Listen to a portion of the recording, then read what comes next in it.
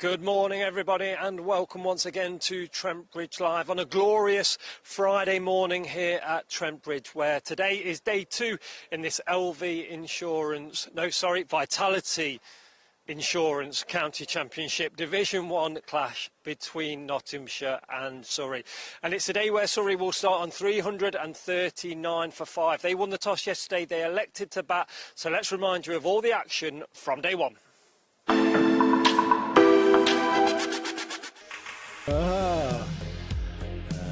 Nearby Braunton, they were the big rivals. This is Burns forcing it away. He's onto the pads of Dominic Sibley, and that's one person you don't bowl to around leg stump. Quite a bouncy one, and has it got the edge of the bat as it's gone through? It's flicked the bat of Sibley. Done that as Burns again plays aggressively behind square. That's a good stop out there. Oh, it's gone for 4.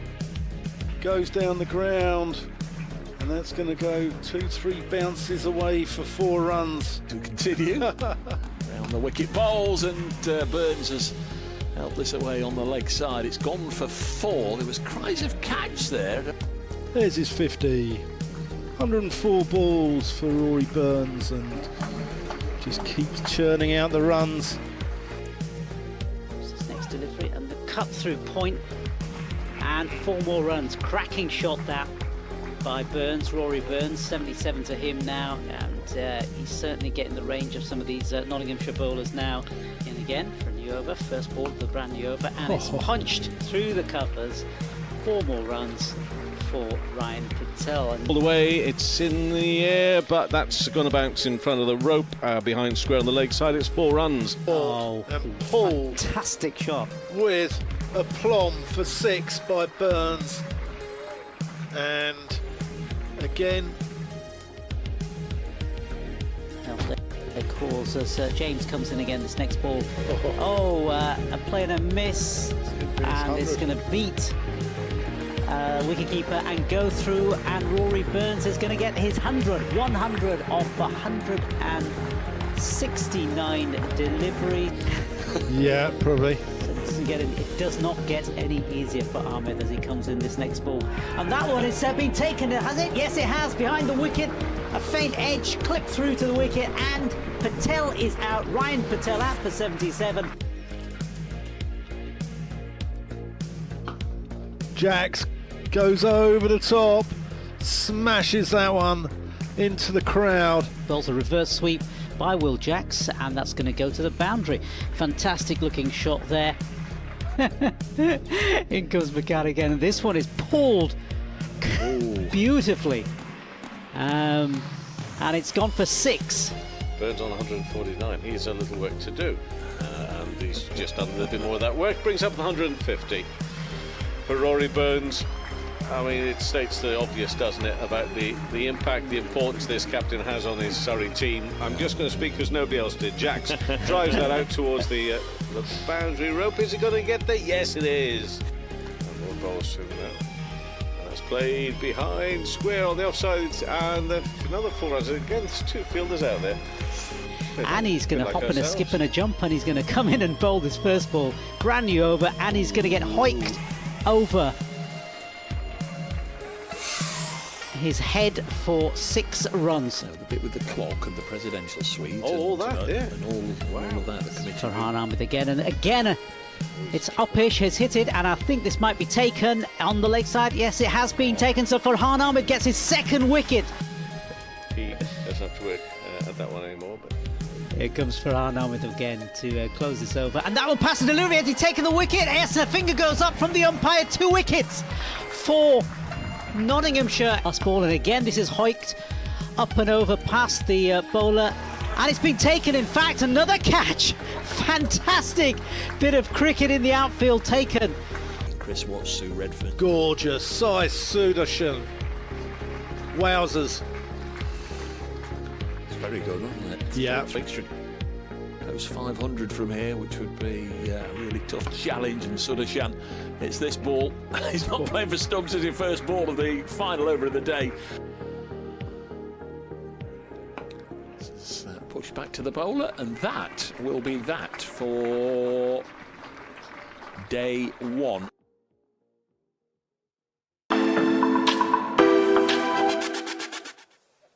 So as you saw there, a great knock from the Surrey captain, Rory Burns, 161 for him. But from a Notts point of view, well, it was all about Farhan Ahmed, wasn't it? 4 wickets for him on his first-class debut yesterday, and also 1 wicket for Rob Lord. But what did assistant coach Ant Botha think of the spinners bowling in the morning session? Well, he caught up with Ollie Godden at the end of day 1. And 339 for 5. Stumps, what do you make of that day and that score? Highlight for me was 3 spinners bowling before 11:30, Ollie. No, on a serious note, I think the way we stuck at it throughout the whole day was wonderful, if I'm honest, because we got some great rewards towards the end of the day. So I think on a really good pitch, I think we'd take that. It felt like almost a very traditional day of red ball cricket. I think the run rate only went over 3 in the final session, and it's one of those situations where if you can't take wickets, just make sure you control the rate, and they did that very well.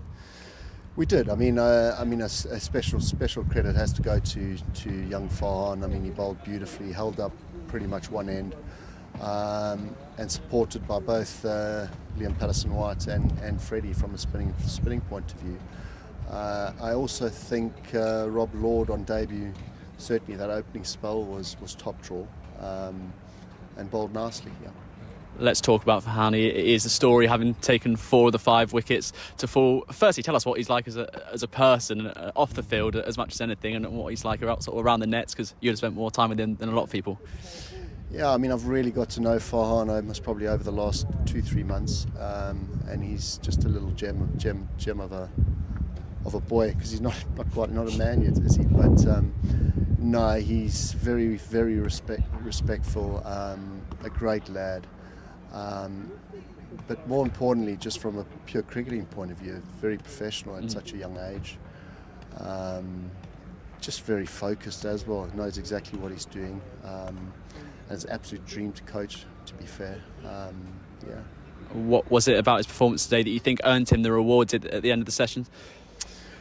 I think a skill level, if I'm honest. I mean, he's got a wonderful ability as a 16-year-old to bowl man's pace, which is a really tough thing to do at that age. So he's got to take a lot of credit for that.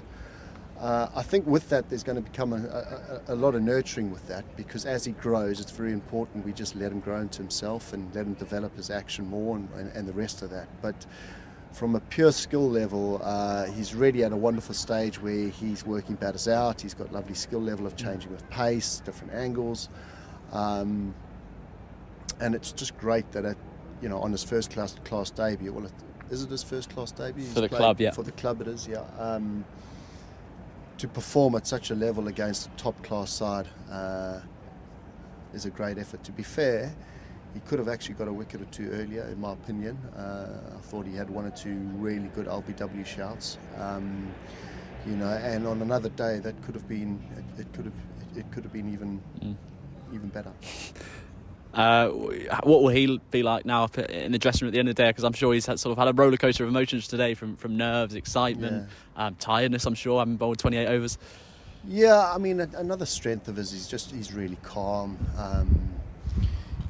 He doesn't get too high, too low, so he's got a lovely ability just to be able to stay level. But no doubt he'll be a bit knackered,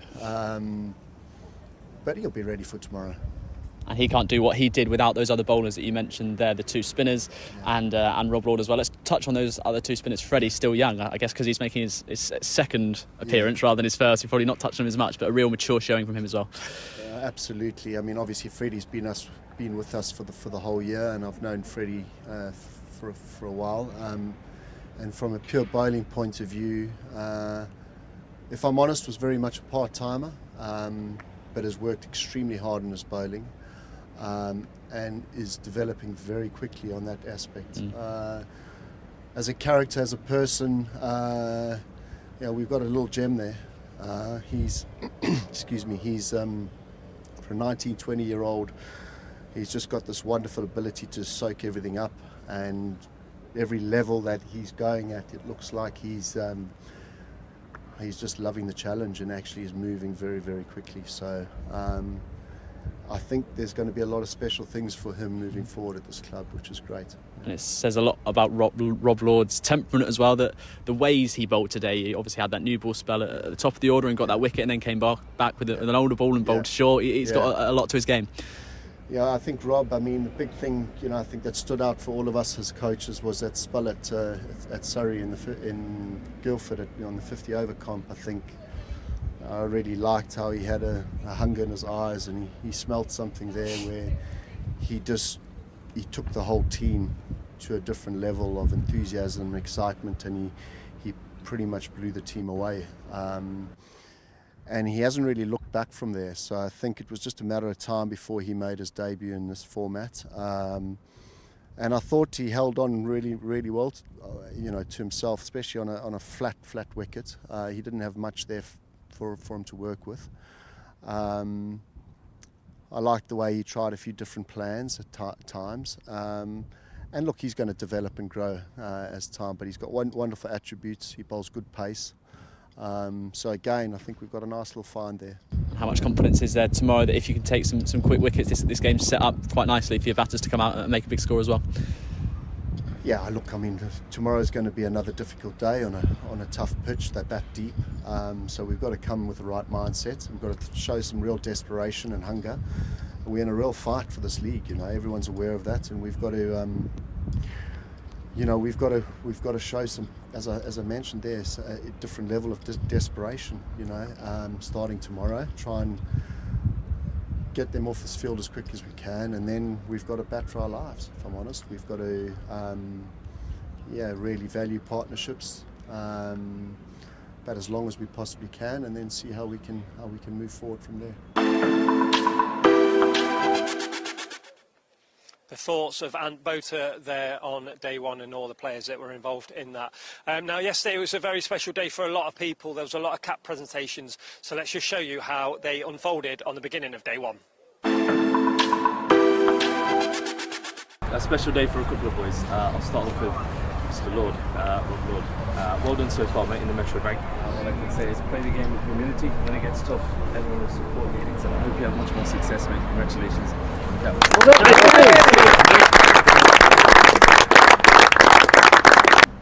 The Ahmed family, mate, it's been a pleasure to be part of Farhan, your journey so far. I know how proud, named by your father, your mum, your siblings, all the boys at Cavaliers, Jacko. The pathway here has been fantastic. You're bringing you through at the right time, and you've shown that every time you've gone out there to play, you've played it in a real nice manner. I know Frank's has backed you all the way and supported you on that manner as well. So keep going that way, and I hope with their magic fingers, mate, you go into many more things in life. All the best. Is that?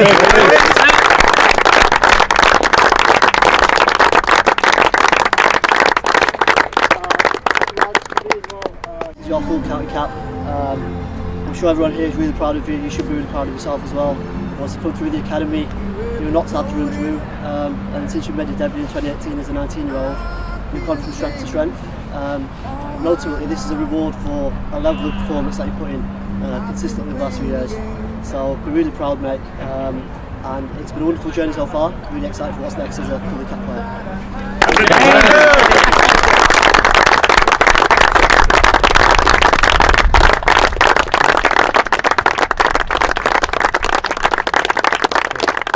Yeah, mate, it's a great tradition of this club to present international players with their full county cap, so congratulations.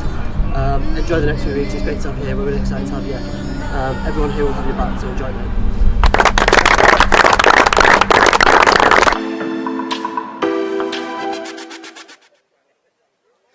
Okay, so they were the cap presentations that happened yesterday morning. Now the players are just making their way slowly down the steps. I think we're just waiting for our umpires, but whilst we are, I will hand you over to your commentary team, who I believe Dave Bracegirdle has a lot of people coming into that room today. So it's over to Dave and his fellow commentators, shall we say.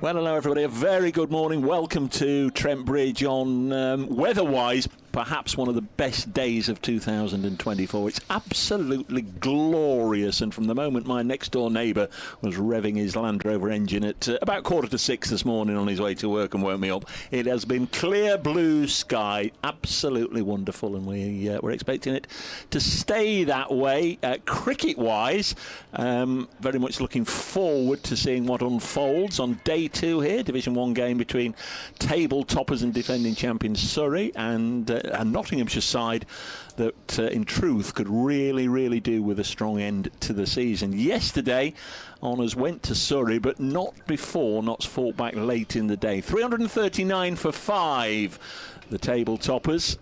Brilliant century from Rory Burns. What a high quality player he is. Made 161 terrific innings, as far as we could tell. Virtually chanceless, as near as you can get to being chanceless, put all the bad balls away. But on the Nottinghamshire side, those of you watching the live stream right now, a young man who certainly shared top billing with Rory Burns, because he's 16 years of age. Apparently somebody else did the maths for me yesterday. 16 years, 189 days old he was yesterday, the youngest player to play first class cricket for Nottinghamshire. Farhan Ahmed, and he got 4 wickets yesterday. So we'll see what unfolds. Again, we've got a cast of thousands. Kevin Howells is here with us. Nasser Hanif from BBC Sport is here. I'm Dave Bracegirdle. We'll do an update for Radio Nottingham in a moment or two. But there's still time, I think, just to say a very good morning to the voice of Surrey cricket at the moment, Dan Whiting. Very good morning to you, Dave, as Farhan Ahmed's going to take us away from the Radcliffe Road end and immediately hits that length that he was nagging away at yesterday. And Jordan Clark just defends the ball back to him, and big day actually today, not only in the context of this game but in the context of the county championship. Oh, that's well bowled. Clark not knowing whether to go forward or back there, and betwixt and between. Yeah, it's going to be an interesting day today, and I'm sure a number of sides will have their eyes on this one. Somerset and Essex looking upwards, and that's drilled down the ground by Clark. It's just going to be a single. And then Worcestershire, Warwickshire and Lancashire will have their eyes on to see how many bonus points Nottinghamshire can grab out of this. Yeah, that's going to be something that over the first hour certainly is going to be very much at the focus of our thoughts. We're in the, of course, 97th over, full day yesterday. We finished on time, didn't we? Yeah. That's gone in the diary. This ball only 12.3 overs old. County Championship, back at Trent Bridge for a 4-day game between Surrey and Dave Bracegirdle is there for us. Weather couldn't be any better as we start day 2 here, with Surrey beginning from their overnight. 339 for 5. The table toppers had a century from Rory Burns yesterday. Notts fighting back with 4 wickets from 16-year-old Farhan Ahmed. He's bowling the opening over of this second day in bright sunshine. Surrey have just scored a run. They're 340 for 5. Thanks, Dave. And there's a new way of listening to ball by ball copy. So there we are. That's got that out of the way. We're all right there for an hour. Dan, I think you've got 1 ball left in this over, just that 1 single we've seen so far. Yep, Ahmed around the wicket to Sudarshan, down the leg side, and just about taken by Varane. I thought his keeping was quite tidy yesterday. Yeah, really good. No buys, no. Somebody mentioned last night, just didn't notice him or mention him at all, which is usually the good sign, or the sign of a good wicket-keeper. Right, lots to get in today, lots to mention, lots and lots of things. Initially, if you want to get in touch, at Brace Cricket, at the middle stump on the old Twittery thing, or at Nasser Hanif. Not sure which Kevin Howells is going under at the moment, but we'll steer all messages to him. If you're only listening to us via the BBC Sport website and app, the audio, there are pictures available on the Nottinghamshire County Cricket club website. That's trentbridge.co.uk. Pictures brought to you by Trent Bridge Live if you want to have a look. We've got our commentary on that, which of course you can mute if you don't want our commentary. If you're coming along, once again, there's presentations today.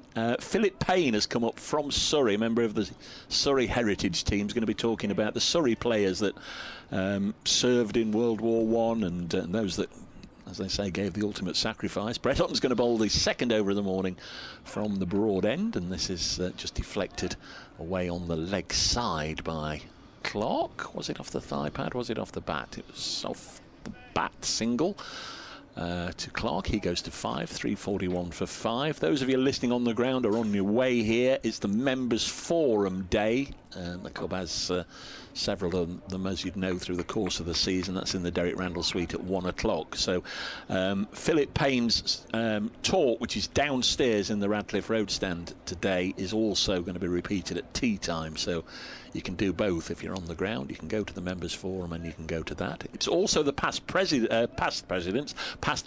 Day here at Trent Bridge. So there's a queue of autograph hunters, which I walked all straight past this morning, obviously.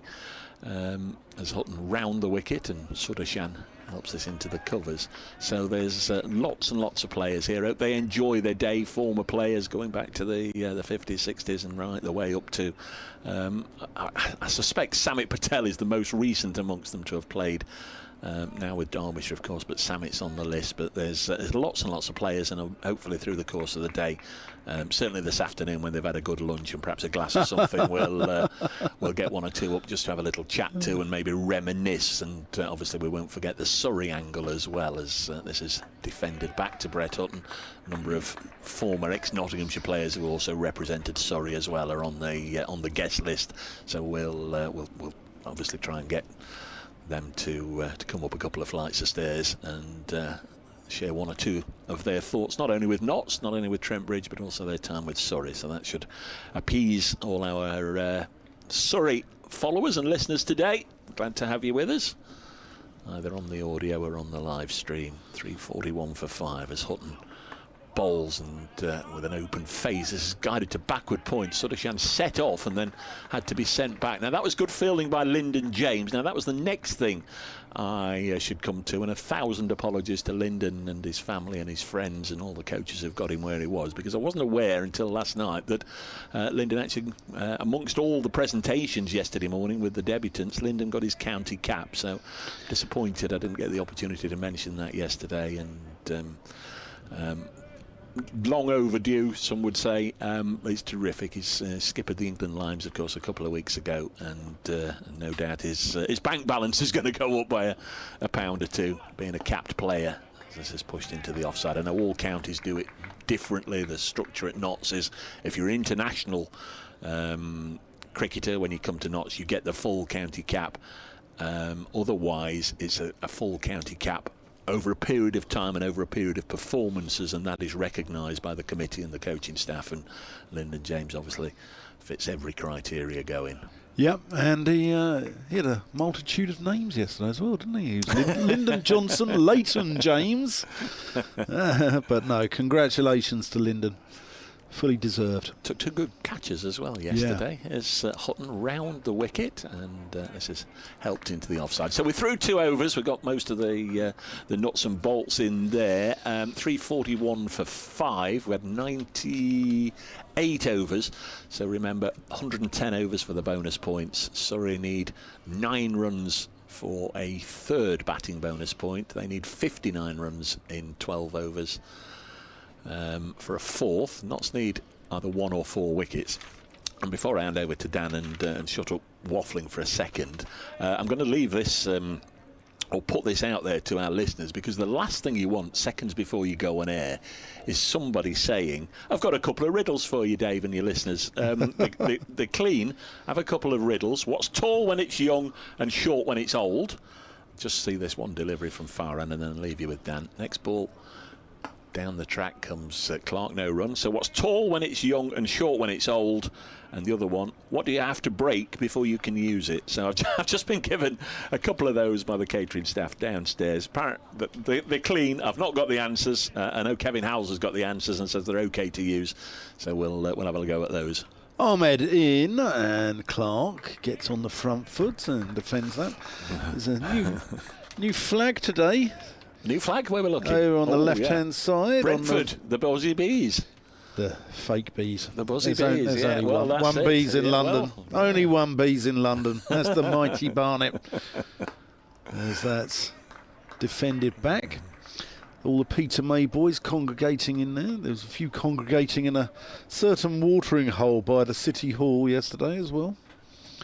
I wasn't going to join them, but NASA corrupted me. He forced me to go out as that's drilled back. It's important to rehydrate after sport, as you very well know. It certainly is. I mean, I wasn't going to go out, Dave. You know what I'm like. I'm a paragon of virtue. But NASA forced me to go out and have 5 pints while he had a sparkling water. Ahmed in, and that's again defended. Pushing it through a little quicker today. I spoke to Rory Burns last night, and he said the surface was sluggish. It was slow. It was just not quite coming on. That said, he'd like to bat on it again, I'm sure. I'm sure he would, yeah. He said there's nothing wrong with it, but it's very slow. Very, very slow. Reminds me of my first car, a Citroen Visa that I had. Sluggish and very slow. Yeah.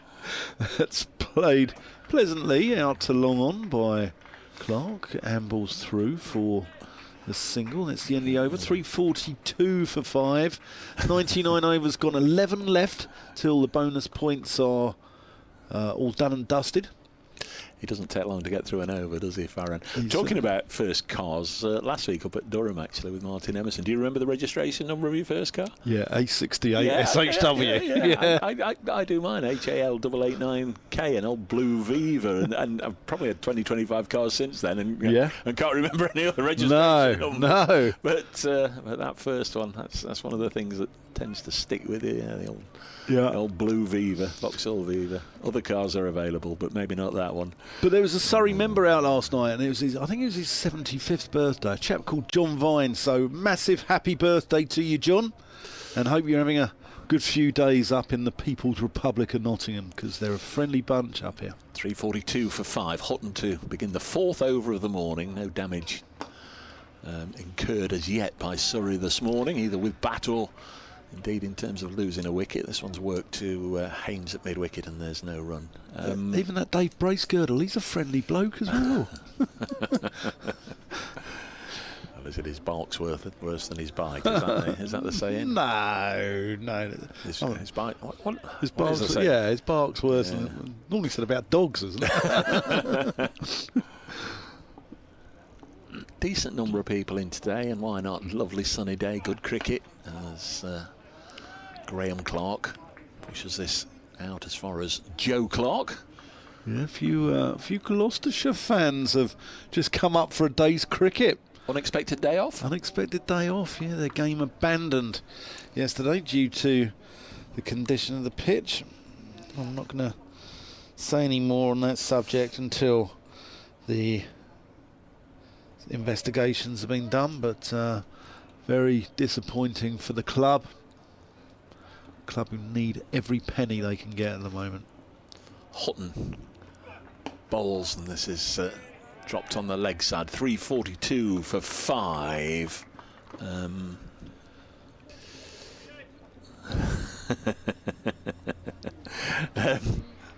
I've got a couple of people who are too smart, too clever for their own good. Rach and Aaron Lord, one of the lesser members of the Lord family, of course. We were singing the praises of Rob Lord. Aaron, one of our producers.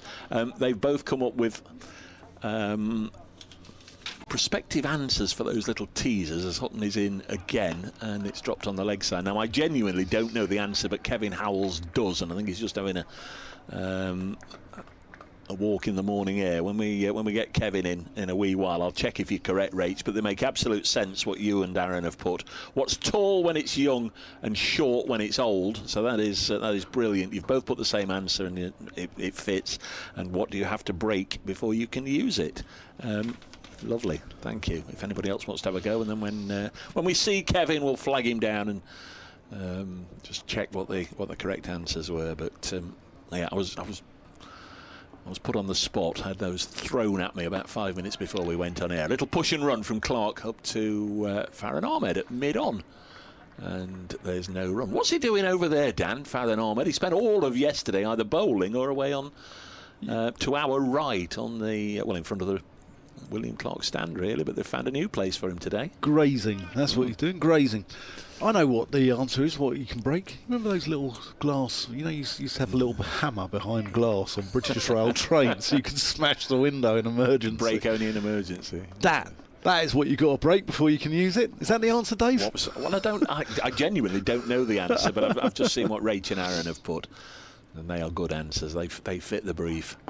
As Sudarshan eases it into the offside. So yesterday, Sibley out for 9, Patel 77, Rory Burns 161.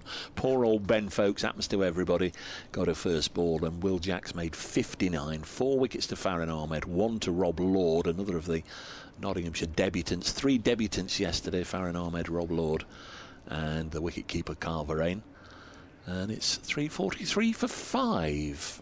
Yeah, seem to have done an awful lot of talking this morning. Yeah, the game's not gone anywhere, but I think we've got most of the messages across. Yeah, having a chat with Ryan Patel's dad last night as well. He was out and about. Yeah, lovely guy, Sam. And having a nice chat with him, and had a chat with Ryan this morning. He said he was really disappointed to get out yesterday. He said, but that's... I said he left some runs out there. That's life as a batter. Yeah. He said, here's Ahmed from the Radcliffe Road end, as that's driven firmly and well fielded by Ronald Reagan at mid-off. Lyndon James, actually, but he was described by NASA yesterday as Lyndon Johnson. So he's just been called every American president. Did Ryan say anything about Farhan Ahmed? Yeah, said he bowled well. Yeah. Said he bowled well. We were having a chat about him, actually. And that's just defended. He bowled one bad ball. And that looks to be more of an attacking field for him this morning. They gave him a lot of protection yesterday, didn't they? Has to be. Or not need wickets. Yeah. They desperately need a 6th before, the next 9.4 overs for that extra point. So that's driven up to mid-off. Up to Freddie McCann. Yeah, they've got to get that second bowling point, because I think this game could potentially be a draw with the sluggish nature of the deck. Well bowled, a little bit more flight from Ahmed, and I think points could be, that 1 point could be the difference between staying up and going down next year. It could be the difference between you having a third voice in Division 1 or not in Division 2, Dave. Ahmed.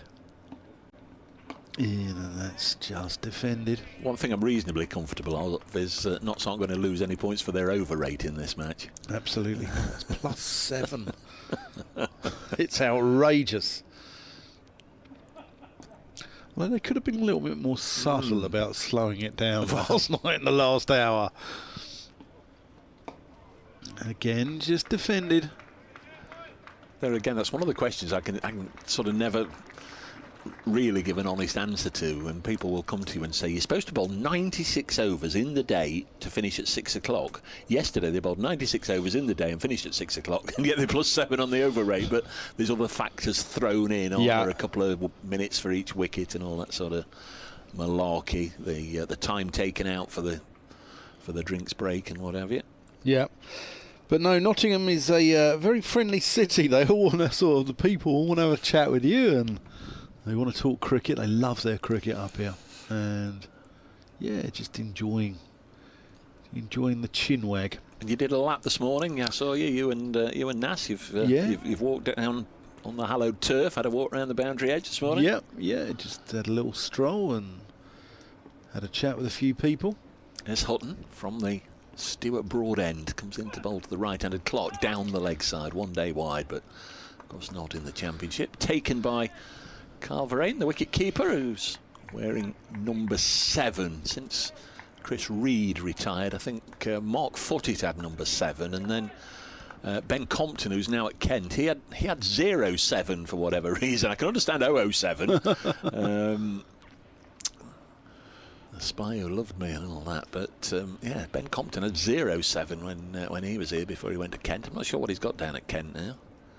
I have to have a look. I've not played against him 3 or 4 times actually since he left. As the grunt from Hutton and the forward prod from Clark. 344 for 5. When Chris Reed had the number 7, did the Notts marketing department sort of have a big CR7 campaign the way Manchester United did? You know, was it like a... Oh, there's a thought. They've missed out. Yeah. They really missed out. There's a thought. Should have done, shouldn't they, really? Should have done, yeah. 7. Look, well, if he'd had the foresight to have grabbed that Twitter handle first. Yeah. Wasn't great. Watch on his social media, Chris. This is pushed up to mid-off, and there's a single fielded by Asiba Mead. He's been coaching the Old Trafford-based women's team. Now, was it in the... what do they call them? Manchester? Yeah, the Manchester... No, not the Manchester Originals in the 100. The team in the Thunder. The Thunder. Lancashire Thunder. Thunder. Been coaching the Thunder in the women's domestic campaign this year. Right. 345 for 5. Good man, Chris Reed. He's not on the list today. I don't know where he is or why not. As next ball's played up to the Notts skipper, Asiba Mead. That's the list of former players who are going to be here. Fine wicket keeper. A fine wicket keeper, and unlucky not to play more for England. One of the very best glove men around. Will they say the same about Ben Folkes, do you think? Yeah, I think so. Could have. I think so. Could have, should have played more. Yeah. Maybe his time will come again. We don't know. Another grunt from Hutton, and Sudarshan works it away onto the offside for a single. I think I described him as Jimmy Connors yesterday. Yeah. There's something about Jimmy Connors about him that, you know. Yeah, I think in the past I've compared his grunt to Maria Sharapova as well when she used to play. That's not aging me or Brett or no. Maria, but I think he'd take that for a while. I think Brett would take that. Yeah, the comparison.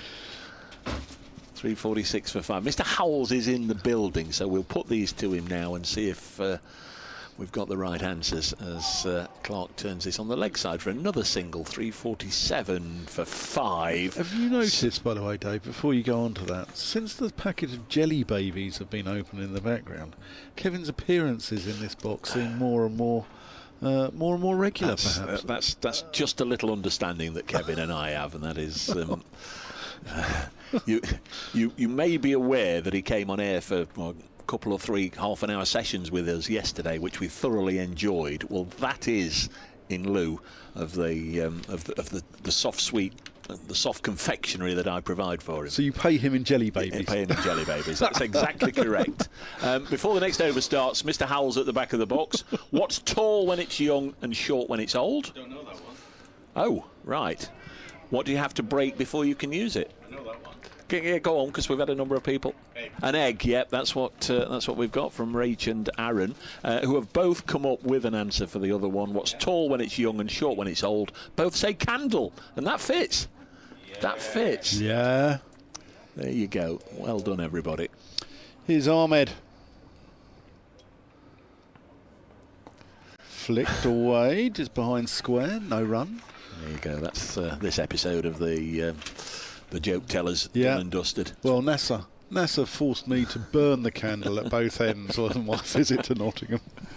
He forced me out. Like everyone else does in the country. Corrupted me. Ahmed in from the Radcliffe Road end. as that's just turned into the onside. No run. Kevin Howell said just as everybody else does all over the country. Meanwhile, Kevin spent his evening reading up on hybrid cricket wickets, cricket pitches. Yeah. That's the difference between you and him. Well, that's smashed through the offside. That's a glorious shot. Jordan Clark. Very pleasant shot. And that brings up the 350. There's the third batting point for Surrey. So Notts have 7.5 now to take that wicket. You see Surrey regularly. Do you think they'll chase this to try and get the 400, or is it all about the long game? They want to get 450 or 500 and it doesn't matter how long it takes? No, I think they'll... or do you think you'll chase, 49 now in 7.5 overs? Possibly. I think they'll... If the ball's there to be hit, they'll give it a whack. But they're already pushing the singles quite hard, aren't they? They're not taking... they're not slogging, but they're just slightly putting their foot on the accelerator pedal. They're looking for whatever they can get. Yeah. Yeah, they'll play positive cricket. Gareth Batty demands that. Rory Burns instigates that. And they'll go out and they'll play. You saw yesterday, won the toss, batted. So that's tickled around the corner from Sudarshan. There may be two here. Yeah, Sudarshan's quick. And gets home. There's intent. Yeah, indeed. He's a very polite lad. Signed loads of autographs. All the kids, all the local kids here. He's a star of the IPL. And he was last on the coach. All the kids wanted his autograph last night. Yeah. Yeah, he's a very polite lad. So that's just defended. As I said yesterday, he even let me in for breakfast before him at Worcester. That's the ending over. 354 for 5. Sudarshan is on 24. Jordan Clark is on 15. There are 7 overs left for bonus points. Brucey bonus points. And what do points make, Dave? Prizes. They do. They do indeed, yeah. Yeah, and Ben Folkes will know when he goes out to bat in the second innings that there's nothing for a pair in this game. If required to bat for a second time. Yeah, if required. Lovely morning, stunning morning, it really is, and it's nice to see plenty of people here. We've got quite a lot in the Fox Road stand there, bathed in sunshine. They're quite close to the action over there now, way to our left of Sutton, over the wicket to the right-handed Clark, who just drops a bat on it, runs it into the offside, fielded by Liam Patterson-White. Conversely, there's those that, I call them the fishermen, those that choose to get as far away from the action as they want to be and sit on their own in the William Clark stand and basically just forget about whatever else has happened this week and just sit on your own and just relax watching the cricket. And then there's those that don't like the sun under any circumstances, want to get in the shade, and they're in the Smith Cooper stand where you've got the roof on the top. This is hit fearfully hard into the offside by Clark, but fielded by Patterson-White. And then there's those that like the elevation, and at either end the Hound Road stand in the distance, and our end of the ground they like to come up top and look down on the action. Yeah, I was talking to a gentleman yesterday actually, and he was saying about the pavilion renovations and believes it's because they can't cope at the moment when they have men's and women's games. No, that's right. So they need dressing room upgrades.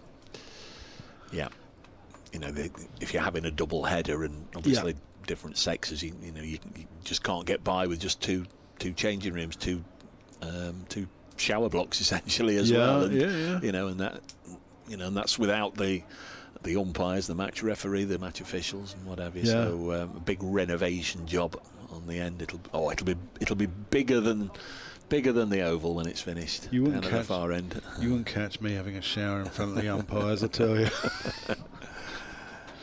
There's Hutton, 354 for 5. He's starting his 14th over. This is tickled fine, and Lyndon James has got work to do. Oh, well done. Decent stop there. Again, I made the mistake of trying to fall out the window and see where it was. You wisely looked at the monitor in front of us.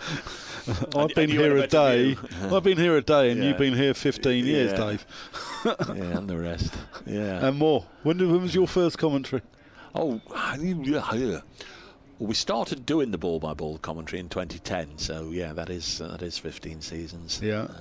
But I first came in here when they signed Sobers, late 60s. Wow. Come and see the great man. Clark is on 17. Drives elegantly up to a Mead, a wideish mid-off. Picks the ball up and shies down at this end. One bounce into the gloves of Varane. 357 for 5 in the 104th over. So, as an overseas player, would you go Sobers or Richard Hadley? Sobers for me. Clive Rice? He was the one. The summer of '66 was the first time I can remember being at my grandma's in the school summer holidays and watching every little bit of the Test series that was screened, England West Indies, and the majesty and the magnificence of that West Indies side, and their skipper Sobers has pulled on the leg side, and people have watched, I don't know, Muhammad Ali, Tiger Woods, Pele, whatever the great sports men and women over the years, and they've had an idol, Messi, Ronaldo, Maradona, whoever it may be. For me, the first cricket I can remember watching was that 66 series, and the majesty of Sobers, everything he did, and then really got into it the next year, 67, India and Pakistan came across, and again watched all the cricket, listened to TMS every ball that was on that it wasn't on telly, and then about 68, well, I want to go and see games and not sign Sobers. What, the best player in the world's coming to Nottingham, the worst county in the country, finished bottom the previous year, signed Garfield, and that was it. Yeah. Once I saw him, just my hero is a man who got 166 here against the Australians in 1985. Another left-hander. Do you know those?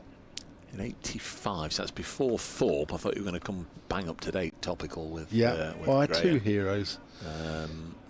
Of course, you're a Gloucestershire man, aren't you? Well, no. 357. No, 166 in 85. This man played for England against Australia. And a left-hander. Yeah. Gower. Yeah.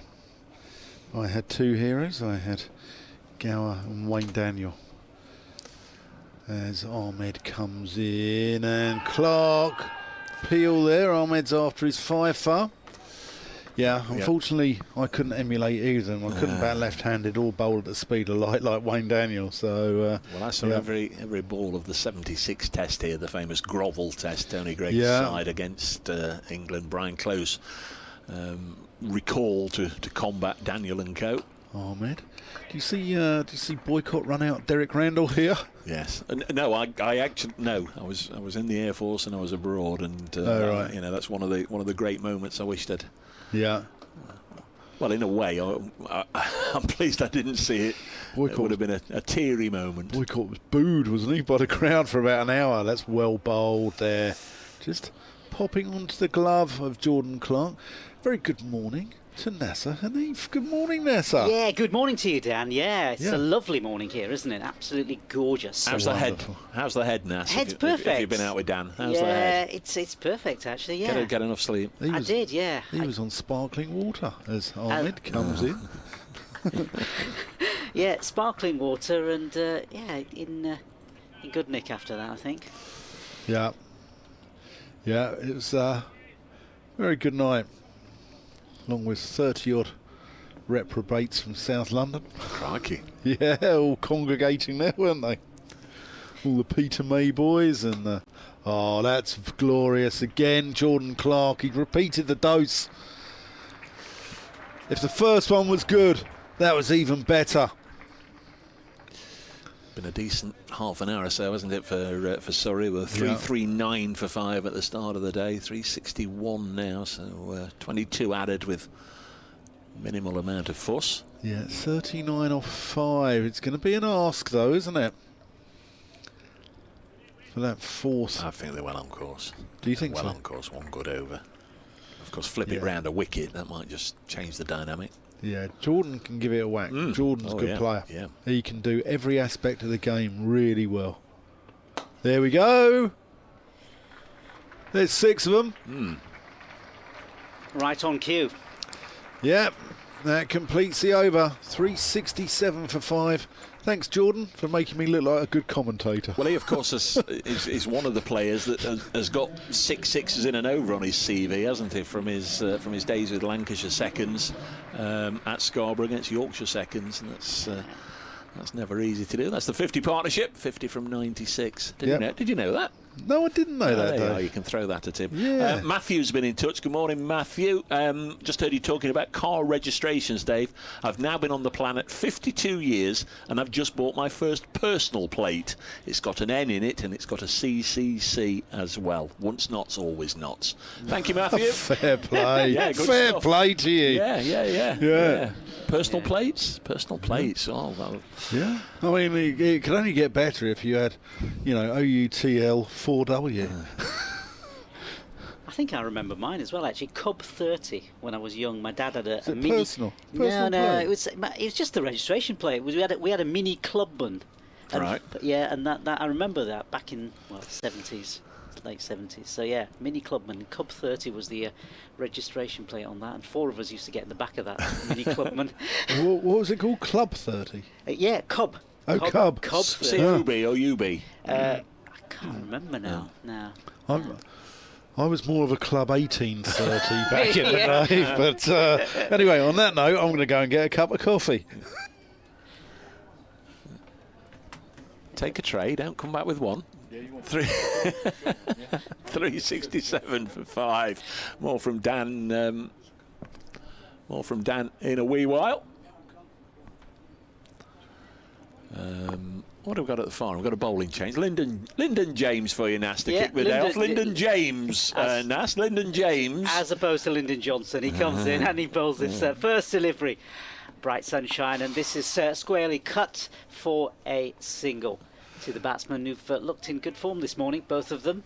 Dan and I have worked out that taking this end with Farhan Ahmed, you only sort of work for about 80 seconds every 5 minutes. If you. Well, I was hoping by me coming on this morning, it might help. Yeah, of it course. might help the cause. Of course, yeah. It might help the cause. You were on comms for all 4 of his wickets yesterday, so we've perhaps made a bad move here. I think so. Well, yeah, you'll have to do 2 overs in a row here to make up for lost time. It's going to be Lyndon James again. Gets himself ready, and he comes in. It's bright sunshine, as we said a few moments ago. It comes in and bowls its next delivery, and this one played again leg side. Another flick round for another single. Of course, a game finished yesterday. We may or may not talk a little more about that later on. Gloucestershire and Northants. They've finished that on day 1 because of the pitch being unsafe. It's gone down at the moment as match drawn, and Northants 11 points, Gloucestershire none, but clearly there'll be repercussions. Elsewhere, the Test match, England are 3-3-9. No, they're not. They're 3-9-9 for 8 against Sri Lanka. And this next delivery again is misfield there. Is it Farhan Ahmed? I think it might be. Yeah, Farhan Ahmed. Yeah, misfield, another single there to Sudarshan. Taking Surrey's total on to 370 for 5 now. Elsewhere in Division 1, Somerset still batting at Taunton, 438 for 7 against Durham. Warwickshire 242 for 4 at Edgbaston against Kent, who were dismissed for 156 yesterday. Essex 88 for 1, having dismissed Worcestershire yesterday at Chelmsford for 266, and Hampshire at Old Trafford 355 for 9. And it's Clark now facing up to this next delivery again, pushes out just out in front of him, no single there. Just 3 games remain in Division 2 at Cardiff. Glamorgan 144 for 2, replying to Leicestershire's 251. Yorkshire at Headingley still batting. Bairstow unbeaten on 100. 401 for 5 against Middlesex, second against third there. And at Hove, Big century yesterday from Daniel Hughes, Sussex. 435 for Daniel Harris. No, Daniel Hughes. 435 for 6 against Derbyshire. And it's James in again, Lyndon James. Bowls, its next delivery again pushed out just onto the leg side. Ball trickles out in front of the batsman. There's no further addition to the total. Really is the most gorgeous of mornings. We've got 2 floppy sun hats on. Ben Slater, who's on the rope in front of the Fox Road stand, square of the wicket on the leg side, and Brett Hutton, who's at mid-on. They've both opted for the floppy sun hat. Yeah, Lyndon James now into his coming to the end of his 8th over now. Bowls this next delivery again, pushed out. Batsman looked as though, yes, they looked as though they were going to go for a single. Then they hesitated a bit, and they've gone through for a couple in the end. In fact, they're going to go through for 3 by the looks of things. Yeah, the captain. 3 runs, a misfield there. Seabermead rushing in because he thought they were just going to push to him and run for the single. He came rushing in to stop the ball and obviously try and execute the run out if they went for it. They didn't, and he overshot, missed the ball, so 3 runs. Brett Hutton's just going off then, having finished his spell for a little comfort break. Try and identify the 12th man for you in a moment when either gets a bit closer to me or turns round and I can see the number, but fielder has gone in at just behind square leg. We've got a bowling change. Freddie McCann is coming on to replace Farhan Ahmed. Yesterday, Freddie McCann, 14 overs, none for 45. You don't think they're going to change ends, are they? Just because I'm commentating on the other side and they're going to bring Farhan Ahmed. Well, we'll have to see. He hasn't bowled a ball from the far end yet, Farhan Ahmed. It's all been from this end. So be interesting. There might be method in your madness. 106 overs have gone. Here is then Freddie McCann. So Surrey need 27 in 4 overs to get that extra batting point. Notts need a wicket. Oh, it starts with a full toss and just lapped round the corner really by Clark. Almost premeditated. Seemed to get himself into a position there down low just to deflect it fine. Takes a couple of runs. Very easily. 375 for 5 here on BBC London, BBC Radio Nottingham online. We're on Trent Bridge live with the pictures. Another little push to mid-on, and again Hamid can't reel the ball in, just escapes from him. Looks like, just trying to identify the subfielder, it looks like from a distance, and I might be wrong, Dane Schardendorf. South African name, it sounds. No? Zimbabwean, former Zimbabwean wicket keeper. It's easy singles now, aren't they? Just... Yeah, for Sudarshan. Plays it out to Rob Lord. 377 for 5. I was talking to somebody about Sudarshan yesterday, and was talking to me about the 2023 IPL final in which he made a 47 ball 96. This is turned on the leg side. There's no run. So clearly a player who's on the up, but India's so strong, I suppose. You know, they can afford to lead the likes of him, certainly on the periphery. Clark has 35 from 57 balls, and he's helped this out onto the leg side. He's taken the aerial route and he's gone all the way for 6. The fielder on the fence here, Rob Lord, at deep mid-wicket, was certainly interested. Had a good view of it coming towards him, and was in a good position. If he was able to backpedal about another 10 yards, might have been brought into play, but it was lifted over his head for 6, and that certainly improves Surrey's chances of getting up to 400 before the end of the 110th. They're 383 for 5, and Graham Clark on to 41. Just dropped a little short there from Freddie McCann, and Clark was quick to seize on it. That's his second 6 in a short space of time. He hit Farhan Ahmed one down the ground recently. He's gone again onto the leg side, and should be cut off this time by Lord. They'll get a couple. 385 for 5.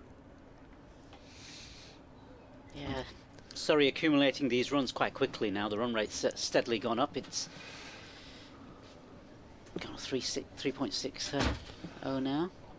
A reminder, members forum at lunchtime. If you're listening in the ground, that's in the Derek Randall suite.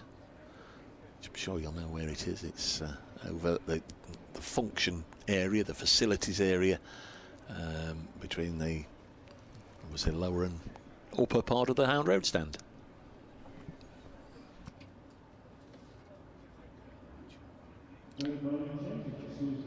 So there is a bowling change. It's going to be Liam Patterson-White to come in, not Farhan Ahmed from the other end. So yeah, a bowling change. First time he's bowled from Stuart Broad. No, it's Liam Patterson-White going to bowl. Yeah, Liam Patterson-White, beg your pardon. Liam Patterson-White, yeah. He's coming on. Sorry, I was just being briefed by Kevin Howells, who'll be with us just after 12. He's coming in to bowl his first delivery, just pushed out just onto the onside. No run there this time. Safely fielded by Hasib Hamid. No damage done. Yeah, Surrey 385 for 5 now. As Patterson-White comes in again. This next delivery, again, played back to the bowler. No run. Hit firmly, wasn't it? Nicely fielded again by LPW. Yeah, so Darshan is the batsman who's facing. He'll be used to playing spin, of course. Next delivery again. Oh, it's just pushed at that. And off the outside edge, I think, through to first slip. Yeah, he might be used to playing spin, but he was beaten by that one. Yep. As Patterson-White comes in this next delivery, and this played more correctly, square, and they'll cross over for another single. Out towards the Brentford flag. One of several. There's a good 5, 6, 7 Surrey flags there. A couple of Nottinghamshire flags as well, draped over the fence. And we see those watching the live stream. We'll see that Brentford one, which didn't notice yesterday. May have been here, but didn't notice it yesterday. So it's going to be Clark now facing up to Patterson-White. This next one is just played out again through onto the offside.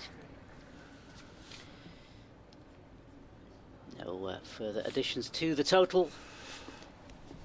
As Patterson-White tries to get an early break through this morning. Oh, and that one past the outside of the bat through to the wicketkeeper, but no edge.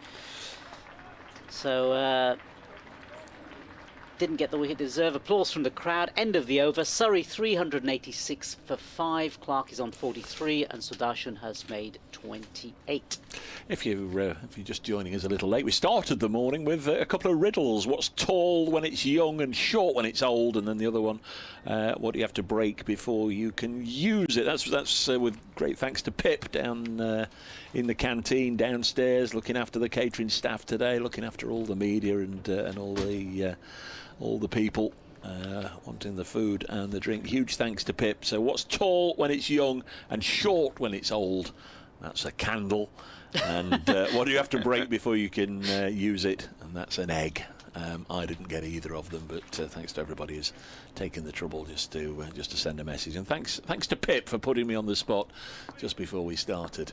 Farhan Ahmed's back into the attack after just 1 over out. Freddie McCann going for a 6, and well, it was 6 and out with him. Here's a little firm push by Sudarshan, which will go to the boundary rope, I think. Yes. For 4. So Surrey, well, they're absolutely nailed on here to get that 4th batting bonus point, because already they're up to 390 for 5, and this is the 109th over. That was a lovely shot, wasn't it? He's really got an excellent extra cover drive on him, Sudarshan, who's on 32. He's been overtaken this morning by Jordan Clark. Overnight it was Sudarshan 21 not out and Clark 3 not out, but this next one falls just short of Patterson-White and the offside. Yeah, Farhan Ahmed looks as though he's mixing up his deliveries a bit here, just trying to get that edge perhaps. Surrey have scored 51 this morning in about 3/4 of an hour. Sort of Shanahan happy to block. That's what have been eyeing up an early morning breakthrough and then hoping that they could dislodge the Surrey lower order quickly. It looks as if they're going to be detained for well into the afternoon at the moment. 390 for 5. This is just drifting down the leg side from Farhan. Turn to Ahmed at mid-wicket, no run. Partnership worth 73 between Suttershan and Clark for the 6th wicket. Cameron Steele is on the card to come in next. This is blocked. Tom Laws, Conor McCurr and Dan Worrell.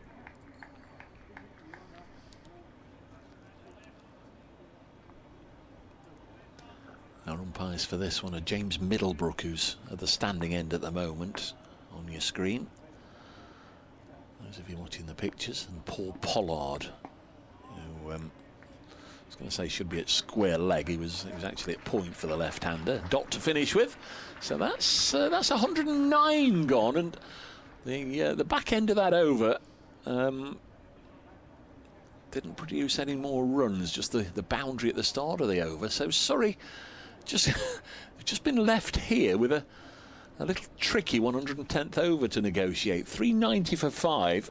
Notts need 1 wicket and Surrey need 10 runs. So that's of interest. Mentioned the umpires, our scorers for this one: Roger Marshall for Notts, Debbie Beasley here. Lovely to see Debbie again from Surrey, and should also say a good morning to Ian Smith, who works the big screens here at Trent Bridge, and Paul Harrison, who looks after the players' comfort over in the pavilion. So this could be a good over for you, Nas.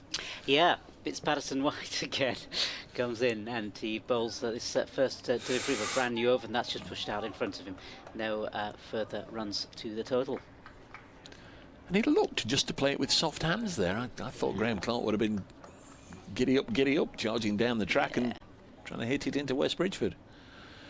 Didn't, and this next delivery he does do exactly what you perhaps tried to do, but it didn't really go anywhere, and they're just going to cross over for a single.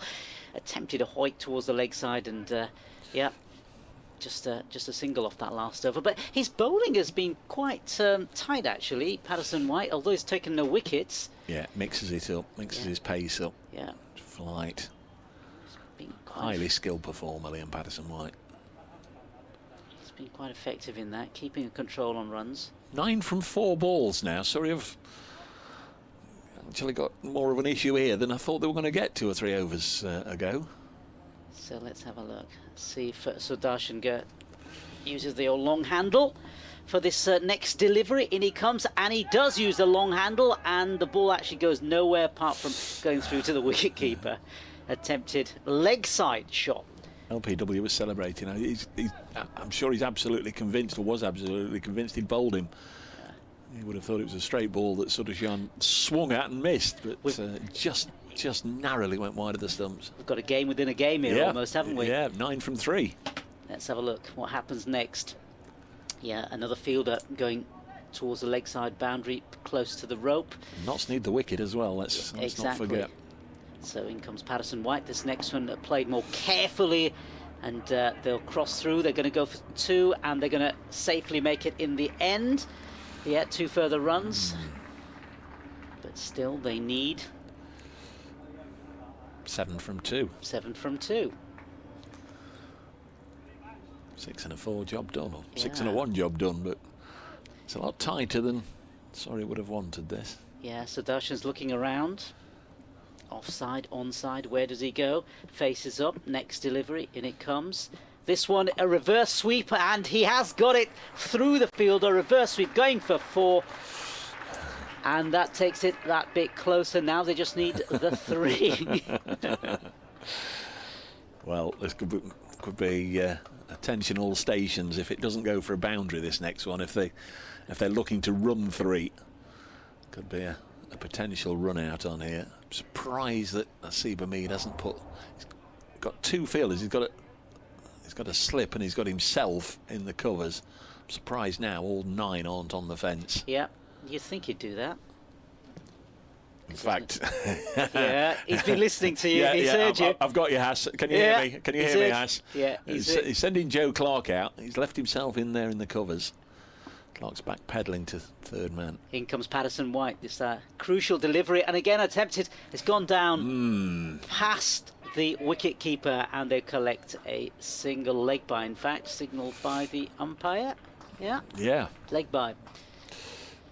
So that's that. That's the end of the 110th over. Sorry, 398 for 5. I feel that, I don't know, they're miles clear at the top of the table, but Surrey will be mildly disappointed that they've not got to 400 in the allotted time there. They got to 351 in the 100th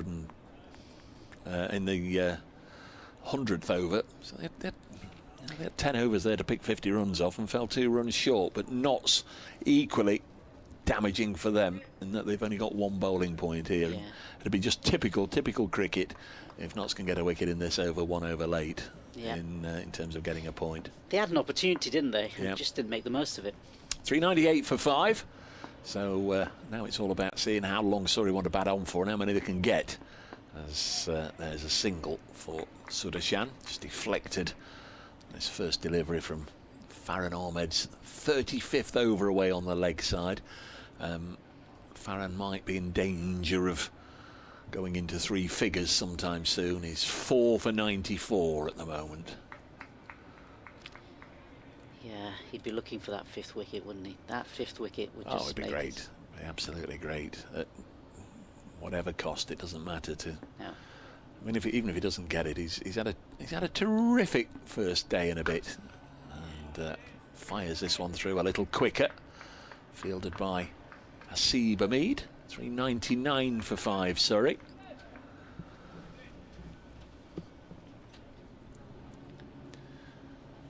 One or two more clouds in the sky than at the start of play, but they are all white, cotton woolly. No danger at all. Single taken, and that will bring the Surrey 400 up. 400 for 5. Comes up in the 111th over, so they missed the boat there by 3 balls. Got to be mildly annoying, that, I fancy. Sudarshan on 39 on strike.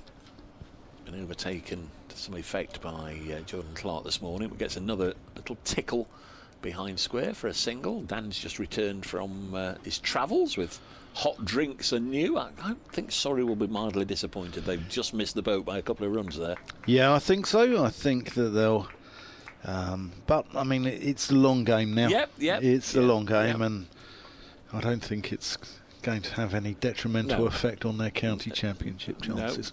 No, but I'm sure that would have been a target when they reached when they reached 350 in the 100th over. You had to get 50 in 10 or whatever it was. 50 in 8 maybe. They didn't get there, but like you say, it's all about winning the game really. Single taken on the leg side, 402 for 5. I have to apologise, Dave. I can't remember which one I put sugar in out of these coffees. Well, that's churlish. Absolutely, yeah. Yeah. I have discovered actually while you were downstairs. I've still got a lukewarm tea here, so I'm going to make my way through that, and then I'll have later whichever drink you've left once it's gone stone cold. That seems to be the way at the moment. 402 for 5.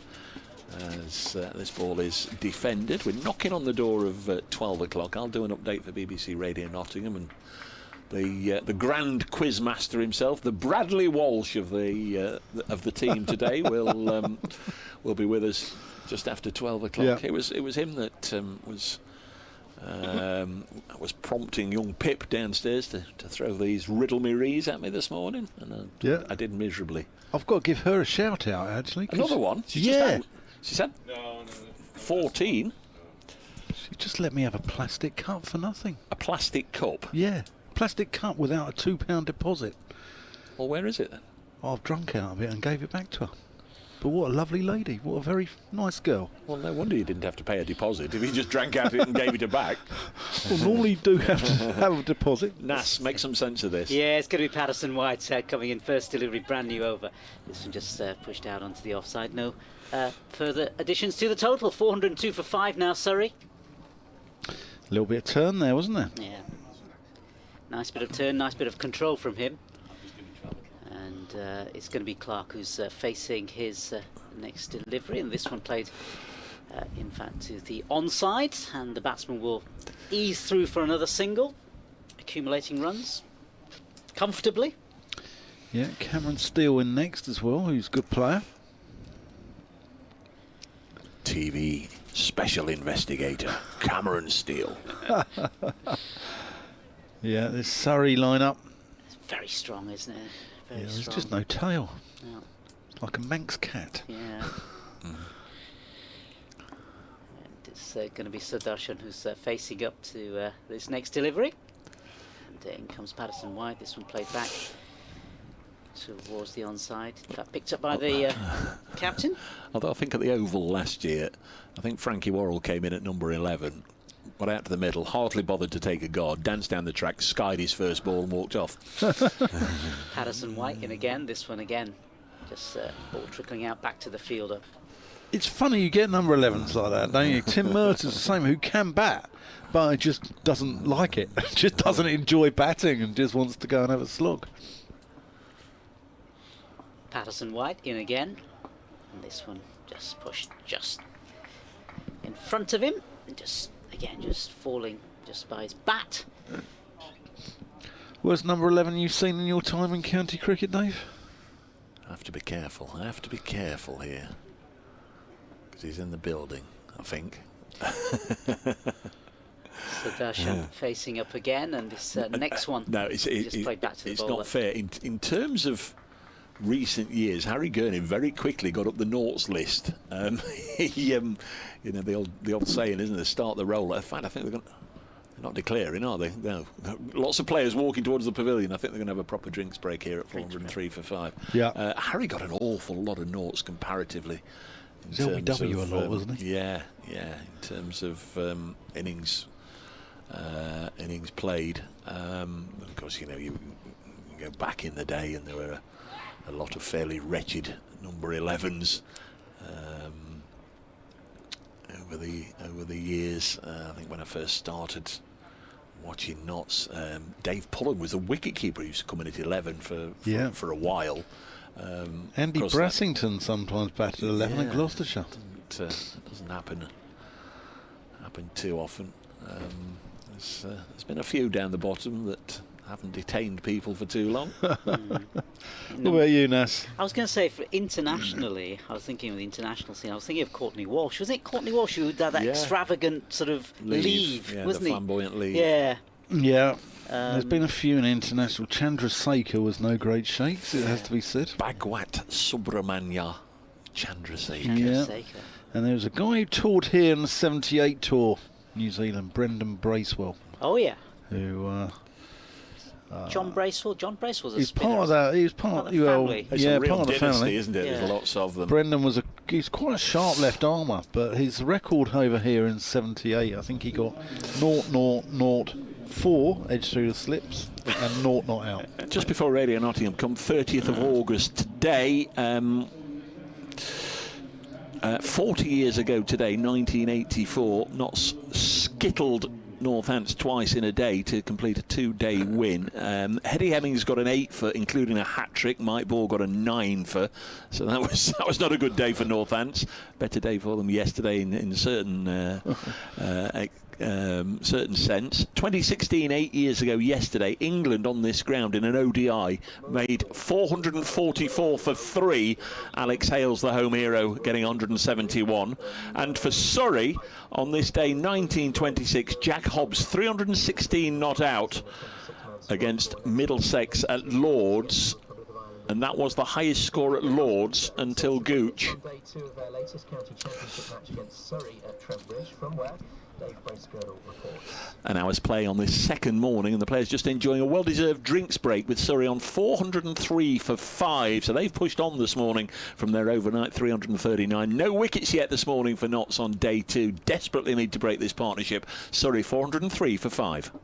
And there is a new way to hear ball by ball commentary as well by telling your smart speaker to ask BBC. So yeah, Jack Hopp's 316 not out for Surrey against Middlesex at Lords on this day in 1926, and of course that record has tumbled.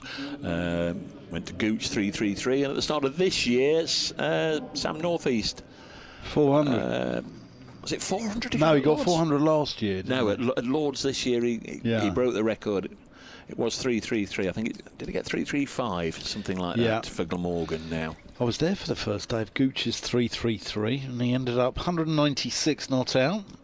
Desperate for him to get his double 100, and India slowed it down almost as much as Nottinghamshire did in the last hour yesterday. They bowled 12 overs, having bowled about 22 an hour up till that point, and they weren't going to bowl any more. It looks like another change of bowling now. There's a lot of changes of bowling on this side, isn't there? There's Farhan Ahmed, there's come, he's gone. But yeah, it looks like it's going to be Lord. Good Lord. Yes. Good Lord. And I think you're going to take this over up, aren't you, Dan? Yeah, I'll take this over, yeah.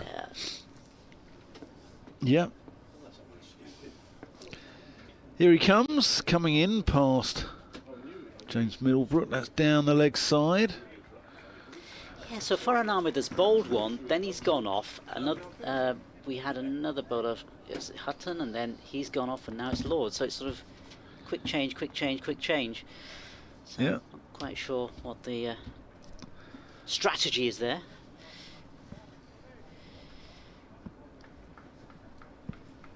But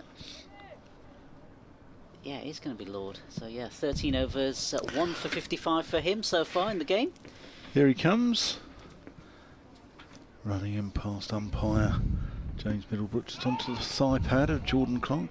Very good morning and a warm welcome to the commentary box to Kevin Howes. How are you, Kevin? Sorry to be so grumpy about drinks around equipment. It's just the way I am. Yeah. And it's because down the years I have myself, I'm afraid, knocked drinks over equipment.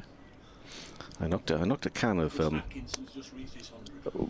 but that was I'll go back to Gus Atkinson. I was started a 1 o'clock news bulletin, and just as I started, I knocked a can of Coca-Cola. We didn't get to the end of the bulletin, put it that way. Lord in, and that's just turned through square leg. They've run the first one quickly. Going to look for a second, but I think that's Patterson White there, sharply onto it and cuts off the second run. Yep, big congratulations to Surrey's Gus Atkinson, who has reached his maiden 100 at Lords. And big mate of his batting out there at the non-striker's end, Jordan Clark. Jordan will be chuffed for him. Lord. In, and that's flicked through the leg side, just going to be 1. So you were looking at hybrid pitches last night, Kevin, I believe, doing a little bit of homework in your hotel room, is this correct? So my sources tell me. Well, you need to work on your sources. I mean, Wild horses wouldn't drag the name Dave Bracegirdle out of my mouth. I do lead a very tedious and somewhat lonesome, heartbreakingly sad life. Hybrid pitches. But it doesn't get that bad. It takes some beating, that one. Lord. That's the bowler, by the way, not Kevin Howes. Night last night. No, I mean, there's no comeback from that. I mean, no, I didn't. Oh, well, I've been given. Looking at them, you've been reading up. I've been just reminding myself about hybrid pitches. And, Yeah. And you know the significance of the story there between Gloucestershire and Northamptonshire, and that sort of thing. But I also listened last night to Bizet's Carmen as well, if those of you must know the problems on BBC Radio 3. Thank you. Now get on with it. Lord in from the Ratcliffe Road end. Down the leg side, no run. Just falls away in his action a little bit, Lord, and angles it down the leg side sometimes. When the opposition's 405 for 5, and I'm now bowling by, well, it's only his 15th over, but I'd be falling away as well. I'd be falling away as well. Really would. Quite right. My left arm wouldn't be getting up, I'll tell you. I mean, I was full of so much admiration for Nottinghamshire yesterday, but especially for the 16-year-old, because he got some rewards for that. But it was a tough day. And from their perspective, I was hoping that somehow they'd come and just pick up a little bit on that. But it's a difficult one to get going again. Everything's favouring the batting here, and it's favouring them also because of the fact it's Surrey as well. It's going to be Patterson White to continue, and this one punched back past the bowler, and the batsman will run through for a single. Yeah, good toss to win, I think. Said to Rory last night, said, do you have any hesitation? Do you ever think about bowling? He said his bowlers wouldn't have forgiven him.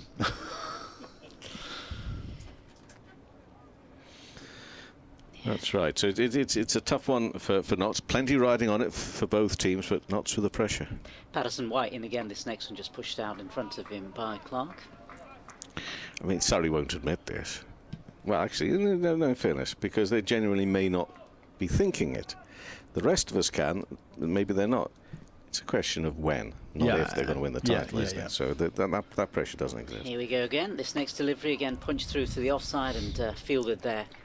And there's no further run. Well, Nasser and I were having a very nice chat with Debbie Beasley, the Surrey scorer.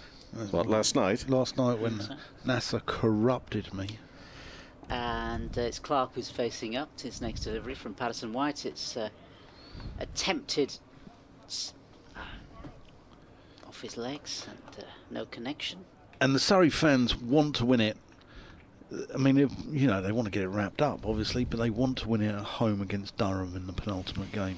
Here we go. This next delivery from Patterson White. No further runs. Because there is potential for them to go and win it next week at Somerset, or the week after. Sorry, the week after. Yeah. But I think they'd rather do it in front of their home fans at the Oval. Patterson White, he's in again, seeing if he can get a breakthrough, but he's not going to do with that delivery. It's just punched to the offside. Well, I need to have a word with them as well, because I could do with them winning it that week and not at Chelmsford in the final week, because I have to go to a compulsory mandatory meeting in Manchester at 12 o'clock on the day before that last round of matches. I don't really want to be driving all the way from Manchester to Chelmsford.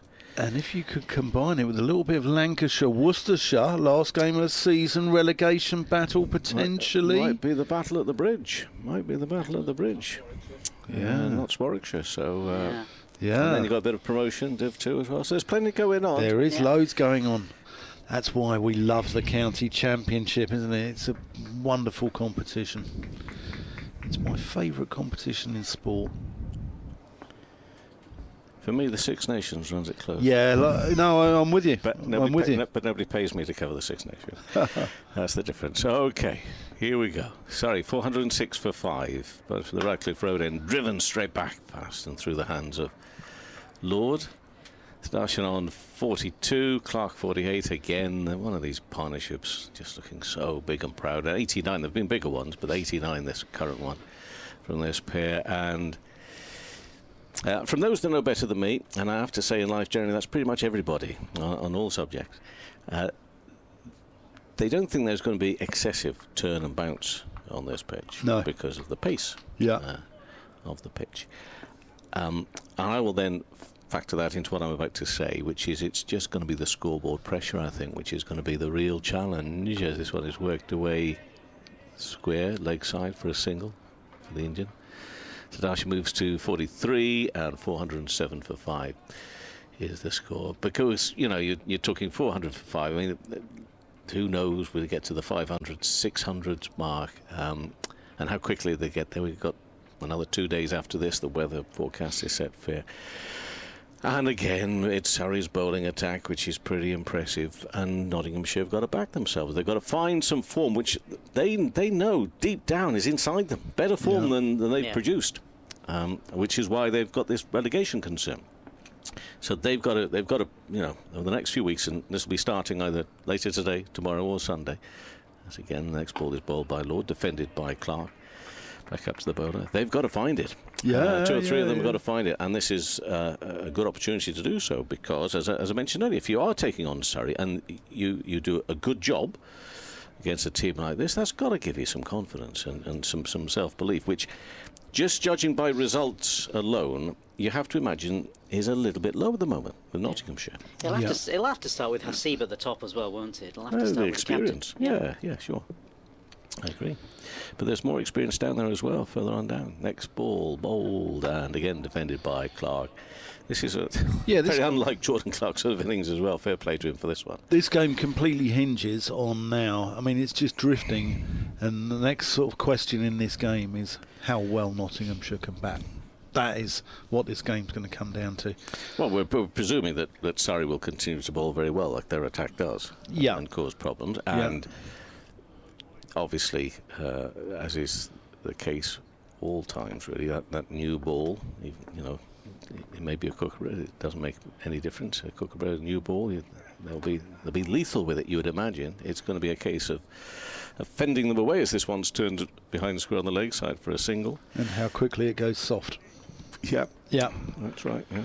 Yeah, it's. I mean, Rory was saying it is really slow. I mean, you know, I'm not the brightest chap in the world, Kev. In fact, you know me, I'm thick as two short planks. But even I'm not as slow as this wicket. Sorry, was that the right bit of the script I was reading at the right time there? You know I'm teasing. Well, you set it up for a joke. I didn't did. You set it up for a joke. I did. 408 for 5. Driven hard and firm, beats the fielder. And that's going to be 4 runs just down in front of us as well to finish off the over with a 4. Yes, it is. So it's 412 for 5. Sadasha moves to 47, Clark on 49. Neither of them want to be the first to make the big moves, scoring the runs ultra quickly, but this partnership's 95 of 156 balls for this 6th wicket, and it's 412 for 5, with Lord now bowling 15 overs, 2 maidens, 1 for 63. Listening to Nasser Hanif, the man who corrupted me last night. Listening to Kevin Howes, the man who corrupted me all season. And me, Dan Whiting. Surrey 412 for 5. Yeah, both of these batsmen now they're edging their way closer to half centuries, and both of them playing quite well. Will they get up the ante? I'm going to see you out for this next over, and then I'm going to give way, as they say in parliamentary terms. My learned friend. Yeah, indeed, Your Honour. And it's going to be Patterson White is going to bowl this first ball of a brand new over. He comes in, he bowls. This one just nudged out in front of him by Clark, carefully. What I love about that is they say, yes, of course I shall give way to so-and-so, so-and-so, and whoever the opposition or to them absolutely slaughters them. And then they get back up again, they start again. Patterson White in again, this one. And an appeal from the bowler, and the umpire did take his hand out of his pocket, but no, nothing doing. Yeah. For a moment. He moved his hand. And Clark. Perhaps so just moving the pebble. Yeah. Just move the pebble, as Kevin says. This next delivery from Patterson White played to the leg side. Talking of political heavyweights, we're in the land of Kenneth Clark here. Yeah. And Dennis Skinner, the beast of Bolsover, is not far away, is it, Bolsover? In comes Patterson White. Next one again pushed out in front. Oh, rocky ground there. It's in Derbyshire. It's the way he said it as well. Derbyshire. It's Ed Balls. Ed Balls is from. I beg your pardon. Patterson White. He comes in again. Here he is. Next ball pushed out into the offside. No run. Dave disdainfully dismissed Derbyshire there. I have seen. I mean, I don't know if Mr. Clark's so good on his legs these days. I think I did see him with Kenneth or Jordan. Yeah, Patterson White in again. No further runs. Just pushed out again in front of him by Clark. But there were a couple of occasions. Sorry, I didn't give you time to give the score. You give the score. Yeah, I didn't give the score. I was going to give the score and give way. Yeah, give way. So let me give way. It's 412 for 5 is the Surrey score. Sudarshan 47 and Clark has made 49. There are at least 2 occasions I can think of where I've seen down the years, many years ago now, Kenneth Clark appearing on his lonesome, just wandering around the field, cricket field, where not to be playing. Derbyshire was one of them. Where was the other one? Anyway, over at Derby was. And I don't remember the exact details, but I do remember thinking as we wandered round that his name had been full of papers that morning, you know, some big political bust-up or, you know what it is, or something. And there he is, just wandering on his lonesome around a creek. I'm thinking, God, this is your escapism, this is your happy place to be. He never seemed particularly bothered about any hassle, did he, anyway, politically? He was, you know, regardless of your colour, he seemed to be a really good politician and... and a lovely bloke, seemingly, as well. But there was his escapism. That was his way of just switching off from everything, just wandering around, watching the cricket, and hopefully he still gets to do that. Maybe. I mean, he used to be, at one time, when we used to commentate from that far side from where we are now, over in the pavilion, it used to be that he would be sitting in the bar area above us, and he'd be... I never had a conversation with him, but he would always be saying hello to people and having a bit of a chat. 412 for 5, and it's starting the next over, and it is Lord into the offside, and there'll be no run.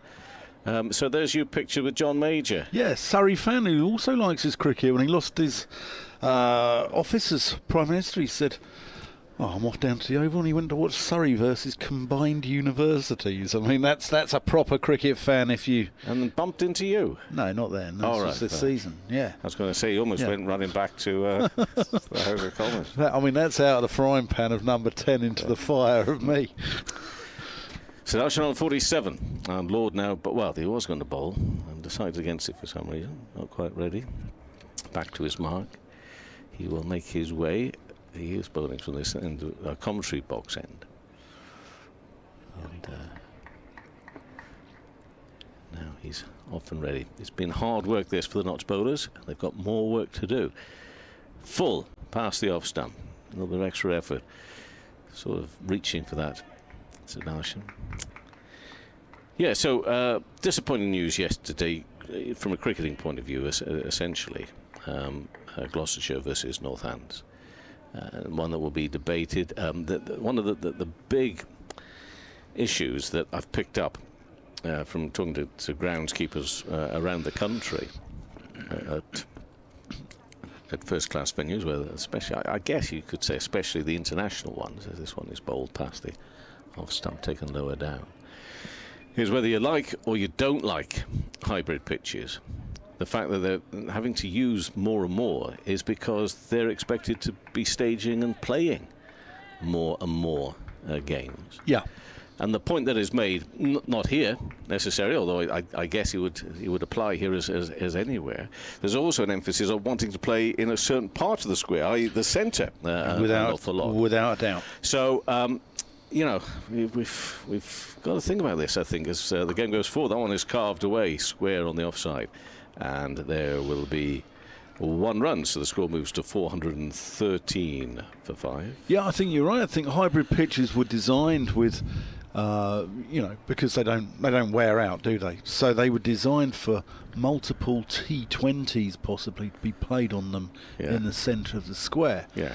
Now, playing red ball cricket on them, it creates a different dynamic. But also, you're talking there about square management, and we're finding a number of counties, Warwickshire, I know for one, who have so much cricket played on their square that the county is shoved over to the side of the square. Middlesex, another at Lords, where they're playing to 45-yard boundaries at times. Yeah, that's right. Lord will now bowl to Clark. Clark on 49, and he goes to pull a short ball very nearly. Gets a bit of a nick on that one. I thought I heard something. I thought I heard something in my... Well, I did hear something, but it clearly wasn't his bat, because nobody went up and interested in that one. So, as always, in these situations, for me, my first and foremost thought, and in yesterday's story as well, is with the ground staff, because they put work in 12 months of the year. They do, and there is a lot of scrutiny, and they only get mentioned as Lord here bowls to Clark. Short, and he does get hold of that one. Plays away really nicely. Beats the two fielders. Bisects them out there. Behind square on the leg side. That's 4 runs, and it brings up a half century for Jordan Clark. Not out 53, 110 minutes, 89 balls, 3 4s, 2 6s. And came out yesterday at a time when all those wickets had been taken really quickly. Also, it's a partnership of 100. Brings up the 100 partnership as well between this pair, Sudarshan and Clark, of 168 balls. But he came out at a time when I'm thinking, now, Jordan, how are you going to play this? Are you just going to go bish bash and there could be more wickets to come here? No, he's played brilliant, really good, solid partnership from this pair, which they've had to start again this morning. We talked about how difficult it is for Nott maybe coming back, having had a long, hard day in the field and coming back and going through it all again from 11 o'clock this morning. Well, it's a similar situation for the batters. They've stopped, got to get going again, and they've put on a terrific showing here for the defending champions. Patterson White over the wicket to the left-handed Sudarshan, who plays him off the back foot straight down the ground. Too long on for an easy single. Yeah, I feel sorry for Gloucestershire County, who last 2 years have lost £492,000 and then 1.2 million. Now, that is unsustainable. As Clark plays that out to mid-wicket, no run.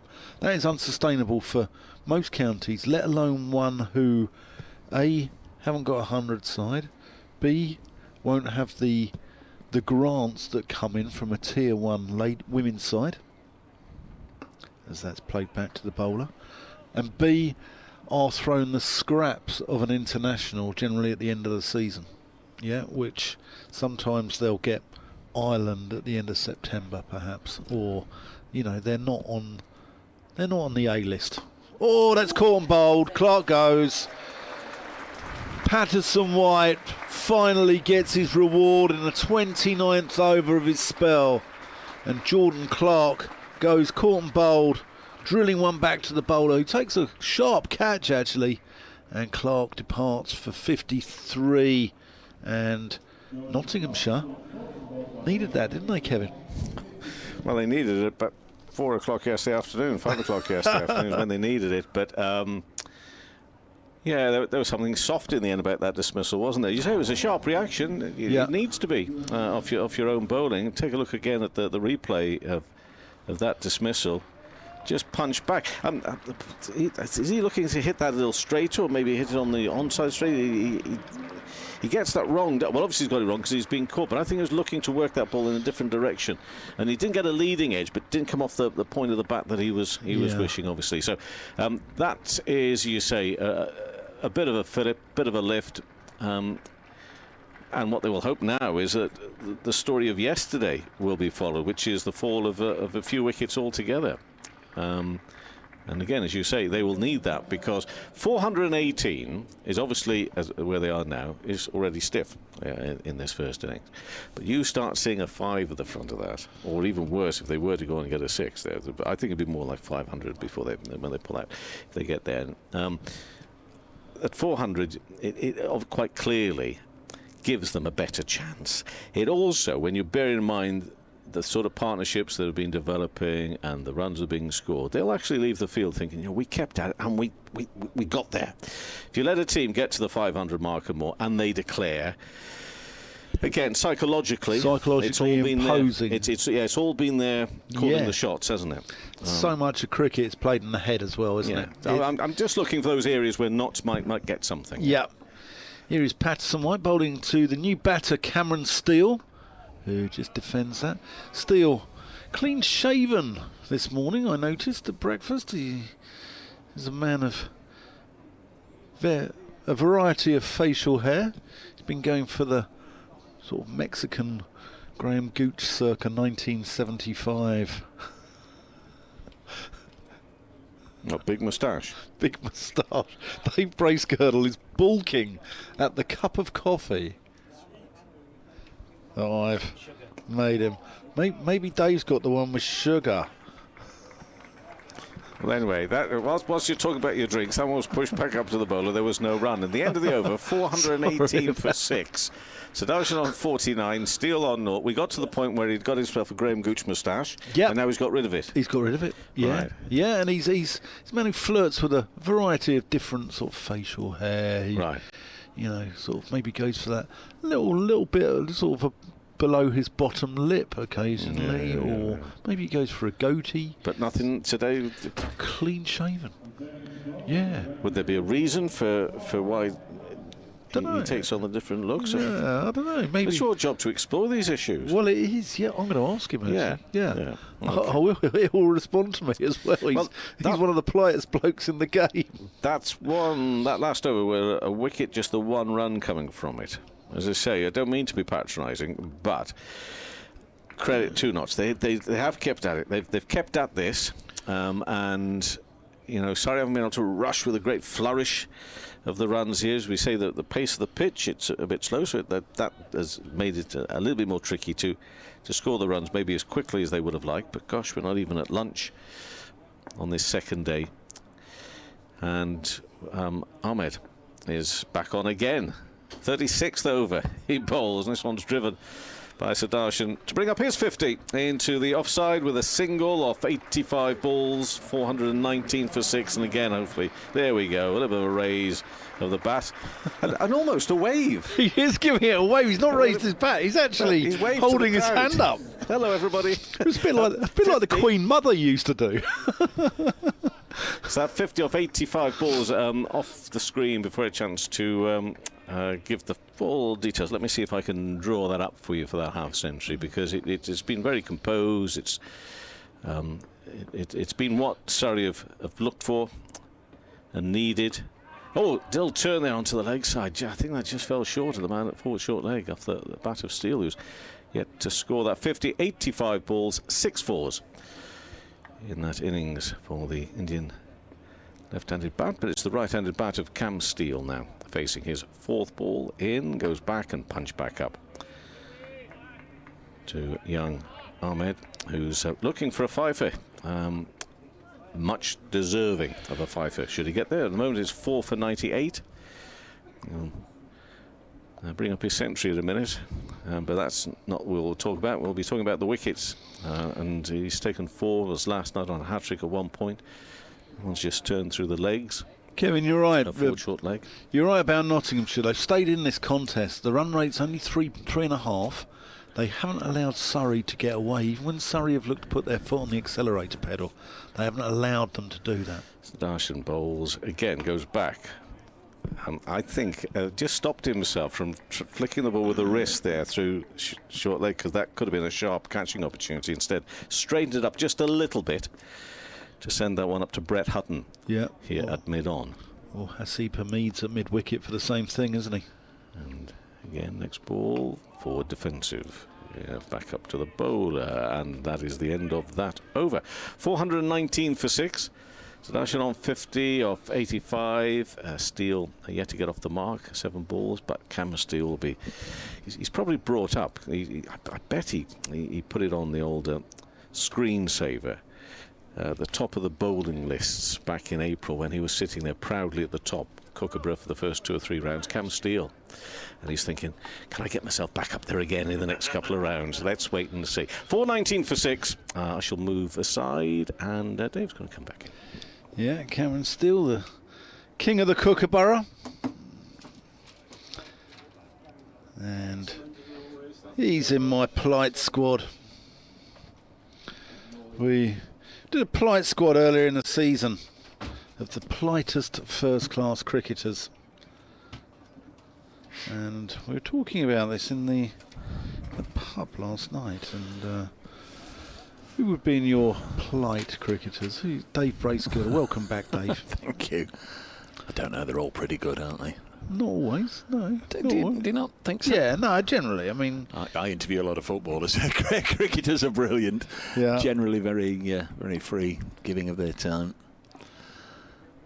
It's Liam Patterson-White to continue getting his first wicket in his last over, and this one's turned out on the leg side, and Brett Hutton Just couldn't quite get there, get round that boundary edge on the Bridgeford Road side of the ground to cut it off, and Sudashan.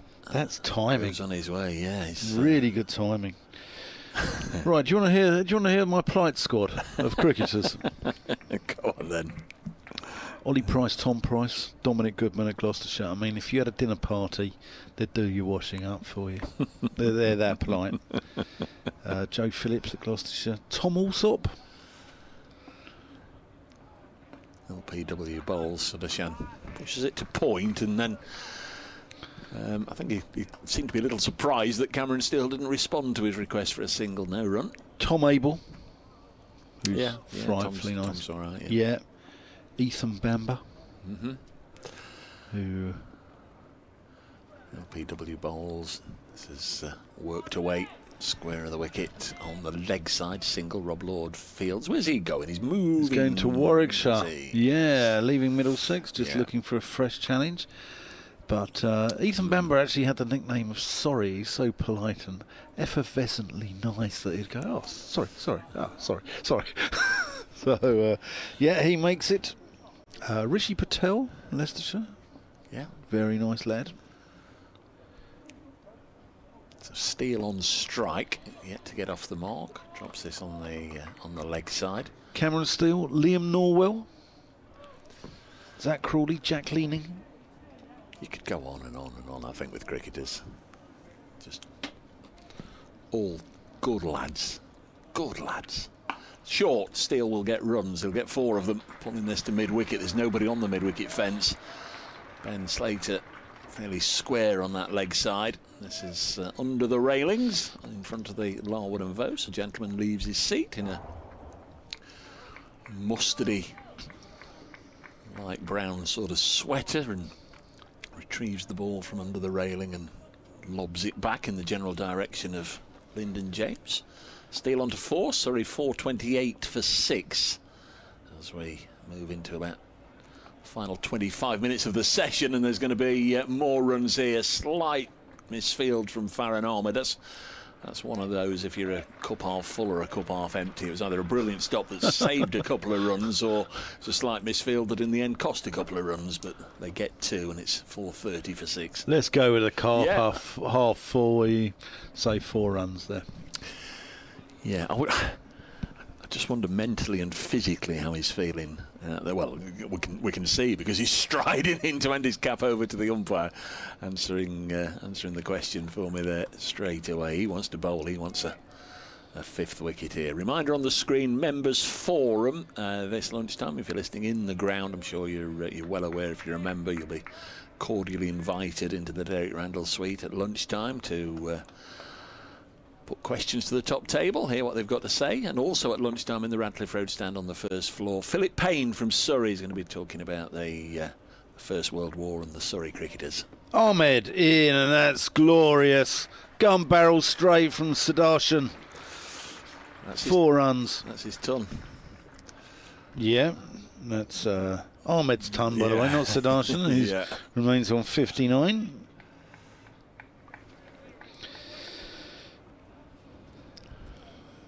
Lovely. It's clouded over a little bit here, actually. Yeah,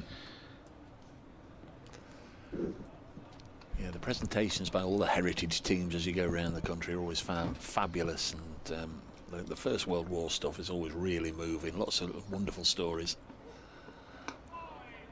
It's just tickled into the leg side by the Indian left-hander. Yeah, there's some wonderful people who know their history as well around the grounds. A chap called Roger Gibbons at Gloucestershire always talks about the Gloucestershire Regiment, whose badges on the back of their caps, and links to the county cricket club. And I think every county's got the same, haven't they, with their regiments. There's Steel Defence. I think all those regiments, you know, they've probably a lot of them have been disbanded now, haven't they? Or merged into other, what they call battalions. Yeah. I'll go along with that. I was RAF, not Army. I never understood the difference, the battalions and the brigades. Yeah. As that's played back to the bowl. And I think, you know, those links, those sort of small links with their counties all disappearing. Those people who know their stuff, know their history and keep it alive deserve all the plaudits they get. Ahmed from the Radcliffe Road end, and that's played up to mid-on, up to Hutton. Sorry. Go on. I'm very much looking forward to November. For the first time ever, I've managed to get some tickets for the Royal Festival of Remembrance in Royal Albert Hall. Wonderful. It's always a moving event on television. Always wanted to go and see it live, and we managed to get tickets this year.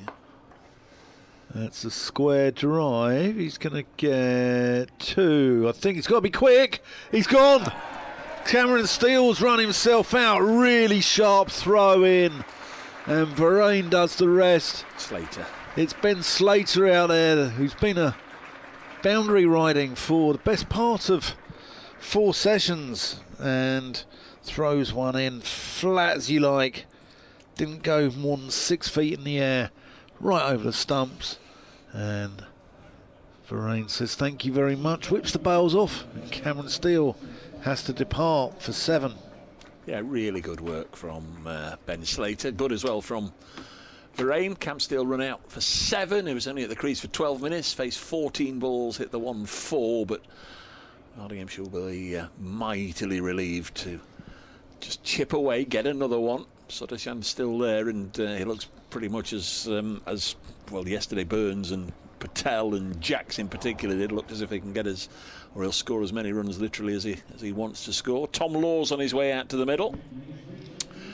4-3-6 for 7, and the 2 after Tom that we haven't seen will be Conor McCurr and Dan Worrell. Yeah, Frankie Worrell. They both like to give it a slapsies. Simon Gledden's been in touch. Unless you remember, the MCC with full access to everything Lords has to offer. Trent Bridge, by far the best cricket ground in the world. Thank you, Simon. 4-3-6 for 7. Really good work there. Can I just concur with Simon? I was speaking to a chap called Phil Garrard last night who loves this place. Surrey fan, loves coming out to Trent Bridge. Said it's a test match arena. It's still a cricket ground, not a cricket stadium. And that is a testament to the warmth and the wonderful welcome you do get up here from the stewards, the fans, and of course Mr. David Bracegirdle. Oh, that's most kind.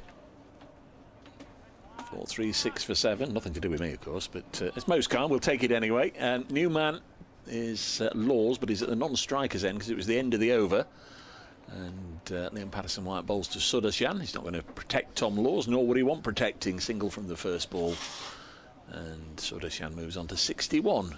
4-3-7 for 7. I've got to nail it down, Nasser. I've got Sudarshan. I think I call him something different every... Sudarshan. I think it's Sudarshan. Sudarshan sounds right to me. Sudarshan. Got to get it nailed down properly before he's out, and he's only been batting for about 4 hours. Sudarshan. Anyway, it's Liam Patterson-White to bowl to Tom Laws, who thrusts forward and just manages to find the ground just in front of Jack Haynes, who's gone in very close there at a very silly cover position or silly point. He's ridiculously close on the offside, Jack Haynes. It's a bit like Farhan. Yep. So yeah, pronunciation there. Patterson-White bowls again, just played down close to Haynes.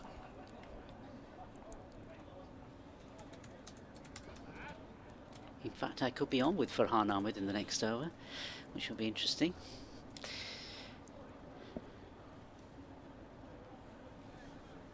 Four, 3-7 for 7. You could be what? I'm going to be commentating while Farhan is on. Are you? The side, yeah. Next ball is defended. Yes. I say because last night when it happened, there was a clatter of wickets. But we'll see if it happens again. Yes, he's only got 3 left to have a go at to to get his 5 foot. Start of the day 4 wickets, and he's still got 4 wickets, and that's the end of the over. Tidy stuff from LPW. Getting through their work, these two spinners. Liam Patterson-White 31 overs, 1 for 90. Farhan Ahmed 37 overs, 4 for 104, and he's already got his cap off. Is this going to be the over in which he gets his 5 for? I guess the only thing is he's bowling to more experience, or the batsman who's been in Sudarshan, as opposed to the new batsman, which he would probably prefer. But let's see how he goes. And it's going to be, as we say, Sudarshan is going to be facing up to this first delivery of a brand new over from Farhan Ahmed. And in he comes now. He's getting ready himself. Little skip before he comes in, and he bowls. This first delivery just pushed out to the onside. Farhan goes back to his mark now. Applause, gentle applause from the crowd here. Not as bright as it was earlier, but certainly not dull either. Let's go back to Farhan Ahmed. In he comes, next delivery, and square cut for a single. And now Farhan Ahmed has his opportunity to bowl at Laws, who's yet to get off the mark.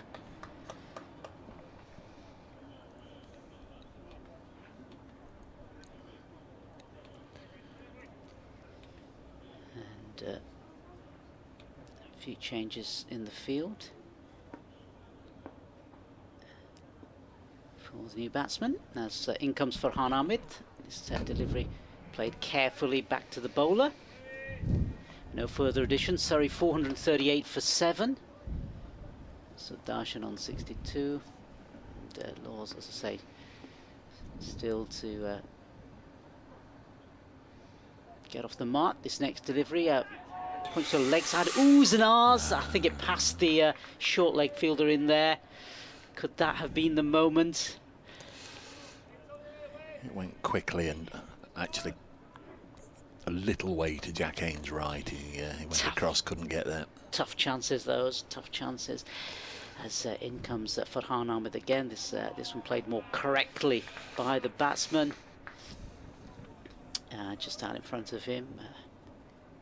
And I think the crowd are sort of anticipating this as well. I think they would dearly like to see Farhan get this wicket, I'm sure, as he comes in.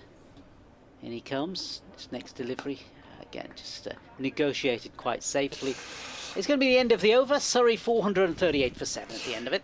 In the test match at Lords, England all out for 427, centuries for Root and Atkinson. Sri Lanka 18 without loss early on in their reply.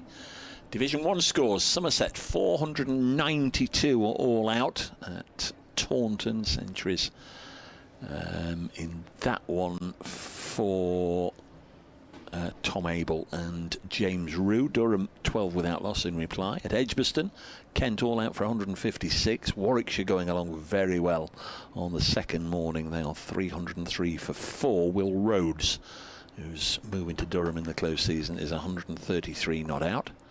Here comes Liam Patterson-White to bowl to Sudarshan. First ball is just pushed to Ahmed, no run. At Chelmsford, Essex are 138 for 3, replying to Worcestershire's 266. Lancashire have just started. They're 7 without loss, replying to Hampshire's 389 at Old Trafford. Patterson-White bowls. Sudarshan just hits this firmly down the ground. Will be cut off by Lyndon James. They come back for 2. 440 for 7. Division 2, Glamorgan 197 for 2, replying to Leicestershire's 251. Yorkshire still batting at Headingley, 472 for 5 against Middlesex. Johnny Bairstow 158 not out. George Hill is 108 not out. Next ball here is worked out onto the leg side. There'll only be a single to Ben Slater. And Sussex also piling on the runs. They're playing Derbyshire down at Hove. Century yesterday from Daniel Hughes. And John Simpson, the captain, is 84 not out. He's having a good season down there, John Simpson, after moving south from Middlesex in the close season. As Laws pushes this onto the offside. And there's no run, 441 for 7. We are 13 minutes or so away from lunches. Yeah, sun's threatening to come out again. Yeah, Laws again blocks. He's faced 11 balls here, so he's certainly not come out with a see ball, hit ball brief. Just to back up Sudarshan at the other end. Just keep him company. And, he's hit this forcefully into the offside. Would have thought he'd got his first run, but he's hit the heel, I think, of Jack Haynes, who was close in and turned away to prevent any serious damage. Single denied, so Laws stays on naught. Sudarshan 65, 441 for 7. If you were here, well, if you weren't here yesterday, Sibley 9, Patel 77, Burns 161. Folks 0 and Jacks 59 with the 5 dismissed yesterday. This morning Jordan Clark out for 53, caught and bowled by Liam Patterson-White, and then Cameron Steele was run out for 7. Good work by Ben Slater, and also wicketkeeper Varane as the throw came into him. Yeah, it's going to be Farhan Ahmed again, and see if he can get this 5th wicket. It means so much for him. He's going to come in and bowl. Little skip comes in and he bowls, facing Sudarshan, the more experienced of the 2 batsmen that are in at the moment.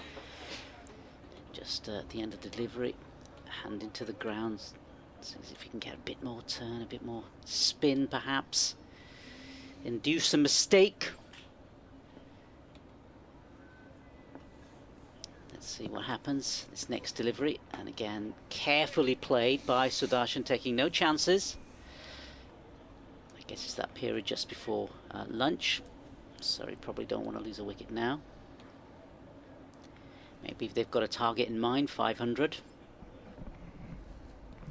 As in comes Farhan Ahmed again, and this next delivery is played just off his legs, and there'll be no run from that delivery. What he certainly has bowled with throughout yesterday and today is a lot of control, and where he has been dispatched to the boundaries, come back quite strongly in the deliveries afterwards, and he comes in again. This next ball again, played carefully, off his back, went onto his back foot, did Sudarshan to play that delivery, played it late, right under his eyes, and the ball just trickling out in front of him. So yeah, Ahmed into his 38th over, 38 overs, 39th over, coming in now, bowls this next one. It's played for a comfortable single into the leg side, and the batsman will run through for a single. Lovely sound off his bat. He's got a good bit of wood there. Yeah. So he's just got the 1 delivery now to bowl at Laws.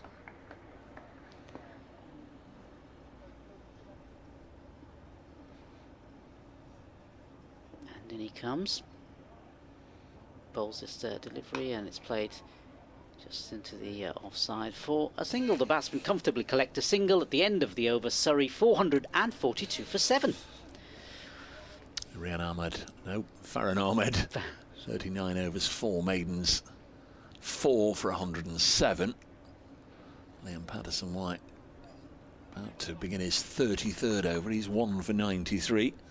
The other wicket taker, Rob Lord, who got the very first wicket of the innings, that of Dom Sibley, who for more than 25 hours now has been, no doubt, cursing his misfortune and feeling that on a ground where he once scored centuries in both innings as a Warwickshire player, he's missed out this week. And Laws defends the first ball of this, the 126th over, 443 for 7. Game in a little, oh, there's an LBW shout, but it comes from Varane and Clark at slip more than the bowler. Just feel with every dot ball. I mean, are they playing for lunch now, well, or what's? I was going to say Dots aren't minding so much. Again, it's defended by Laws. They're not really going anywhere at the moment, sorry. Only gone along through this innings at well, 3.5 and over. I've pepped it up a little bit. It was 3.2 and over for most of yesterday. Another single there, played up to mid-off.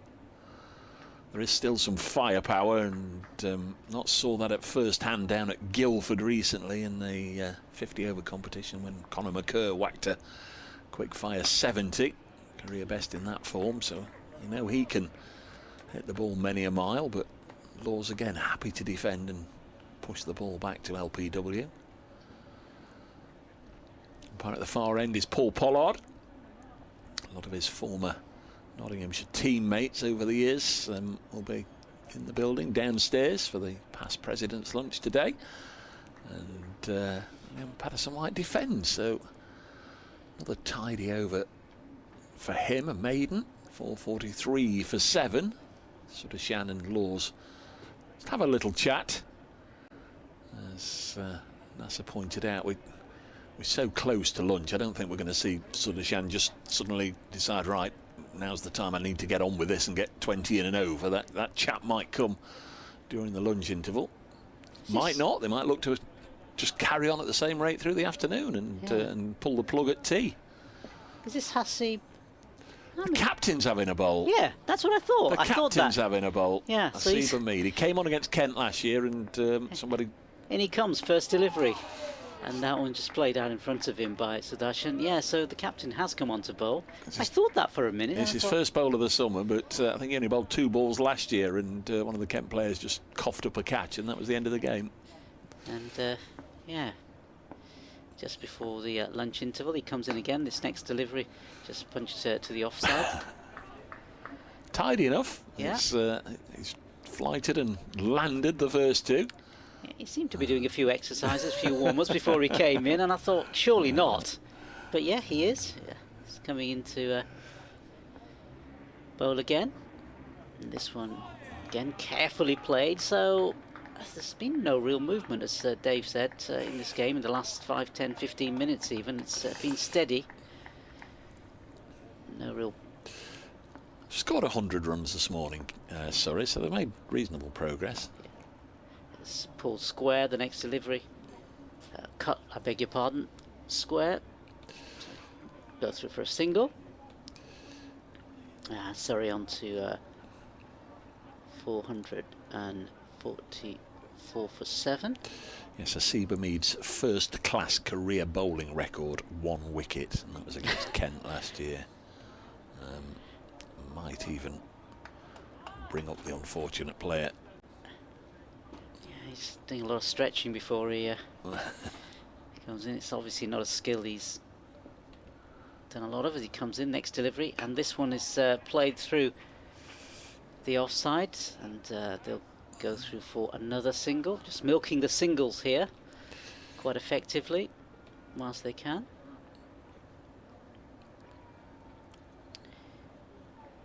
Dave flicks the balls in his hands, does Hamid, as he comes in. This next one, full toss, I think, and just play it again into the offside, and they'll collect another single. And it's in fact the end of the over. Hasib takes his cap, 446 for 7, sorry.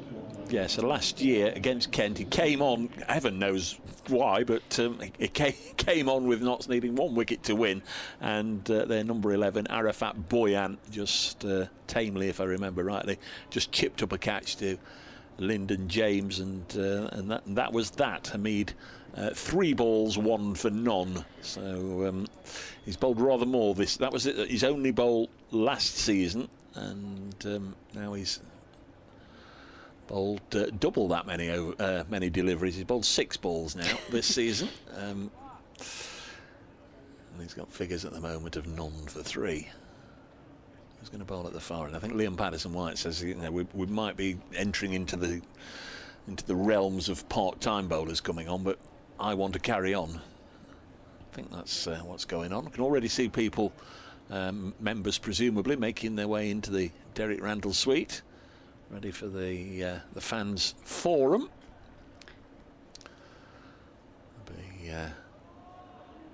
Huge number of the crowd heading in that direction in a minute or two. We've got 1 over left, I'm sure, before lunch. Notts just taking time out of the game here. Liam Patterson White just holding up, and I thought Lyndon James was going off the field, but he hasn't. He's walked all the way to the rope in front of the pavilion. The ball is being inspected now by Paul Pollard. So everything being done to ensure that this is the final over. To be fair, though, we have had 31 overs in the session. This will be the 32nd, so they're keeping up to where they should be.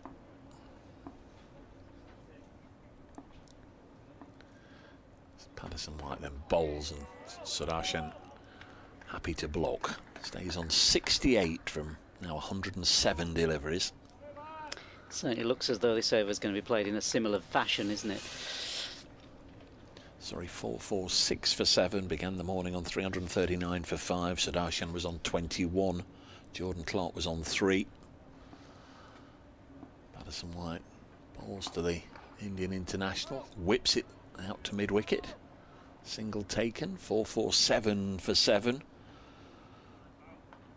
Jordan Clark was dismissed in the 118th over for 53, hitting a low return catch back to Liam Patterson White. Needed a good pair of hands, and Patterson White clung on, and then Cameron Steele was out. Score 436 for 7. Looking to come back for a second, and was run out. Really good bit of work on the boundary edge by Slater, getting to the ball, fielding it. Good whipped in return straight over the top to Varane, who whipped off the bails. Patterson White bowls, and Laws just prods at this tentatively in front of Haynes, who again is just a pace or two away from the face of the bat. 4-4-7 for 7. Again, if you're listening in the ground, there'll be a very interesting chat during the luncheon interval downstairs. Floor 1 of the Radcliffe Road end at one end, and at the other end there'll be the past players' lunch. Don't get them mixed up. Don't wander in and have a free lunch. Hold up here whilst a helmet is being called for, with 3 balls left in the session. Yeah. As you said earlier, Dave, everything being done to make sure this is definitely the last over. Again, a number of people heading to take their places in the fans' forum. Clouding over, told it will remain dry all day.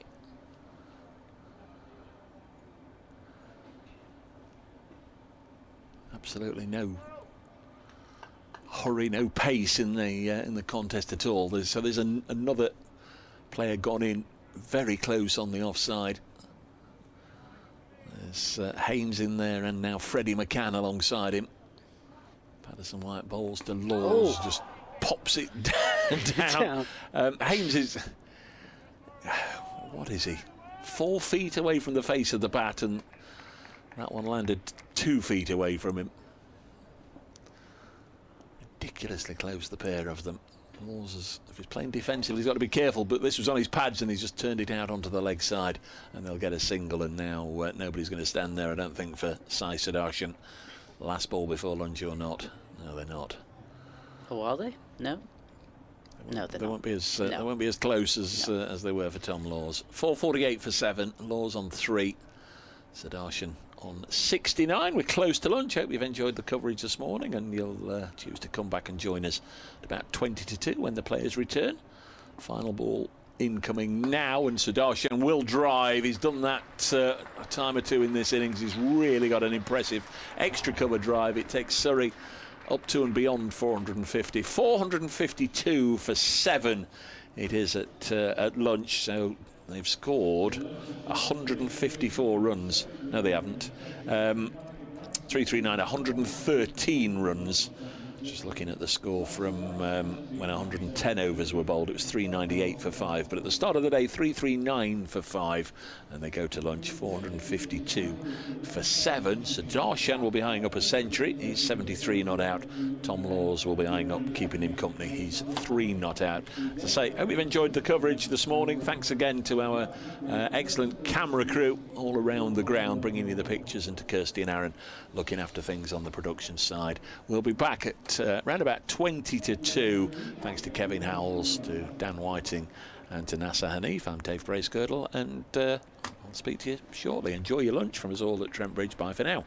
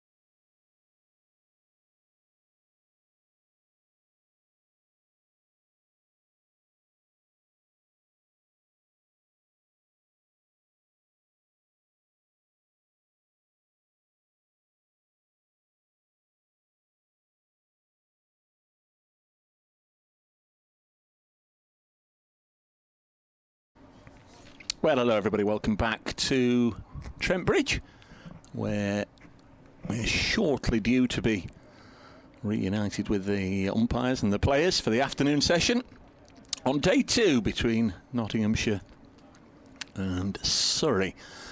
As you can see, those of you watching the live pictures on the stream from Trent Bridge Live on the Nottinghamshire County Cricket Club website, Surrey bat on 452 for 7. There was a little bit of speculation, perhaps, that Surrey might have pulled the plug and declared during the luncheon interval, because Dan Worrell in his whites was out there with the Surrey coaching staff, turning his arm over for a good 10 minutes or so, but clearly just getting himself ready for when the inevitable comes. And by the inevitable, I mean either Surrey are bowled out, or of course when they decide they've got enough runs and declare. And of course, the fact that Worrell was in whites anyway, it's neither here nor there, because he's still to bat. But anyway, they go on 452 for 7. Sudarshan has played beautifully. He's on 73 from 109 balls. Tom Laws came out, and I think if there was going to be any intent just to push on towards the declaration, we might just have seen a little more aggression either from him or maybe Conor McKerr coming out a little earlier, because Tom Laws is 3 from 23. But clearly the visitors will have had the opportunity over the last 40 minutes, I'm sure, just to have had a little bit of a catch-up on what the game plan is, where they want to be at what time, and only then will we know how many they feel is enough to take the fight to Notts. 452 for 7 is the score. One of the things I was most delighted about the fact that they haven't declared is that young Farhan Ahmed is still on 4 wickets. Didn't get any of the 2 wickets to fall in the morning session. So he's 4 for 107. Would be so nice for him. I know it doesn't mean a lot in the grand scheme of things maybe to anybody else, but I'd just love it if he was to get a 5 on debut, and he's going to get the chance now because he's going to open the bowling. Kevin Howells will be with us at some point. We'll have 1 or 2 guests no doubt popping up once they've had a really nice lunch downstairs in the Past Players. Nasser Hanif will be with us before too long, and Dan Whiting is here alongside, also suitably refreshed and replenished, no doubt, and ready to go again. I'm ready to rumble, David. I'm ready to rumble. Here is Farhan Ahmed searching for that fifer as Laws pushes that one back to him. Have I read it right or read it wrong? You'd expect them to push on, wouldn't you? You'd expect it, yeah. There would have been a case for sending in Conor McKerr ahead of Laws, but Laws can bat. He's no fool. Right, that's a pleasant shot out to mid-off. But I thought, having seen Worrell and Jordan Clark being put through their paces by Jade Dernbach, the Surrey bowling coach, that we might have a lunchtime declaration, but they haven't got enough, have they? You don't work that hard for 4 sessions and then declare on 452, surely. No. Laws defends. I think Sudarshan's approach is going to be interesting, because obviously he does play a lot of white ball cricket and could take it up a gear or 2. Oh, Laws going on the back foot to a rather full delivery. Looks as if the fans' forum has just finished, because the members are filing out of the Derek Randall suite. Yeah.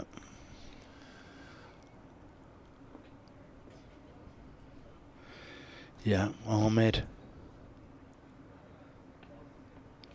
Laws plays it up to mid-on, where Freddie McCann does the fielding, resplendent in his green cap here in Robin Hood's county.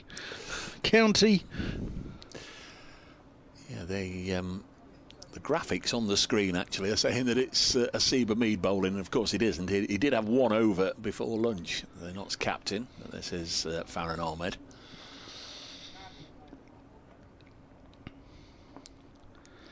Round the wicket to Sudarshan, who drills that one back at Ahmed. And 453 for 7 is the score. 1 over after lunch. Dan Whiting, Dave Bracegirdle, Nasser Hanif, Kevin Howes, and a plethora of guests this afternoon. Well, if nobody comes. A wicket for Nottinghamshire's Ollie Stone in the Test match at Lords. England 427 all out. Sri Lanka. In fact, I'm just staring at the scorecard, at the numbers, which, as I was looking at it, changed from 35 for 2 to 35 for 3, and that's because Stone has got another one. He's got 2 of the wickets to fall, and Wokes has got another, but a wicket has just literally gone down. Silver caught Potts bowled Stone in the Test match. Sri Lanka 35 for 3. We'll give you the latest scores in the County Championship in a moment, but Liam Patterson-White from the Stuart Broad end, the far end, the pavilion end, to bowl to Laws, and there's certainly no obvious sign that they're looking to get on with it straight away. No, they're just playing the long game. People making their way back to the seats that have been in and attended the forum. Laws will just drop this on the leg side. The field set deep, apart from Brett Hutton at mid-on, who comes round to pick the ball up at mid-wicket. They take another single, 454 for 7. Laws on 5. Sudarshan is on 73. At Taunton, Durham now 35 for 1, replying to Somerset's 492. Centuries for Abel and Rue. Patterson-White to Sudarshan, gets a single, pushed it all the way down the ground to Lyndon James, who's fielding just in front of the pavilion.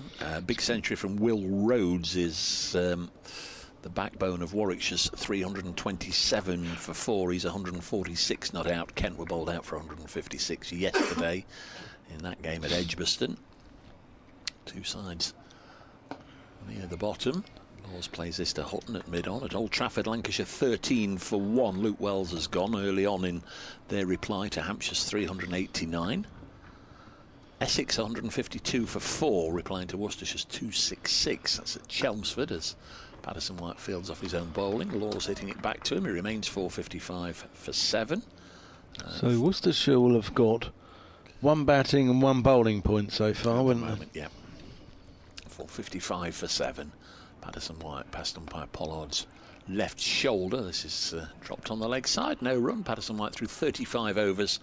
His century came up in that over. He's 1 for 101. Very quickly, Division 2, Glamorgan closing in on Leicestershire's 251 all out yesterday. They're 203 for 3. Yorkshire bat on. Johnny Bairstow out for 160. They're 492 for 6. George Hill with a century as well against Middlesex. Sussex bat on, 526 for 6. Century yesterday for Daniel Hughes. John Simpson is 98 not out. The captain wicketkeeper who moved down from Middlesex in the close season, and there's no play at Bristol today. Ahmed in as that's tossed up, and Sudarshan defends. That'll be Simpson's 4th century of the summer. 3 hundreds, one against his former county Middlesex, and along with a double 100 as well. Good cricketer and a nice fella, isn't he, John Simpson? Yeah, good man. Ooh, Sudarshan goes back this time. Probably to a ball he could have gone forward to. His dad, Jack Simpson's a character. Famously had a sledging battle against Shane Warne as that's pushed out to the Nottingham skipper, C. Hamid. Yeah, had a sledging battle against Shane Warne. I can't repeat on air, we're before the watershed what went on, but there's a single turned into leg side. But yeah, Jack Simpson. John Simpson's the 4th person in his family as well to play international sport. Both grandparents played rugby league for Great Britain. His father Jack played lacrosse for Great Britain. Good heavens above. And John got picked for England during the COVID time. And famously didn't answer his phone when he got the call. As Laws plays that back to the bowler, he had a swab up his nose because they had to test every day during that period, the players, if you remember. and he had a swab up his nose, and his phone went, and he just left it. Ahmed into Laws, who defends. Slow going after lunch here at Trent Bridge, as Surrey have crawled to 456 for 7.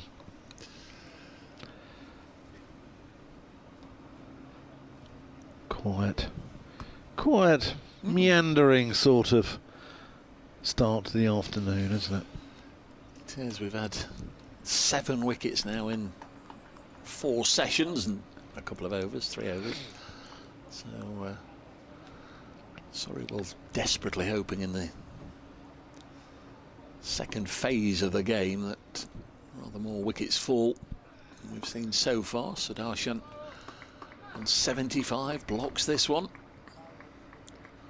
Long old time in the field for Notts. They had to do the same at Durham last week. Day and a half, whilst Durham racked up more than 500. Yeah, Surrey got some way to go before reaching that yet. 456 for 7. Sudarshan will cut this into the offside, fielded by Ahmed. No run.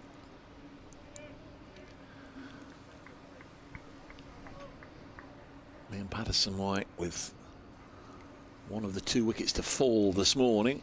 Caught and bowled Jordan Clark low down. Good catch by the spinner. Sudarshan again can't get him away. And then he just helpless in the general direction of wideish mid-off, where Brett Hutton is fielding under the floppy sun hat. The hitman. Brett the hitman Hutton, yep. 456 for 7. Sun is out again. Oh, crikey, that one's a rare one because it got past Kyle Verine. It pitched in a footmark and did turn. It was past the keeper and straight into the hands of Joe Clark at slip. I don't know if that's a good sign or a bad sign. Sudarshan on 75, and he's just got to push at this one, and he's finding life extremely difficult at the moment just to get his timing against Patterson-White, so huge accolade to Liam here. Interesting news breaking about Surrey signing an overseas player. Another one. Next delivery is worked down the ground by Sudarshan. That's the final ball of the over, so he'll keep strike. 457 for 7 after 132 overs. So Surrey, transfer deadline day after all, folks. Think it's going to be a turning wicket in their game that starts on September the 9th against Somerset down at Taunton. They have been known to produce one that rags a little bit, perhaps. So Surrey look like they're going to be signing Shakib Al Hassan. Just for a 1-game deal. Good grief. The Bangladesh Cricket Board have reportedly issued him a no objection certificate for the match. Yeah. Ask in a second if you're comfortable with that, as Farhan Ahmed bowls and Sudarshan defends. Yeah, are you comfortable with that? Yeah, completely, Right, because Surrey lose. You know, Surrey are producing players. They're producing their own players for the England side, so it's making English cricket stronger. So I've got no issue with that whatsoever. Next ball is pushed into the offside, and there's no run. So who will be deregistered then? Well, I mean, or you just want to have all the players signed up just so you can pick and choose on the morning of a game? Well, you've got Sudarshan. Yes. I don't know if he's available. You've got Kemar Roach, so you can only play 2 of the overseas anyway, can't you? Yeah, that's what I mean. This is pushed back to Farhan Ahmed. So, yeah, you can only play 2 out of those 3. I don't know if I'm that comfortable with just bringing people in just for 1 game. Sudarshan has 76. He's on strike. Farhan Ahmed floats it up there on the leg stump. It's turned to leg. Oh, that was hitting. Asib Ahmed quickly to the ball. Laws had committed. He'd gone almost halfway down there, thinking there was an easy single. Ahmed picked the ball up, shied to the right end, the non-striker's end, as Laws tried to get back, and I don't know if it was hitting or whether it just deflected off Laws, but either way he got home. 457 for 7. There's Ahmed round the wicket, bowls, and Sudarshan again. He's giving him an awful lot of respect and playing every ball on its merit. Takes another single down the ground. Yeah, I think, look, that was hitting there. Laws was sent back by Sudarshan. Hamid picked it up sharply, turned and threw, and I think it was on the way. It was going to be close to the stumps anyway, but it hit Laws, who intercepted it halfway in between, completely accidentally, of course. 4:58 for 7. Ahmed bowls Laws, pushes it square of the wicket on the offside. There's Ben Slate around there. He's already executed one brilliant bit of fielding to run out. Cam Steele, 4:59 for 7 at the end of the over, and I've certainly seen no signs as yet that Surrey have. There's a replay. What we're going to see here? So there is the throw. I think he was going to get comfortably home in any case. Do you think so? Yeah. I've just seen the replay of it whilst you were doing whatever you were doing. Yeah. Trying to find out who's coming up from BBC London for days 3 and 4. A young lad called Aaron, by all accounts. 4:59 for Aaron Finch, ex-Surrey player. That's LPW bowling. This is my end. Yeah, I think it is, isn't it? Liam Patterson-White bowling to Tom Laws, or is it? Or isn't it? I can't remember. I have no idea. I can't remember. Backdrop is the committee rooms, the committee balcony, and that's where it's been hit towards by Tom Laws. Used his feet to Liam Patterson-White. One bounce over the advertising boards. As straight as you like, actually. As straight as you like. There's one of the sponsors' advertising boards there, and it went over the one bounce over the E in health on the sponsors' advertising board at the far end. 4 runs, 4:63 for 7. It's got a little bit murky, hasn't it? You know, I was thinking there's 1 or 2 areas where the cloud is just breaking up. It's there's a lot of cloud around. I was told this morning, or it appeared this morning, that would be okay for all the game. No rain. This one's dropped on the leg side. Jack Haynes under the lid doing the fielding. Haynes playing in this match against Surrey for the first time, and that I know he's still relatively young in his career. That means he's played against all 18 first-class counties. So of course he played against Notts when he was with Worcestershire, and he's played against Worcestershire this year with Notts. 4:63 for 7. The only one he's not played against was Surrey before this game. Yeah. How many people have scored 100 against all 18? Crikey, now that would be something, wouldn't it? There must be 1 or 2 out there that have done it. Next one's cut away into the offside, and fielded by Freddie McCann. I think Matthew Maynard may have done it, and I think Graham Hick might have done it as well. And I've got a feeling Mark Ramprakash did it. So who would Hick have scored against Worcestershire? Yeah, against all 8. Maybe it's 17. Yeah. I think Ramprakash is 18, because I think he got one for Surrey against Middlesex. And vice versa. Yeah. If you know, let us know. Yeah. At Brace Cricket, at the middle stump, at Nasser Hanif. Did Matthew Maynard only play for Glamorgan, didn't he? And sorry. Oh, Matthew. Oh, sorry. Yeah. Yeah. No, he only played for Glamorgan, didn't he? Yeah. Of course. Yeah. The ball is being looked at, folks. We're almost back to the dark days of a couple of years ago. Asib Hamid's trying everything he can. I don't necessarily know that a new ball is any better than an old ball with what we've seen. It's an apologetic shrug of the shoulders from James Middlebrook. Farhan's going to plough on nonetheless, regardless. We've had 50 overs with this second new ball. He's a polite lad, Asib Hamid, though, isn't he? Yeah. He'll ask nicely. Yeah. Of course, he's asking as an all-rounder. He had a little bowl before lunch, didn't he? Ahmed. Just weighing up. Batter coming around the wicket to the right-hander. Laws smashes it back to Sudarshan. He's beaten the count. He's beaten the count of 10. He's up on his feet. He's all right. This was smashed back by Laws, and it's hit Sudarshan and absolutely floored him.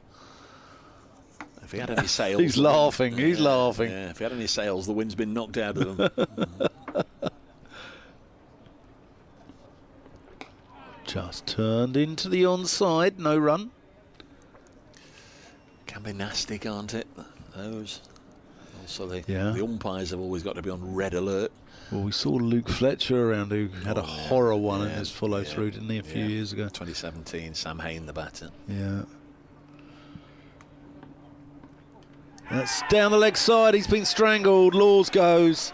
And that's a 5 for Ahmed on debut. The youngest player ever to play for Nottinghamshire, and now he becomes the youngest player to take a 5 as well.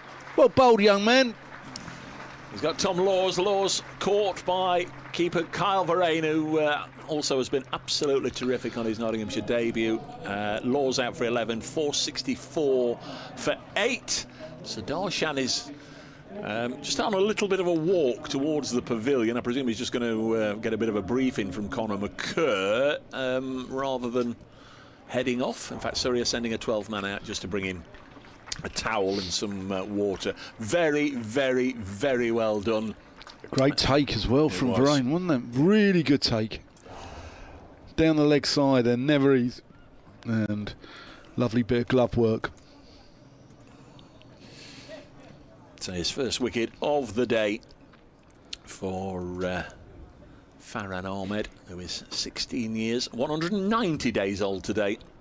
Conor McCurr on his way out to the middle.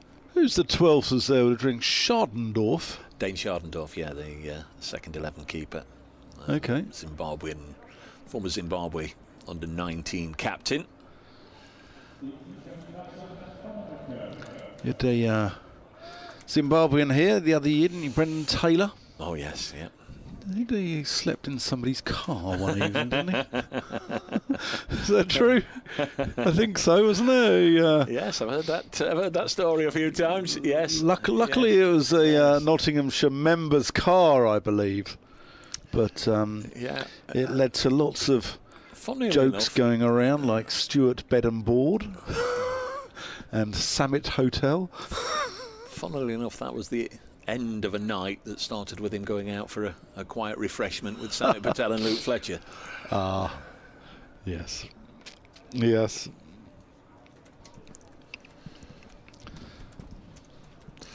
The full story is in Luke Fletcher's book, Tales from the Front Line, available now from all good bookshops. Yeah, I've got that at home. It's a very good read, actually. Ahmed in to Conor McCurr, who drives firmly. Conor would like to put bat to ball.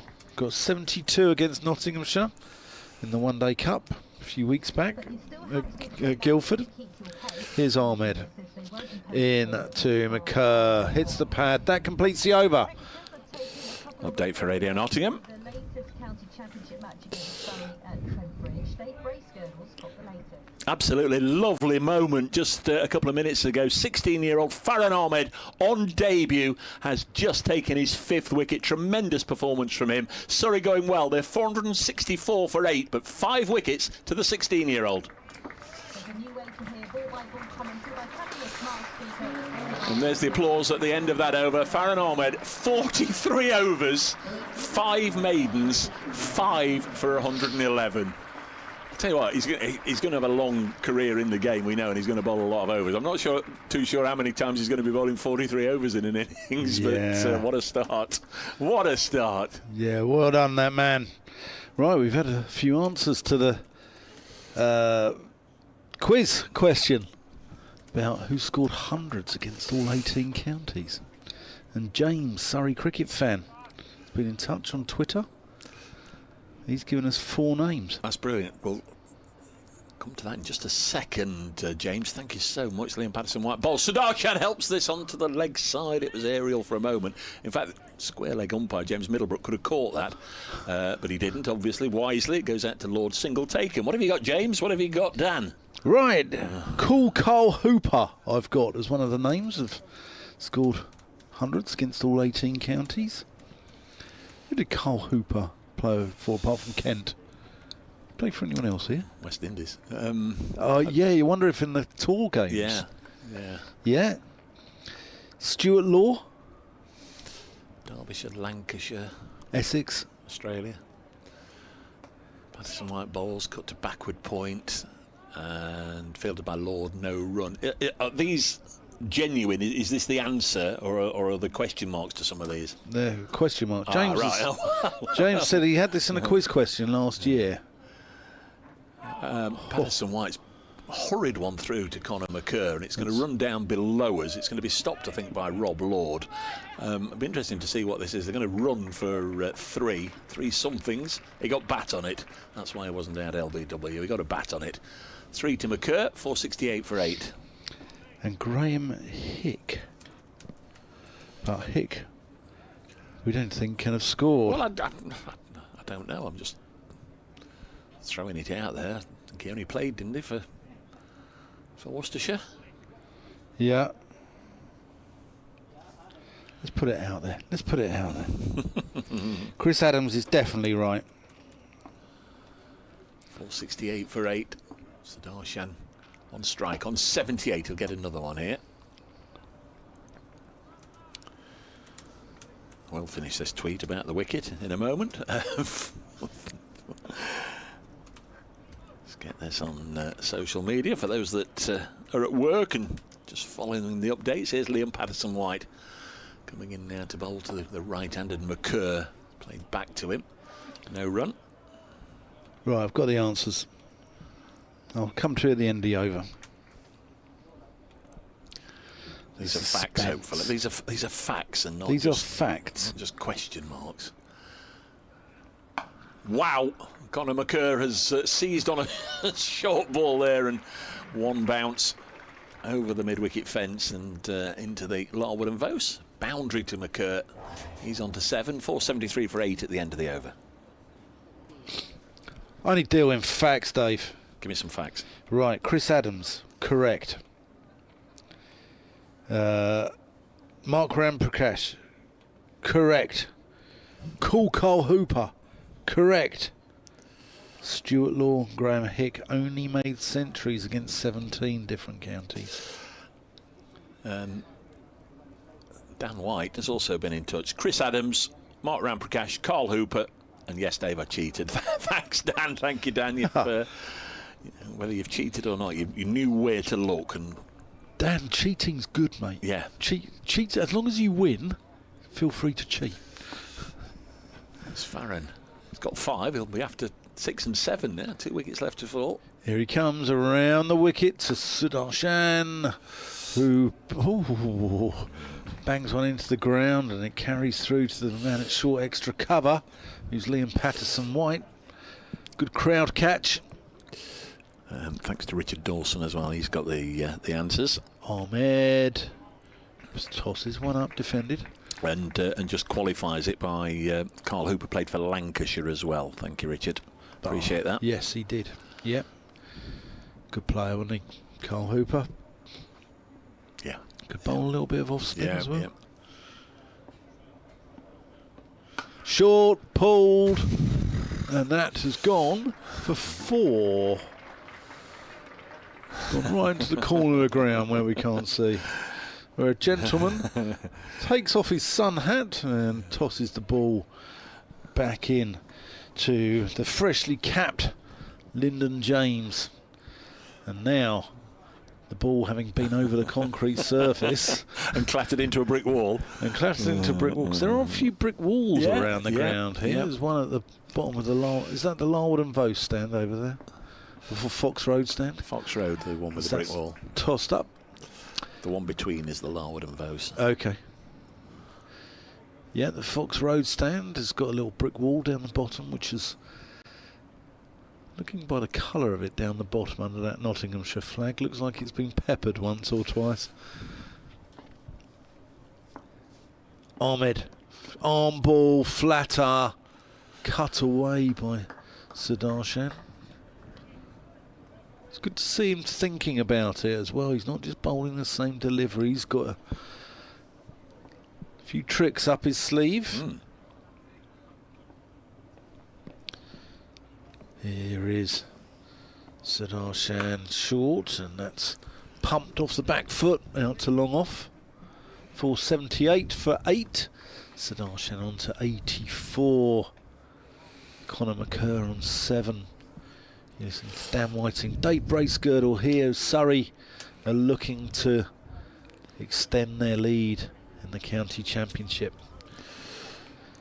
Become the first side going for the three-peat, as they call it, and become the first side since Yorkshire in 1968 under Brian Close to do the treble. Is that right? Yeah. Yeah, long time. Not 68 for 8. Not won it. They did won it 2 years in a row, didn't they? Under Rice and just 1 year under Rice Hadley. 81 was it? They won it. 81, 87. Yeah. Then a big jump to 2005 and then 2010. 478 for 8. Liam Patterson-White bowls. Sudarshan will drop it on the leg side, and Conor McCurr sends him back, much like Sudarshan did with Tom Laws a wee while ago. Sudarshan was halfway down. Thanks, yeah, Conor. I mean, Conor McCurr's 6'14". He'd only need 3 strides to get down here. There was a run there, Conor. There was a run there, lad. You tell him. No damage done. 478 for 8. Patterson-White bowls, and well, he can't get it away, Sudarshan. I'm sure he would say he's played more fluent innings. Probably enjoying this little battle. As you said, whenever we've seen a close-up of him on the screen, he always seems to have had a smile on his face. Out there, again, just happy to block, and shall we, shan't we? And they both went one pace and decided not to. It's shambolic out. What's going off out there? They're half running. Quick, get me a sixpence on a run out the next dismissal. So last time I had a bet, I put a sixpence on it. Next one's pulled into the deep. Should be cut off by Freddie McCann. If anyone can, Freddie can. 480 for 8 to Sudarshan. He's on to 86. So 86, that's the sort of score where you know there's not going to be a declaration now. With him on 86 or within vicinity of a century. I'm sure Surrey would like him to get there sooner rather than later. Pushes this square of the wicket on the offside. This is Liam Patterson-White's 39th over coming to an end. Farhan Ahmed's at 44.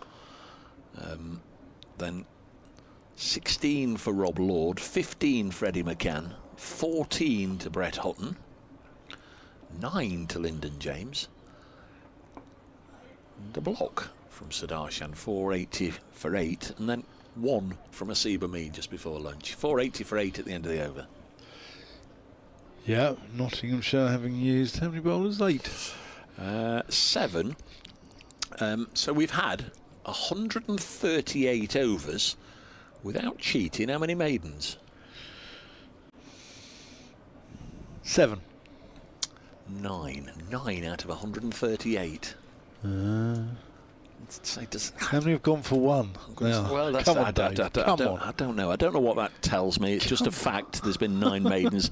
Maybe at times it's just been a little too easy just to nudge one and get off strike, just take a single or 2 off the over. Jack Haynes has taken the protective pads off, whether that's because he's going to have a bowl or whether they've decided at no further stage he's going to be required to go in at short leg. I don't know, but he's taken the protective gear off. I think you've got a point there, Dave. I think yesterday Haseeb Hameed has been a little bit more extravagant in his field placings today, but I thought yesterday he went defensive too early. And that's fired in there by Ahmed. That was good, wasn't it? Did he see him coming? Because that was definitely a quicker ball, as you say, fired in, but Conor was 2 yards down the track. Yeah. Good cricket. Conor went early. Footwork of John Travolta. Tossed up this time, and that's really well bowled. Conor McCurr is going to get 2 for it, but the moral victory goes to Farhan Ahmed. Really well bowled. Yeah, I thought yesterday Haseeb Hameed's field placings were a little bit conservative, perhaps. And I know he's got young spinner there and he's trying to protect him. to a certain extent, but it allowed just the ones to be milked. Ahmed. McCurr thrashes that one off the back foot, out to extra cover.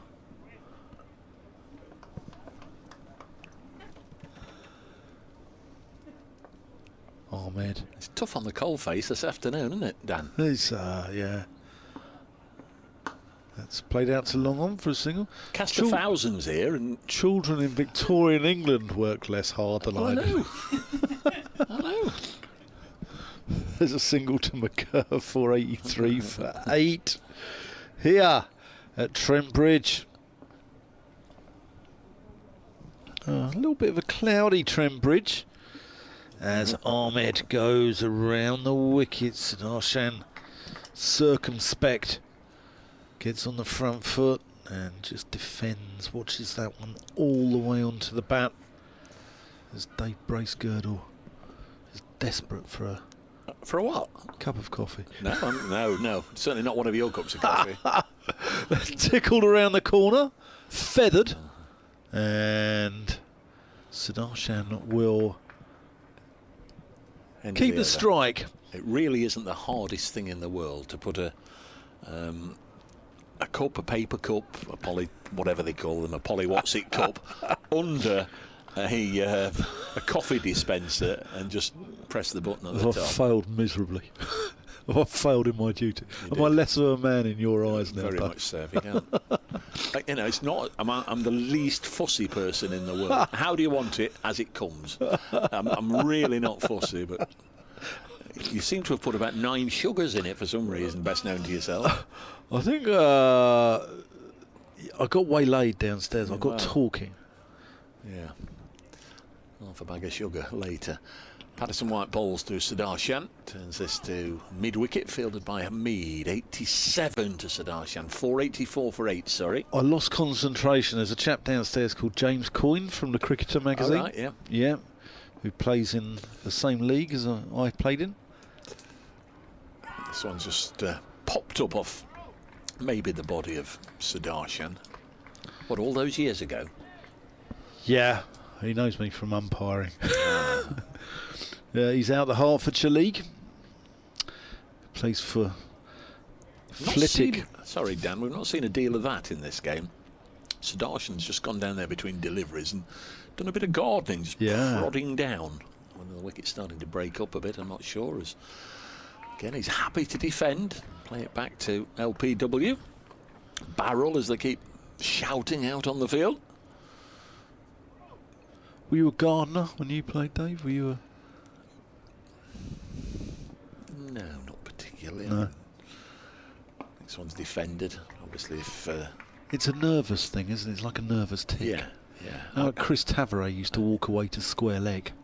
Yeah, more than happy to kill a moment or two if it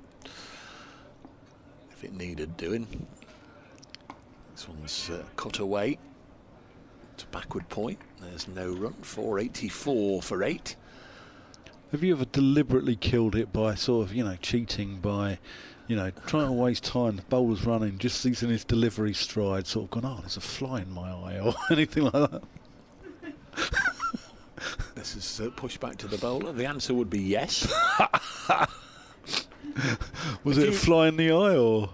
No, the previous ball, I will have hit it straight back to the bowler, and then he'd have thrown it at me nowhere near the stumps. You know how they do. Our bowlers, angry bowlers, get angry, and they field one off their own bowling and think they're being smart, just trying to fizz it to the keeper, but not taking proper aim and care to avoid the batter, and they throw it at you. I'd have smashed it for 4.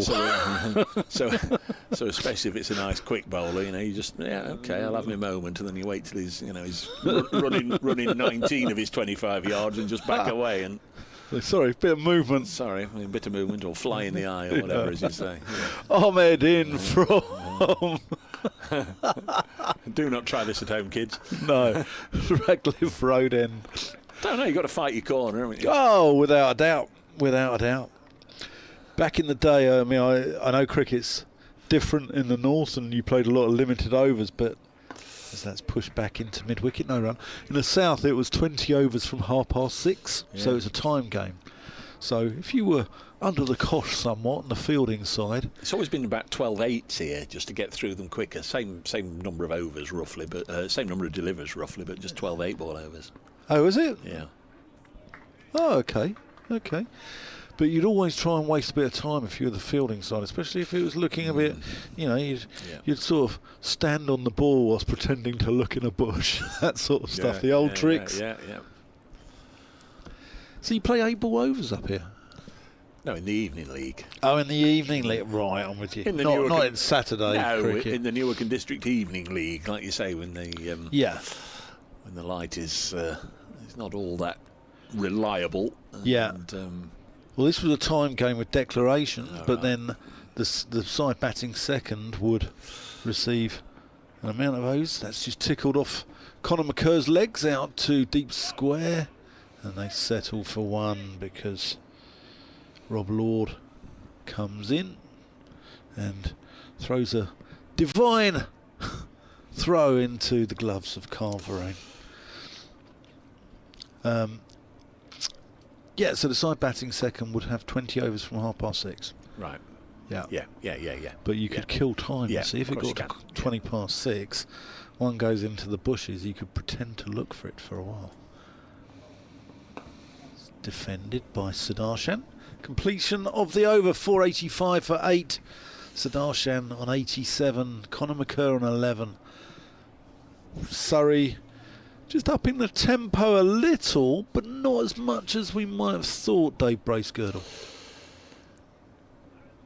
I don't know as they are they? Are they going into quicker tempo? They're a little bit, yeah. Mandy Clark sending her congratulations to Farhan Ahmed. Wish I'd been there to see it. Thanks for getting in touch, Mandy.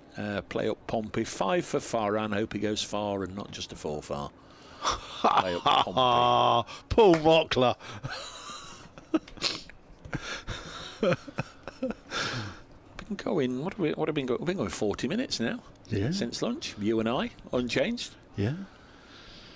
Uphill into the wind. 141 overs in the innings. Patterson White bowls nicely fielded off his own bowling by Conor McCur. Just Dan Worrell to come today. Jordan Clark out for 53. Cameron Steele for 7. Tom Laws for 11. Patterson White with one of those wickets. Bowls this just squeezed down towards third. There's not a lot of pace on it. Rob Lord should be able to cut it off, but they've already run 2. In fact, they'll come back for 3. That's good running. Rob Lord had a long way to go from backward point down to third man. They get their third for 88 for 8. I think we're expecting all your A-list celebrities, Dave. No, there was actually a red carpet outside the studio. No, they'll still be having their lunch and having getting suitably refreshed. No, but the second part of the day, I'm sure. Patterson White bowls. This is driven for another single down to long off.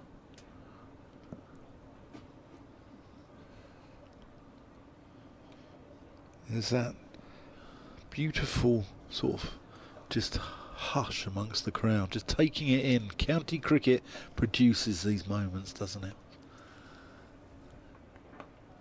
Again, McCur happy to defend.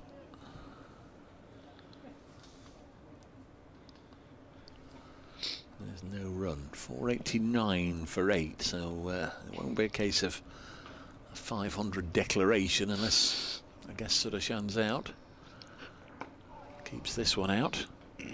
Does Conor McCur. He's got 14. Just quietly gone along, hasn't he, Conor McCur here? A couple of poor balls have been hammered to the rope. The rest of the time he's just kept things ticking along. In fact, he's made 14 out of a partnership of 25. Going to get more here. Maybe a couple will be cut off in the deep by Dane Schardendorf. And there are 2 more to McCur. He goes to 16, 491 for 8. Who's gone off? Is it Hutton? I can't see Hutton around. No, that's Brett, isn't it, in the And distance? the floppy. Yeah. Oh, yeah. I'll sort it out in a moment or two.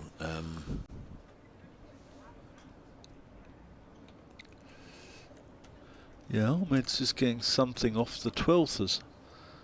46 overs he's got through. What a workload. More. We know the feeling though, don't we, Dave? Yeah, I do.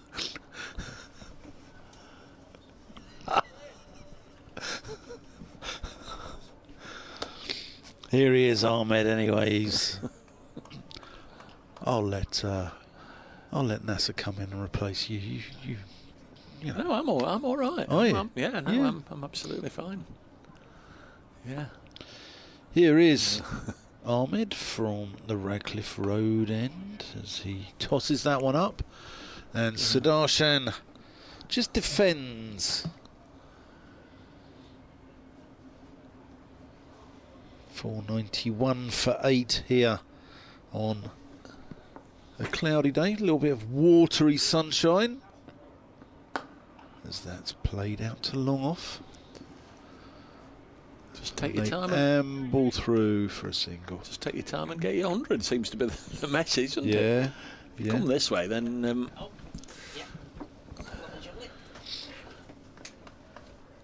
NASA can squeeze in on the end. I think he's finished his book. Yeah, just about. Yeah, I was just trying to work out who'd won the most championships. Ahmed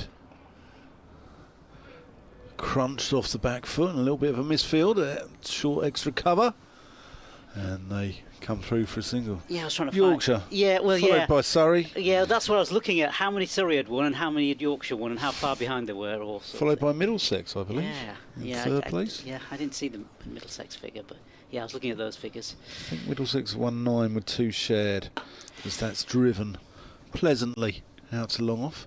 I think Yorkshire 33, Surrey 22, 23 perhaps. Is that right? Yeah, I was just going to flick through this again and I'll tell you very shortly. But it depends if you include, because they used to share them, exactly, didn't they? Yeah. Not's had a lot of those in the very early days of its existence. Was William Gunn, was he around then? That's defended. When was Gunn playing for Well, Nottingham? it's William Clark who was the founder of the ground here. He shacked up with Mary Chapman, who was the landlady in the Trent Bridge Inn behind us that's very handy. in 1835, and Very this was a meadow, an orchard. As that's defended into the onside.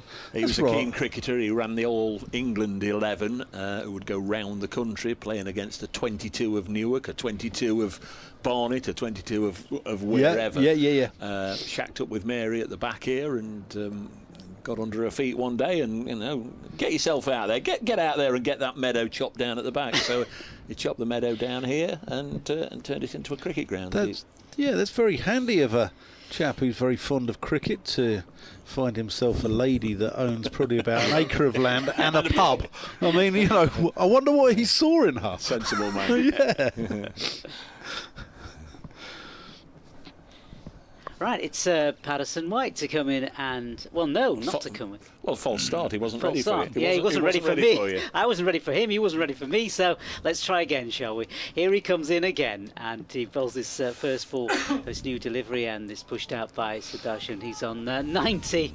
McCurr on the other side has made 17. Sorry, 49448. Yeah, it's just at the back there. It's getting a bit of a lull, I think. I don't know. Are they waiting for the 500 mark? Is that what it is? Drifting. No, It's they're drifting, isn't it? Let's find out. We'll find out soon enough. As Patterson White comes in again, this next one again just played out, trickles out. No, I don't see the sense in that. Just blocking. wearing out the pitch. Yeah. They're waiting for the pitch to wear, Dave. Yeah, well, we'll be here a week on Thursday then, if that's the case. Bit of sun, not much. Patterson White in again. This one played off his pads by Sudarshan, and they'll collect another single. The chances of a on Thursday. the chances of a 5 o'clock handshake on Sunday afternoon, I think, are increasing by the half hour here. Do you think so? I think so. Yeah. Yeah. I think this will be a draw. Yeah, so you got Hasib now in the slips as Patterson White in again. This next one again, push back to the bowler. No further runs. Well, I've said since about halfway through the afternoon session yesterday, this game is going to depend on how well Nottinghamshire bat. Yes. And we're just ambling along, aren't we? Yeah, Patterson White again. This one is pulled. That has not missed Have mid-wicket. Beautifully pulled, in fact, by by McCurr. I beg your pardon. I don't think mid-wicket saw that because that wasn't far away from him. Is that Lyndon James there? Yeah. I don't think he's seen that at all. It's like the old Peter Kay adverts for the for the brewery, wasn't it? Have it. Have it, yeah. There's a fielder there on the rope. But yeah, went nowhere near him, went for 4 runs. Yeah, just one short of 500 now, Surrey. As this next ball is... bowled. Yeah, played and kept out well by the batsman. Low. And that's the end of the over, in fact. It's 499 for 8. Surrey. Sudarshan is there on 91. And on the other side, McCurr is on 21. So what have you found in your Playfair? Oh, in my play, yeah, I was just What have looking. you found? So yeah, Surrey 32 titles. Sorry, beg your pardon. Yorkshire 32, Surrey 20, and both of them had one that was shared. Yeah. Just having a little look there on the live stream, some pictures of the distinguished guests here, former players, many of whom made it out onto the balconies, having a little look at the cricket. To bowl in the day, 48 overs. So we're halfway through the day. Yeah. We're halfway through the day. We're ahead of time. Yeah. And Notts have got an over 8 at the moment of +9 as well. I mean, it's just like it's been a curious couple of days as Ahmed comes in and Sudarshan defends. He's not in a hurry, is he? He's not in a hurry. Notts aren't in a hurry. Nobody's in a hurry this afternoon. No. What? Nottinghamshire, I mean, it's unlikely they're going to win this game from here, isn't it? And that draw would give them a bit of confidence. exactly, they want to draw. They want to get. They could get 450, as that's drilled firmly to Hasib Hamid. Yeah, they want 450. They're going to walk out of here with. What would they walk out of here with then? They'd get 7 and 8. They'd get 15 out of it, which I think they'd be happy with that. 14. So that's defended. Sorry, they got 1 point, haven't they? Yeah, sorry, I thought they got 6 before 110. Well, they got 5 wickets, didn't they? I think if they left here with 12 or 13 Yeah, points they'd with be a all draw, right. they'd. They'd be all right with I that. don't think they're. I think they need to get into a position where a win over Kent or Warwickshire in the last game would ensure survival. Yeah, defended there by Sudarshan. 160 balls he's been there now for his 91. Came in last night. Played some gorgeous shots. He's elegant. So that's pushed up to the bowler, a combination of Ahmed and Hasib Hamid. Yes, he's got an extra cover drive on him to die for, hasn't he? Yeah, left-handers sometimes have, though, haven't they? There's a prettiness about left-handers. As he comes in and bowls, and that's defended. A bit like the way William Clark saw his young lady who owned Trent Bridge and the pub over the road. Mary Chapman. Mary Chapman, that's her. She is the equivalent of a Sai Sudarshan cover drive. 499 for 8 here. Sudarshan 91. Conor McCurr 21. You're listening to Dave Bracegirdle. You're listening to Nasser Hanif and me, Dan Whiting, on BBC Radio Nottingham, BBC Radio London, and live on the Nottinghamshire stream. Just going to say, keeping an eye on some of the other games, Hampshire 389 in their first innings and Lancashire 54 for 1. So that's a game that I guess some Notts fans may be keeping their eye on.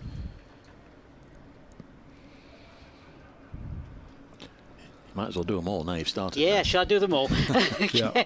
Kent 156, Warwickshire 379 for 5 in Division 1. Somerset 492, Durham 86 for 2. And what else have we got here? Worcestershire 266, Essex 201 for 4. And that is your lot in Division 1. Patterson White bowling to McCurr, who's nudged it onto the offside, no run. Next one is again pushed back to the bowler. 499 for 8 it remains. Patterson White to his 43rd over as well. Some colossal figures appearing. Oh, short and pulled away for 4 by Conor McCurr. That's the second time he's seized on a shortish delivery and pulled it through mid-wicket. Conor McCurr up to 25. That's the 500 up. 503 for 8. And still, Sai Shudarsan is 91 not out at the other end. He's not making any progress on getting his first 3-figure score at Trent Bridge. Are we just waiting for his century to happen and then they'll declare? Well, you'd imagine it won't happen before then, certainly. Lyndon James is now being dropped back from saving 1 mid-wicket out onto the fence, front of the Larwood and Vaux stand. Patterson White bowls and played with soft hands. Conor McCurr, both at the same end for a moment.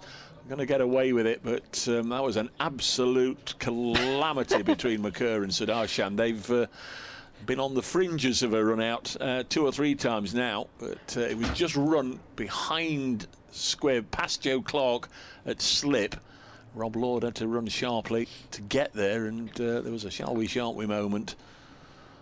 This is defended by McCurr.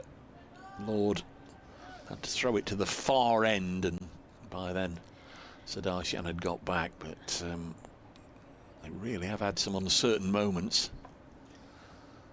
A real shame if they... I wonder if that's just down to what's been happening this afternoon, this lull in the game, and you just lose a bit of concentration and everything else that's going on. It'd be a real shame if the Indian was to be run out or something like that, shy of his 100, just be a complete mix-up. They're just having a chat now. 503 for 8. And Liam Patterson White, 43 overs, 3 maidens, 1 for 133. Farhan Ahmed, 48 overs, 6 maidens, 5 for 124. It's mind-boggling the number of overs that this pair of bowls. 91 between them. Let's do this. 91 overs, 9 maidens, 6 for 257. Yeah, it's going to be Farhan Ahmed now to bowl again. So he readies himself. A little skip before he comes in, and he bowls his first delivery, and this one's again comfortably pushed out by the batsman. Comfortably pushed out, and no further additions. 503 for 8 is the score for Surrey. I'm going to run you through some of the scores for Division 2 shortly, but let's do this after this delivery from Farhan Ahmed, the man with 5 wickets in this game so far. Let's see him bowl. He bowls. This one just played out in front of him by the batsman, by Sudarshan. No further additions. We'll run through those Division 2 scores shortly. Leicestershire 251 in reply. Glamorgan 258 for 4 in Division 2. Farhan Ahmed comes in again. This delivery pushed out again in front of him. No further runs there. Gloucester are 120. Well, Gloucester made 125. Northants 116 to 2. Of course, that game marred by other events. Issues around the pitch, of course. More on that later. Sussex 593 for 7. The leaders of Division 2, Derbyshire, yet to bat in that game. Derbyshire choosing to field. Discussion going on between the captain Hasim Hamid and the bowler Farhan Ahmed. Hasib Hamid, I beg your pardon, and Farhan Ahmed. Quite a detailed discussion between the two. Hamid now goes back to his fielding position, and it's Farhan Ahmed now in again very shortly. Yeah, readies himself, that little hop and the skip. In he comes. This delivery pushed out again comfortably by Sudarshan, and there's no further runs, no additions to the total. Just complete some of those scores for you. Yorkshire 567 for 6 in their game against Middlesex. And it's going to be Farhan Ahmed now to continue. And a couple of deliveries left in this over. This one again played out by Sudarshan, and he'll collect another single, taking him on to 92. McCurr's on the other side on 25. Surrey 504 for 8. Conor McCurr on 25. We just saw some pictures of some of the esteemed guests that are downstairs at the Nottinghamshire Past Players Day, and hopefully during the course of the afternoon we'll get one or two to pop up and say hello. And when I say the former Nottinghamshire players, we're going to try and entice up. First one through the door, lo and behold, it's a former Surrey legend, an absolute legend for Surrey cricket, Monty Lynch. How are you, fella? How are you doing? Fine, thank you. Good to see that the hospitality hasn't changed here. It's second to none. We've got a spinner on, Mont, and you know how quickly they go through the overs. We'll chat in a moment as Farhan Ahmed bowls and pushed in and, in fact, through the offside by Conor McCurr. 505 for 8. And again, they nearly had a mix-up. They come back for 2. I'll ask you about how your side's getting on in a moment, because they're piling on the runs here. But how's your day going? You've sort of, I won't say you've gate-crashed the Nottinghamshire day, because you are the honoured guest. You're the distinguished guest. But have you had a nice lunch here? Are you enjoying it? Oh, magnificent, as usual. Oh, they're having, sorry, they're having a drinks break here, so we can they're chat. Very hospitable here, and has always been, so I'm enjoying the day, yeah. Do you follow Surrey around, or is it just because of, you know, this particular game and there's people here that you know you've decided to come along to do? No, I've known Basher for a while, yeah. And I was chatting to him about golf the other day, and that's how I came to get the invite. I said, listen, I have family and friends up here, and I wouldn't mind coming up and having a game of golf with you. And he said the game is on and this day is going to be here and Surrey are playing. I don't follow the fixtures, so I don't know. I didn't even know that Surrey were here. But it's a pleasure being here.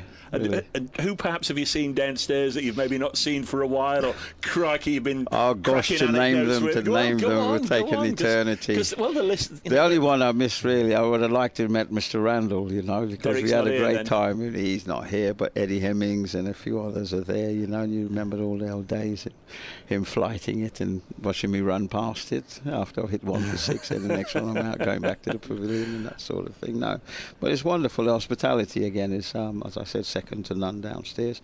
But it's nice to see Gregory, Mike and a few others down there. Darren Bicknell is down there, obviously an ex-Surrey player that you burgled from us. Is Ali Brown down there as well? Brownie's down there, yeah. Trent Bridge, have you been back since you stopped playing, or is this the first time in a while? No, I can't recall. Most of that I remember, I was downstairs there and I saw Mr. McGovern, I'd like to call John him. McGovern, great player. Yeah. And I remember coming here and we got invited to the match over there, and the opposition had scored. And I jumped up because I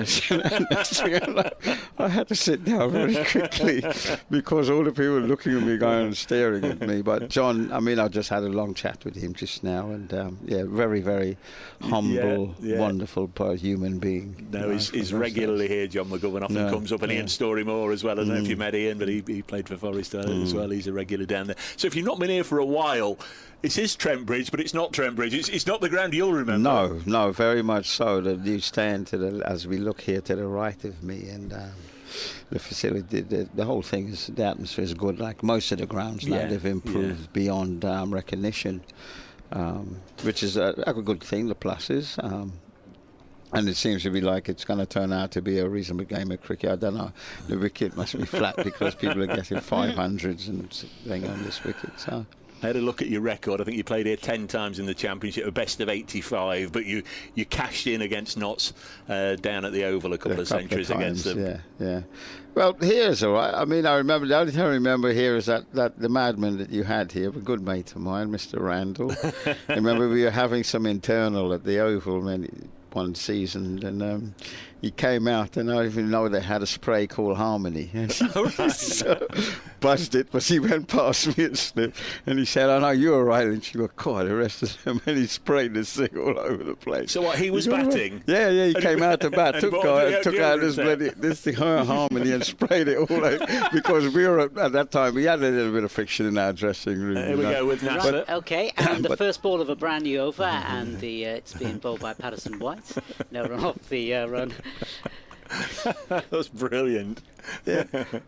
Yeah, Patterson White is being brought in to see if he can get another wicket. And this one is pulled by Sudarshan towards the boundary rope, and the batsman will go through for a single. Crikey, 506 for 8. It's piling it on, aren't they?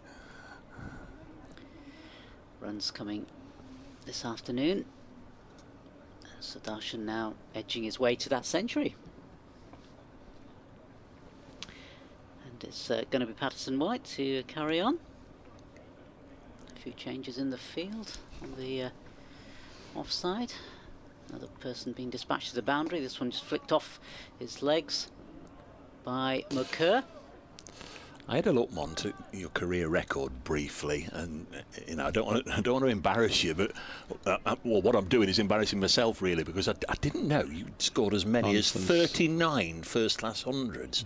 I mean, that is a colossal amount. I know you played for a year or two, but that is a colossal amount of first-class hundreds. Yeah, you're on air. Yeah. Well, the thing about that is that I was speaking to the gentleman at lunch there just now, and I played 270 something first class, without fixtures, without missing a game for Surrey, because I kept myself at a reasonable fitness level. Another single taken by Sudarshan. Yeah, and there's a lot of driving then as well, wasn't there, in the 3-day games, and then moving somewhere else for the Sunday matches. And the thought of it, you think Ontong had an accident or something. I'm surprised that many. That's the Glamorgan player, Rodney Ontong. Yeah, I'm surprised you didn't have many more. I remember us finishing a fixture at Hove once, and then from there we had to drive to Scarborough to play the next game. Good grief, it's ridiculous. The next morning, and that was quite trying. Myself and David Thomas, we stopped at one of the motorway cafes and had a sleep. Single taken, 511 for 8. Had a kip, and then woke up at about 6 o'clock, got to the hotel and prepared ourselves to go, checked in, and then went to the ground. Yeah. It's crazy, really, isn't it? I mean, they say these days they play too much cricket. I don't know what you make of somebody today who says 14 county championship matches is too many. The variety as well, you know. I mean, you had so many competitions that ran straight into the other, because the championship you played Friday, Sunday, Monday, Tuesday, and then you go Wednesday, Thursday, Friday, and that was quite trying. You know, especially when you have to finish, as I said, the distance you had to travel and get there in time to wake up the next morning and that. But listen, man, I wouldn't have swapped it. I wouldn't swap it for the world. It was something beautiful to have done all your life, to play sport for that long, for that length of time that I played as well, because I went to the Oval at age 16. 511 for 8. Farhan Ahmed's coming on to bowl. He's age 16. Monty, incredible. He's got a 5-wicket haul he bowls now, and it's defended. You came from Guyana as a young lad? Yeah, British Guyana. I came from Guyana, 71. And England wanted you. You played cricket for England. Was there anything ever nagging there, or wish the West Indies had come first? No. Ahmed bowls, and this is pushed down the ground. Anywhere for a you single. are, there'll always be politics around cricket. That's the thing. I came here, I was educated here. I came here at the age of 11, 12 and went to a riding school in Walton and Thames. And at the age of 16, Surrey signed me. Probably against my parents' wishes. My mother, she was thinking doctor, lawyer and that but I think it's too short. Dr. Lynch. So I was never going to do that. Ahmed bowls, and he's come down the track and hit a straight for Conor McCurr. He'll move on to 32, 516 for 8. Talking to Surrey legend Monty Lynch, who's was here as a guest of the club today, and that's the 50 partnership for his old boys. Sai Sudarshan, the Indian international, and Conor McCurr going along very nicely indeed. I think Monty, I was just going to ask Monty a question as well about African Caribbean heritage cricketers. We've seen, back in the day there was a lot more coming through. This seems to have slowed down. I know there's work being done on that, hasn't there? I mean, what's your sort of reading on that situation? Well, to begin with, the ACE initiative started myself and Lonsdale Skinner. So it's pushed into the offside. Opening bat, wicket keeper, Lonsdale Skinner. Yeah.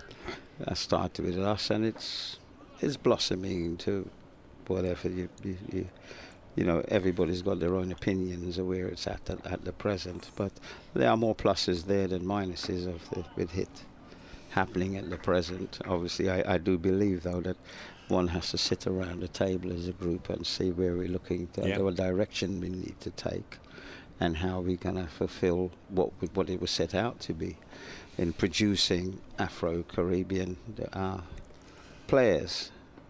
Ahmed bowls, goal! He's got him. Conor McCurr driving back, not quite at the pitch of the ball, and that's a good catch low down to his right from Farhan Ahmed. My word, he's had to work hard for his wickets. He deserves them. That's 50 overs he's bowled, 50 overs, and he's got his 6 for 132. A good caught and bowl. Conor McCurr out for 32. 5-1, 6 for 9. What about that? Yeah, good. Good effort. Obviously, there's a bit more flight. I think he might have took the pace off a bit and had the batsman stretching for it in the end, but. There's only one Good to come. hands. Not so nearly out of their misery. Did you ever field for a day and a half? Not too often. Not too often. No, I did it in the Caribbean once, and it was quite painful actually, because the sun down there is quite strong. And I played in a when Pakistan won the World Cup '92. I went to the World 11 there. Eddie was on that tour, actually, Eddie Hemmings. Ryan Canai took us. Got a 10 for? We went there to give him practice. He got there, and we had to field for 2.5 days. And the worst thing about it, when you're coming onto the ground, right, as you come out the players' area, that it was nice and thing. As you go back, the cracks got bigger and bigger on the ground, and they kept filling them with dirt. In Pakistan. No, this is Pakistan. We went to give Pakistan won the World Cup. I think it's '92. Yeah, 92. And we went there and we whopped them. It's myself, people like Guillaume Mendes, Roland Butcher, Collis King, Bishan Singh Bedi. Right. Yes, Rohan Kanai picked that team, and it was one of my first trip away, really. But it was an education to field for 2.5 days in Karachi. But, and they kept bringing you these lime water to drink, But it was a wonderful experience, and they went on to win it. Let's just see if Sai can get his century. Yeah, it's Patterson White. That first ball is pushed on to the offside, squarish, no runs on there. Yeah, Sudarshan is on 97, 3 short of a century, of course. We'll come back in a moment, Monty, near the end of that story. Let's just wait and see if he can get through this over where he's on 97. As he faces this next delivery from Patterson White, and this one pushed more towards the leg side. They're going to go through for a second, but no, they're going to stick with the single. So he's off strike at the moment, and 2.5 days in Pakistan. We've got Dan back in the back of the box. He's a bad man, he is, Monty. All I can advise you is to stay away from Dan. If he invites you for a little glass of something refreshing, just stay away from him. I found out to my cost yesterday. Patterson White. There's a few changes in the field, a few close-in fielders. So I saw Dan Worrell bat last year for one ball. He danced down the track, skied it straight up in the air, and that was that. He was done and dusted. But he's got to play a little bit more responsibly with his partner on 98. Yeah, he's facing, and this one outside the bat through to the wicket-keeper. No further additions. I don't think the non-striker would be happy if he does no, exactly. No. Yeah, it's Sudarshan on the other side, looking at him nervously. Keen to get his century, of course. Surrey 517 for 9. As in comes Patterson White. This next one played carefully and correctly by Worrell. And a few more fielders closer to the batsman, looking to get this wicket and close the innings. Surrey, as this next delivery just played out carefully. Just one more he's got to face. See if we can see this one safely through. And then Sudarshan will have the strike. So let's see what happens. So in he comes, Patterson White. This next ball just played out again in front of him, and that's the end of the over. Surrey 517 for 9. Got through the over there, Mont. Anyway, he's on 98, and of course we talked about Surrey and times against Notts as well.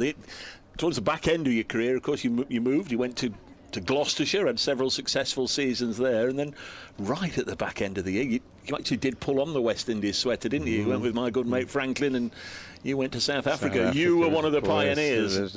When you say pioneers, they call us rebels. Well, I know. I presume you've read the book. Yeah. It's. I mean, for sometimes you have to make decisions in life. You know, the race card and that. I get too much in that. What has happened in the past has happened in the past. I understand.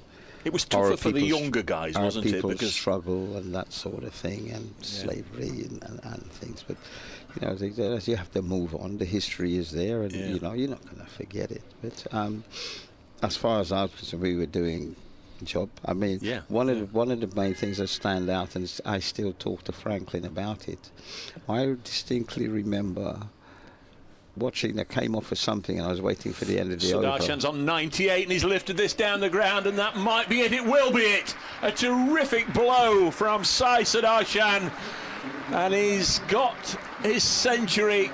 And a nice moment there where he just kissed the glove and raised his bat to the Surrey dressing room. They're all out on the balcony applauding him. That's a tremendous knock. He's been at the crease for almost 4 hours, 176 balls, 10 fours, and that's 6. What a way to get to your century. 523 for 9. That is a glorious innings and a lovely way to get to 3 figures. Yeah, well played. Here's Farhan Ahmed. Got 6 wickets to his name, single taken. Dan's back alongside me, listening in. Afternoon, Dave. Afternoon, Monty. I have actually been drinking with you in the past, Monty. First day of the World Test Championship last year, you turned up with Lonsdale Skinner. Okay, right. And we were in Tricia Garrard's guests in the committee room. We had a careful couple. Well, just to be sociable. Just to be silly sociable. Not to. I mean, the only time I went in that committee room, actually, in the early days, was to be fined. I said that the other day. My missus came on holiday, came to England for the first time, and we were in there. She said, "Oh, this is lovely, isn't it?" That the chairman was pampering her, and so I said, "It was the first time."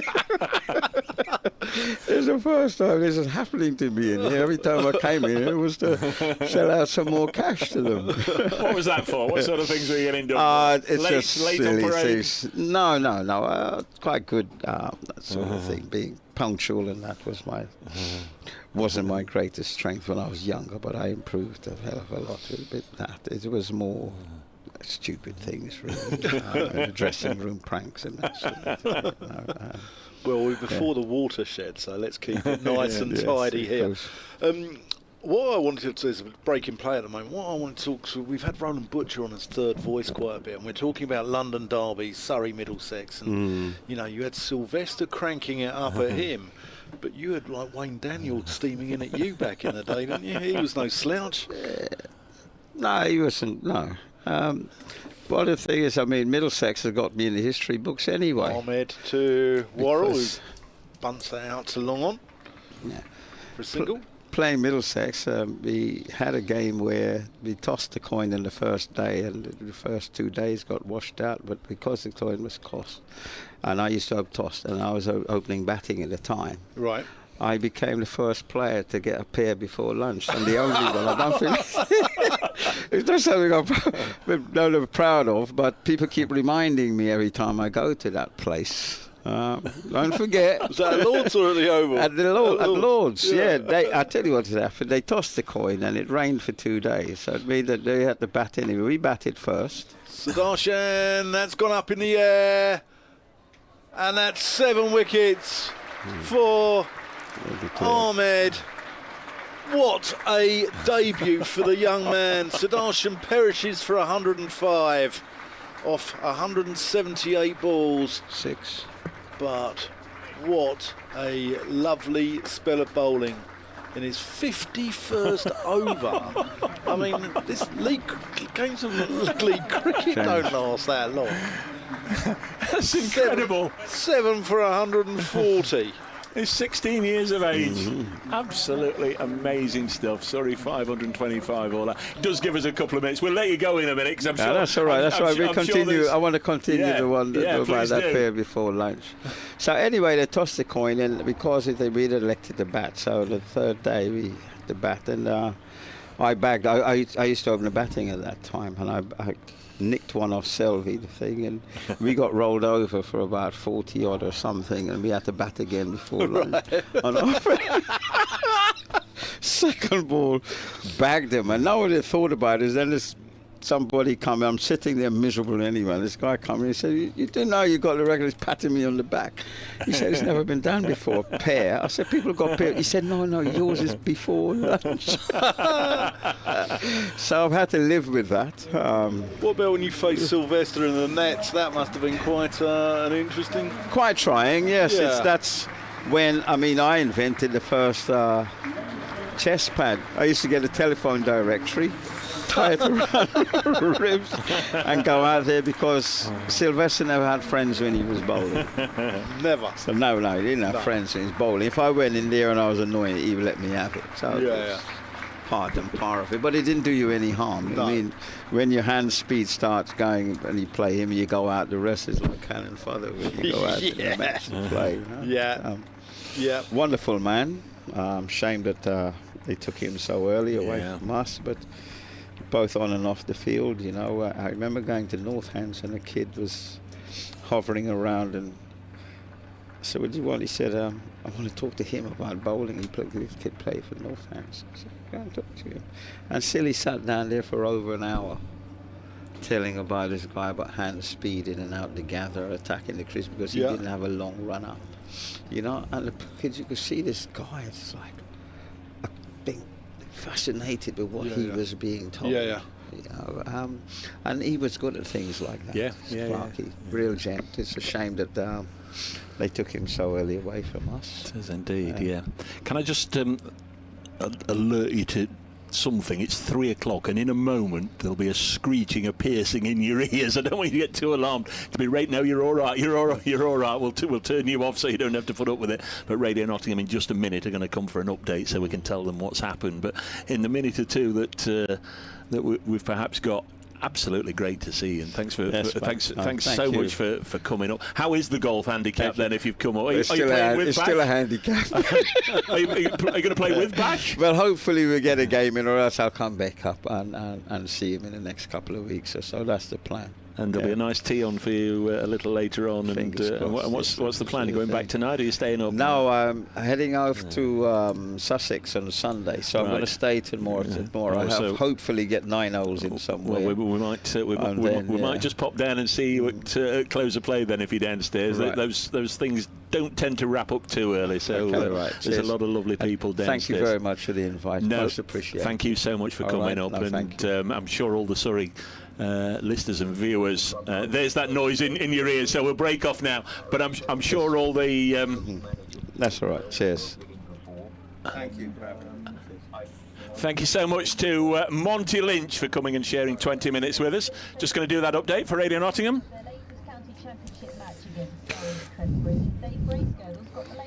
It's all over. Surrey 525 all out, so Notts have got to reply in kind when they bat in a moment. The last 2 wickets taken by 16-year-old Farhan Ahmed. Remember, he's on debut, finished with figures of 7 for 140. Surrey 525 all out. So there's the quick update. The players are just preparing to. They'll be back out in 2 or 3 minutes. Is what essentially we're trying to say. When the players return, so will we with the commentary.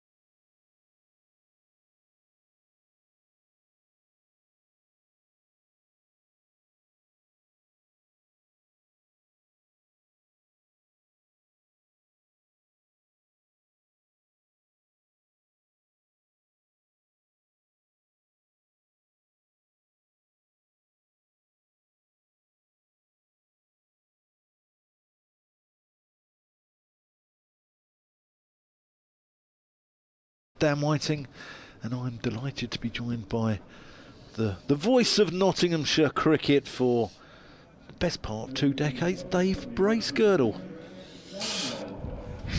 I'm on. I'm on. Thank you. What a joy that was, wasn't it, to chat to Monty? Yeah, he's a good man. Lovely to catch up with him. It's just nice that he has coincided his visit to Nottingham with a round of golf with Bashir Hassan, and can join in on the former Players' Day. So Asib Hamid is out there with Ben Slater opening the batting for Notts. We've got a lot of work ahead over the remaining 2.5 days of this match, but immediate concerns are to get through the next 7 overs and get to the tea break with all their wickets intact. Yeah, this is where the game starts now for me. This is what it's going to come down to, is how well Nottinghamshire bat. Dan Worrell in from the Radcliffe Road end, left alone by Hamid, and crashes into the gloves of Ben Folkes. Both averaging over 40. Asib Hamid this season, 48.75. He scored 780 runs, best of 247 not out here against Lancashire, 2 centuries and 150. Ben Slater at the other end, 657 runs at 41 apiece, a century and 4 50s for Ben Slater. See what they can do together. Worrell in, good carry through to Folkes. Just got a little bit, he's quicker than he looks, Dan Worrell. Little bit of extra nip. Good character. Good man to have in your dressing room, Dan Worrell. Now this is an interesting position. If you see where short leg is normally, he's gone into like a silly mid-on. And as Hamid covers up, I wonder if that is especially for Hamid, or if it's something that they think is something to do with the pitch. But normally that man in close there, who's Ryan Patel, would be a little squarer than that. A number of people getting in touch to offer their thanks to Monty for coming up, and also congratulating Farhan Ahmed. Russell Chapman, great to hear from Monty. Doesn't look any different from what I remember in 1980. Well, he had a big afro then. But that's short and pulled, and that's going to run away down towards the boundary. Jordan Clark's in pursuit. Is he going to cut it off just before the rope? Yes, he will. But Hamid comes through for 3, and the Nottinghamshire innings is underway. Richard Dawson, 3 o'clock on day 2 around the country. We've had 12 centuries and 197 so far, and he's gone on to talk about all the big scores in this round of matches, saying is the Kookaburra a good idea or not. Or, certainly the games at the beginning of the season didn't enjoy, and obviously this one it's going to be tough work for the bowlers. Julie James, phenomenal performance from Farhan Ahmed. Malcolm Upton, 50 overs for a 16-year-old. That's bordering on slave labour. Fair play, though, to the kid. Hector says 50 overs for a 16-year-old. Yeah, I mean, it's the sort of stuff that Victorian England did, you know, sticking kids to stick their hands around the back of machines that had cotton threads. Worrell, oh, that's close to that fielder. Was that in the air there? I don't think so. Was it not? So, no. Enjoyed your excitement, though. Mark the Mod at this rate is going to go on to be better than his big brother. Of course, is Rian, who's played for England. Dan, what a fantastic debut for Farhan. Justin, are there not limits on how many overs young players can bowl? I think there are for pace bowlers. Yeah, there are to for stop pace them bowlers. Developing. 50 overs for a 16-year-old spinner seems to be bordering on dangerous for long-term development. Thank you, Justin. Worrell in, good carry, end of the first over. Yeah, there are on seam bowlers. For his age at 16, he would only be allowed to bowl 7 overs in a league game if he was a seam bowler. Then he'd have to rest for 7 and then could bowl another 7. Andrew Parker. 7 from that end. Andrew Parker, are they the best figures for a Notts bowler on debut? I I haven't had the foresight to have a look whilst the game's going on, but certainly I think Matt Carter, was it 2015? Yeah, Matt Carter at Taunton in 2015. I think his 7 were a lot cheaper than that, Andrew. I'll have a look at that when I can. David, massive overreaction to the previous statement about being dangerous for his development. Is a spinner, and it was over 5 sessions, which is another fair point. Billy Wright says surprised Farhan can move after that shift. David says it outstanding, as here comes Jordan Clark round the wicket to Ben Slater. His first ball is defended. Mark Dev, Notts plus 12 on the over 8. Plus 12. How is that measured? Type me an answer if possible, because I'm in the pavilion. Well, no, I'm not. Let me send in messages, but it's they're plus 12 on where they should be at this stage of the innings. 4 without loss. Clark bowled him. 2 stumps out of the ground. He's not just bowled him, he's absolutely flattened those pegs, and Surrey have the early breakthrough. It's just taken the second delivery of the second over for Jordan Clark to send back Ben Slater for a single. Stumps everywhere. 4 for 1. That was spectacular. I think Jordan enjoyed that. Stumps akimbo, and Slater has to depart. It's a Yorker. Maybe it was a full toss, actually. He's just missed. He's just driven over the top of it. He's driven over the top of it, and how Surrey enjoyed that one. Yeah, got cleaned up last week at Durham. I seem to remember almost saying the same thing. Unfortunately, a couple of stumps out of the ground for Ben last week. Just the early wicket. Just the start. Notts didn't want though. Yeah, made 2 and second innings 53 against Durham last week. Yeah. Good to see you're getting in emails from Billy Wright there. He's talking about Hasib Hamid doing a decent shift. You didn't do too badly yourself, Billy, with 100 caps for England. And married too? The Beverley sister. And where are they from? Where are the Beverley sisters from? I don't know. Was it Beverley? Barnet. Oh, right. No, it was. And what were the names? Doris. I'll keep going till I beat him on one.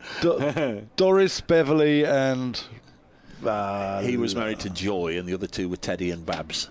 Oh, very good. There we are. Anyhow, Freddie McCann has made it out to the middle in his second county championship game.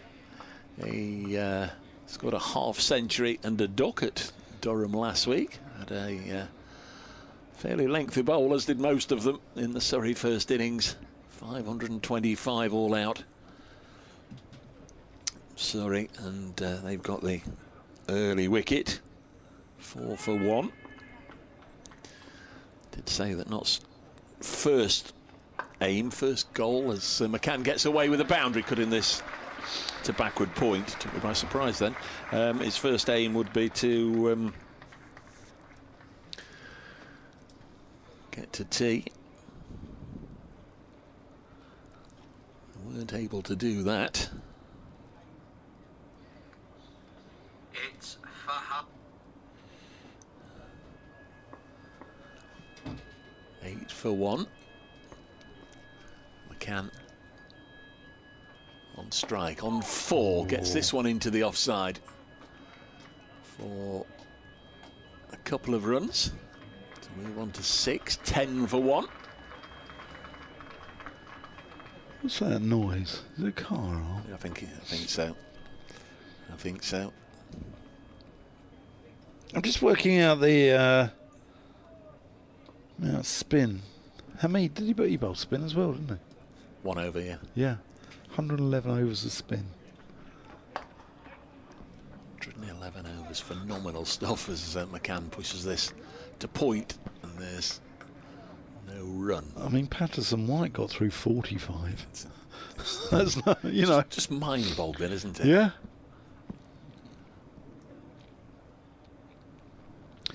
Meanwhile here though, Jordan Clark looking to make inroads. Comes round the wicket again. This is played with soft hands, with an open face, just guided away for a couple of runs down towards third. So Freddie McCann's got up and running. The start of an over, not losing Ben Slater. 12 for 1 after 2. 5 overs to go until the tea break.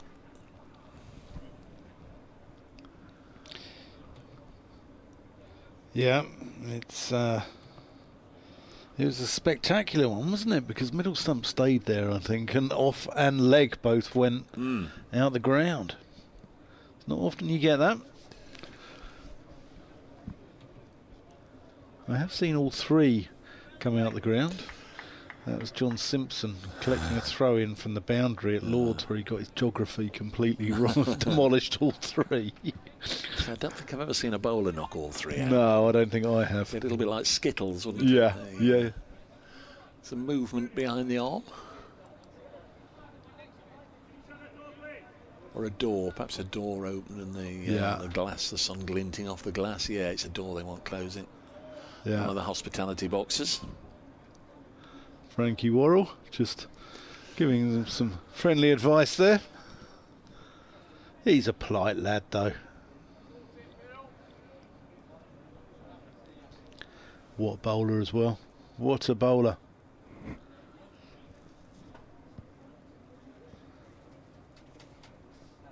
Top man, came from Gloucestershire a few years ago. 33-year-old. In he comes. Hamid plays that one pleasantly out into the onside.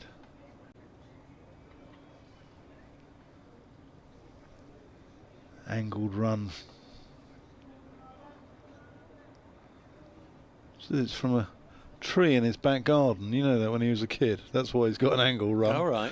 Otherwise he said he'd have had to bowl leg spin, but if he had an angled run he could run around the tree. I remember something similar in club cricket in Devon back in the 80s. There's a bloke who sort of jumped because he was in his back garden, as you say. He was jumping over a log and then he had to swerve around the washing line. So Here is Worrell to McCann. Yeah, Worrell with 361 first-class wickets in less than 100 games. It's a very good raid, isn't it? Yeah. Averaging career average of 25.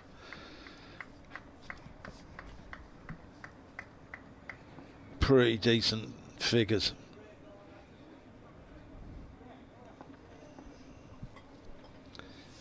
And he comes with his orange boots, a bit like Brett Hutton. They look like who are the red-soled shoes? Christian Louboutin, aren't they? The red-soled shoes, and wonder if Brett Hutton and Dan Worrell have got Christian Louboutin cricket boots on. Other brands of high-fashion cricket boots are available, of course. Goes through phases, doesn't it? The cricket boots. Yeah. We had a spell. Everybody had sort of an orange heel, and I think they were cut back on by the ECB. There was only a limited amount of. In percentage terms, you could only have so much colouring on your white footwear. Here is Worrell in. Hamid covers up and pushes it out to gully. Fine pair of Winnet Worcesters were always de rigueur amongst the club cricketers back in my day. The only problem with those is they were a cheap boot. That the heel, the sole used to come away at the heel. So by sort of late August, early September, having bought them at the beginning of the season, you go chasing one to the boundary and it'd be like, Leicester City gave away those clappers out on the yeah, you'd be flapping away chasing a ball to the boundary. Here's Worrell to Hamid. He's got close to feathering that through to Folkes. Full shot, just came onto him a little bit quicker, perhaps too close to the body to try and force through the offside. But Nottinghamshire don't need to be playing these extravagant shots. I think they're probably quite wise just to have a little look.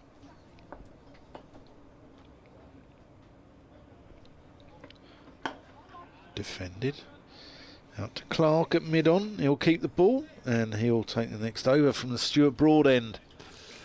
Yeah, day's finishing weather-wise. Not that we're anywhere near the finish yet, but it's like it was when we started this morning, wasn't it? We did have a couple of hours in the middle of fairly heavy cloud cover, but again, it's all just drifted away, and we've got predominantly blue skies over Trent Bridge.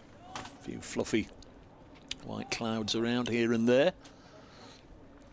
14 for 1 after the first 3 eventful overs of the Nottinghamshire response.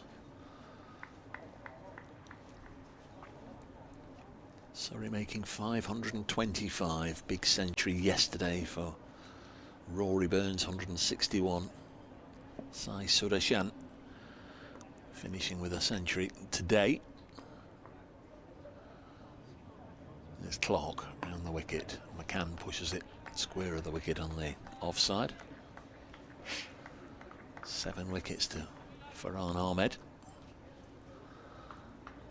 For Notts, the 16-year-old, one of 3 debutants.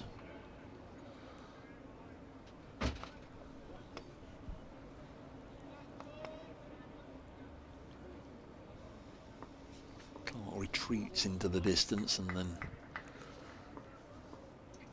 turns, accelerating as he does so wide the off stump. McCann, because he's playing his home debut for Notts in the Championship. Played last week at the Riverside. Lets this go through to the keeper. 14 for 1.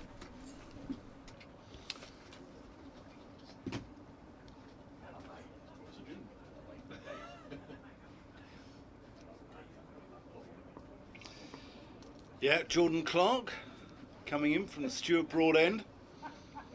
Bowling to McCann, who gets up onto his toes and defends that into your side. I'm going to make a way because they've got some special guests, but part of their duties are to keep my scorebook up to date.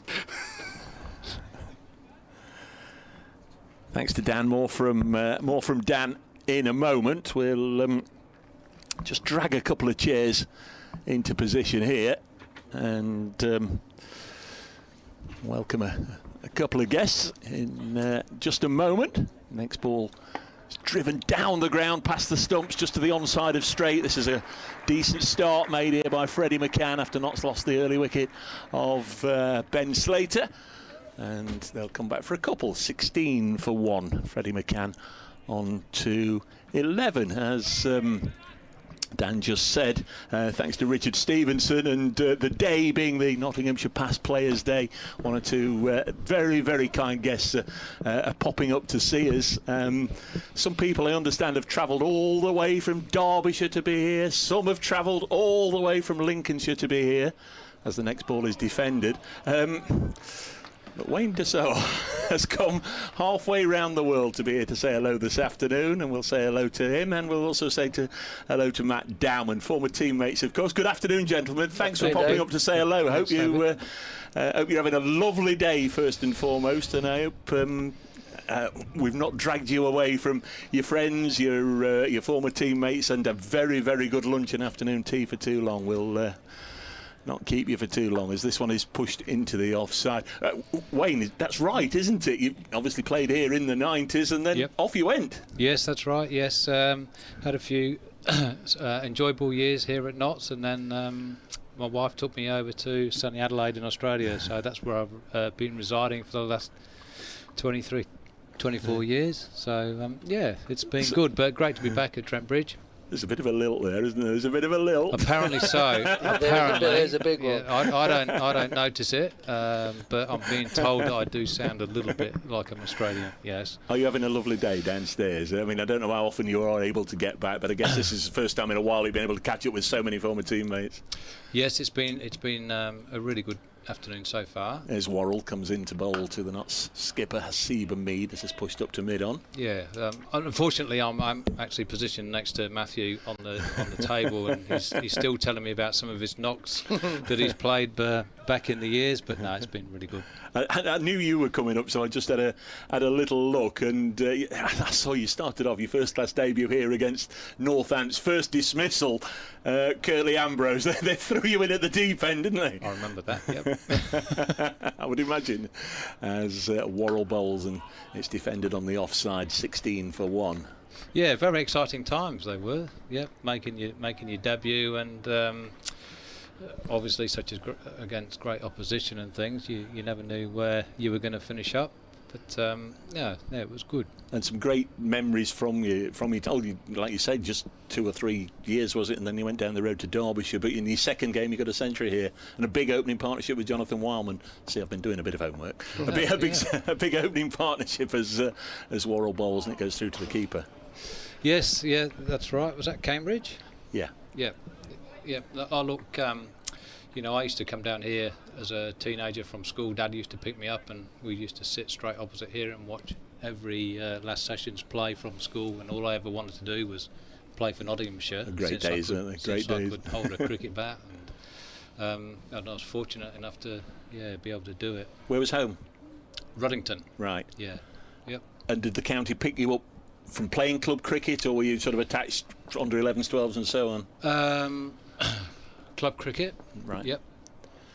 Here's Worrell, short down the leg side. Hamid's taken on the pull, doesn't get anything on it. Decent stop by the keeper down the leg side. And who was that for? Yes, I played for Notts Unity. Oh, right, of course. And then sort of played under 15s and upwards from there, and then got picked up by Ken Taylor, the manager of the past, who offered me my first contract here, and things went from there. So you've been Tim Robinson's team when you first got in? When I first started playing? Yeah. There's Worrell bowls and cut away nicely by Hamid. The Notts skipper strong there off the back foot, gets a boundary, the unprotected third man area. And it's away for 4, 20 for 1. Matt, follow you on the old social media. There's very often pictures of Loughborough University, yes. where you at. Welcome first and foremost. Thanks, hope you're enjoying your day. Yeah, it's great. It's the third year on the trot. Yeah. I've been having when Richard first contacted a few people about trying to sort of rejig this event, and sort of getting a few of our guys of our sort of generation here.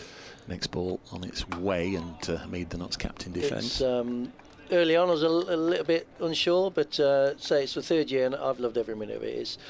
It's like Wayne said, you're bumping into people who you still have close ties with, who the local guys, and you're sometimes bumping into people you've not seen for 20 odd years. Yeah. And I'm the same as Wayne. I love this place.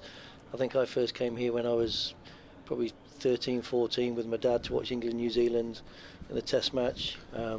Fell in love with the place from that point onwards, and spent many great years here. Gets in your blood, doesn't it? It does. Yeah, I drive past it every day on the way in and out of work, so it's fond memories. I think I played one charity match here about 2000, and that in itself for me is is a lifetime high, as this is cut away by McCann for 4 runs. Another local lad doing good at the moment. Nice shot from McCann, but for you guys to have played out there, I mean, it's wonderful just to walk on. It's like walking on a new carpet with soft underlay. It's beautiful to walk on the outfield, but to play on there, what a great feeling for you lads.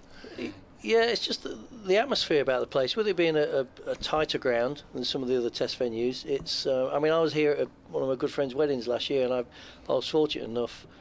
Next ball is pushed. I was fortunate enough at the end of the. Not at the end of the day, but I walked out and brought my son out, and we stood out on the square, and I got some pictures from that, and I think it was probably more enjoyable and exciting for myself than he realised at the time. But it's. I love the place. It's a great place, and these events that Richard set up just add to that. He's doing a great job, Richard Stevenson, as McCann, a little push and run. He'll call Hamid through. 25 for 1. Tee's only a couple of overs or so away, so I'm conscious of the fact that we won't keep you guys for too long. I don't know, you've perhaps only just finished lunch. I don't know. Are there people downstairs that you've not seen for a while and you caught up with today? Obviously you don't catch up with Wayne every day, I'm sure. No, well we keep in contact quite regularly, but I'm trying to think of anyone in particular today who I've not seen for a while. I think most of the guys who are here today were here last year. I mean, Michael Fieldbus was probably one of the biggest turn-ups last year. He'd literally not set foot on this ground after the day he left. So that's... Next ball is into the thigh pad of Hamid. Drops on the leg side, no run. So I don't think Mousy had been here since like 95. Crikey. And it's amazing. He hasn't changed. But no, I think a lot of the guys this year have been the last couple of years. So, but even so, it's just great to sort of sit and chat with him and talk nonsense and sort of reminisce quite a bit. 25 for 1, couple of balls left in this 6th over. Notts captain Hamid turns this on the leg side, no run. And you're working what with the grounds team at Loughborough, head groundsman? Yeah, so there's about 6 of us. There's 3 sites at the university. There's the main ground, Hazelgrave. There's the Brockington ground, and then there's the ECB outdoor training facility, which is my main area, which has like 32 grass pitches, because obviously the ECB Performance Centre is based there. So I've been there since 2019 now. Thoroughly enjoy it. 25 for 1. Hamid will block this one, end of the over. I was down there for a month or so now when Notts County played a pre-season game against Wycombe Wanderers, and I went down for that one, a behind the closed doors jobby, and they let me in on the gate and just keep going, and I went round and round and round looking for signs. I mean, they were playing on, I don't know what you'd know, pitch C or something, and try and find pitch C on there. It's not a small place, is it? It's massive. But I'll tell you, you go to uni there? Did you no, go there? I went to school there. Went to school there, but it's vast and it's getting bigger and bigger. Yeah, no, it's fabulous. Yeah, it's an amazing sporting facility. I mean, obviously we're not the only ones there with the cricket, but it's good fun. It's hard work, but it's fun. Will Jacks is coming on to bowl the final over before tea. I learnt today that his nickname is Basement. Basement Jacks. I mean, good group. That's all, well, I was going to say that's all I know. There is a musical artiste. Wayne, you're doing what? Physiotherapy? I'm a physio in Australia, yes. So when I finished playing cricket over here, I went back to study at the University of Nottingham and graduated as a physio and then moved to Australia. Working with the general public, if we can call them that, or with sports teams in particular, as Basement, wearing number 9, is halted in his tracks. I won't call him that again. It's Freddie McCann just backed away, 25 for 1. And the next ball is finding the outside edge. There's a little bit of turn there, comes off McCann, just pushing at it, the outside portion of the bat. They'll come back for 3, and that's going to encourage Surrey and their spinners. 28 for 1. Yeah, so general public, I've worked with a couple of sports teams since I've been over there, cricket and AFL football. So yeah, that's going well. I've got my own business now as a physio. I've got a little private practice. And you get back off and come back often? Is family and friends still here? Or? Yeah, family and friends are still here. Probably not as often as I'd like to. I was back about 5 years ago, just before COVID happened. And we've got this invite to come back for this afternoon, so managed to convince just all tied in nicely. Yeah, I thought it'd be a good idea, and put my case forward, and she agreed with me. I hope you have a really lovely day. Short leg and a leg slip in there, and a conventional slip, but it's too short, and Hamid will wristily whip it out onto the leg side. He'll only get a single. 29 for 1. We're moments away from the tea interval. A couple of stars of the 90s Notts side. There's all different eras, aren't there, downstairs? Wayne Dessau and Matt Dowman with us here. You were a child prodigy, weren't you, Matt? You were England under 19's golden boy. Yeah, it all happened pretty fast and pretty quick. This is down the leg side, defended by McCann. Yeah, I mean, it was great to be involved in. It sort of had its big ups and quite a few downs, that journey after that happened. Was it a double 100 against the West Indies? And was it Chanderpaul got one as well? Yep. So that's pushed back to the bowler. I can't remember what I had for breakfast, but there's things like that. Yeah, no, with the first test here, this is 1993, we just toured India in the winter, and that had gone personally really well. And then we had the first test here in Shiv. It was here on this ground, was it? No, Shiv's double 100 was here. He got 205, I think it was here. We then went down to Hove, and then I had a good day and a half out, and so I got the 267. But from that point onwards, it became quite a sticking point for a lot of people. This one turns away from Freddie McCann. Forever reminded of it.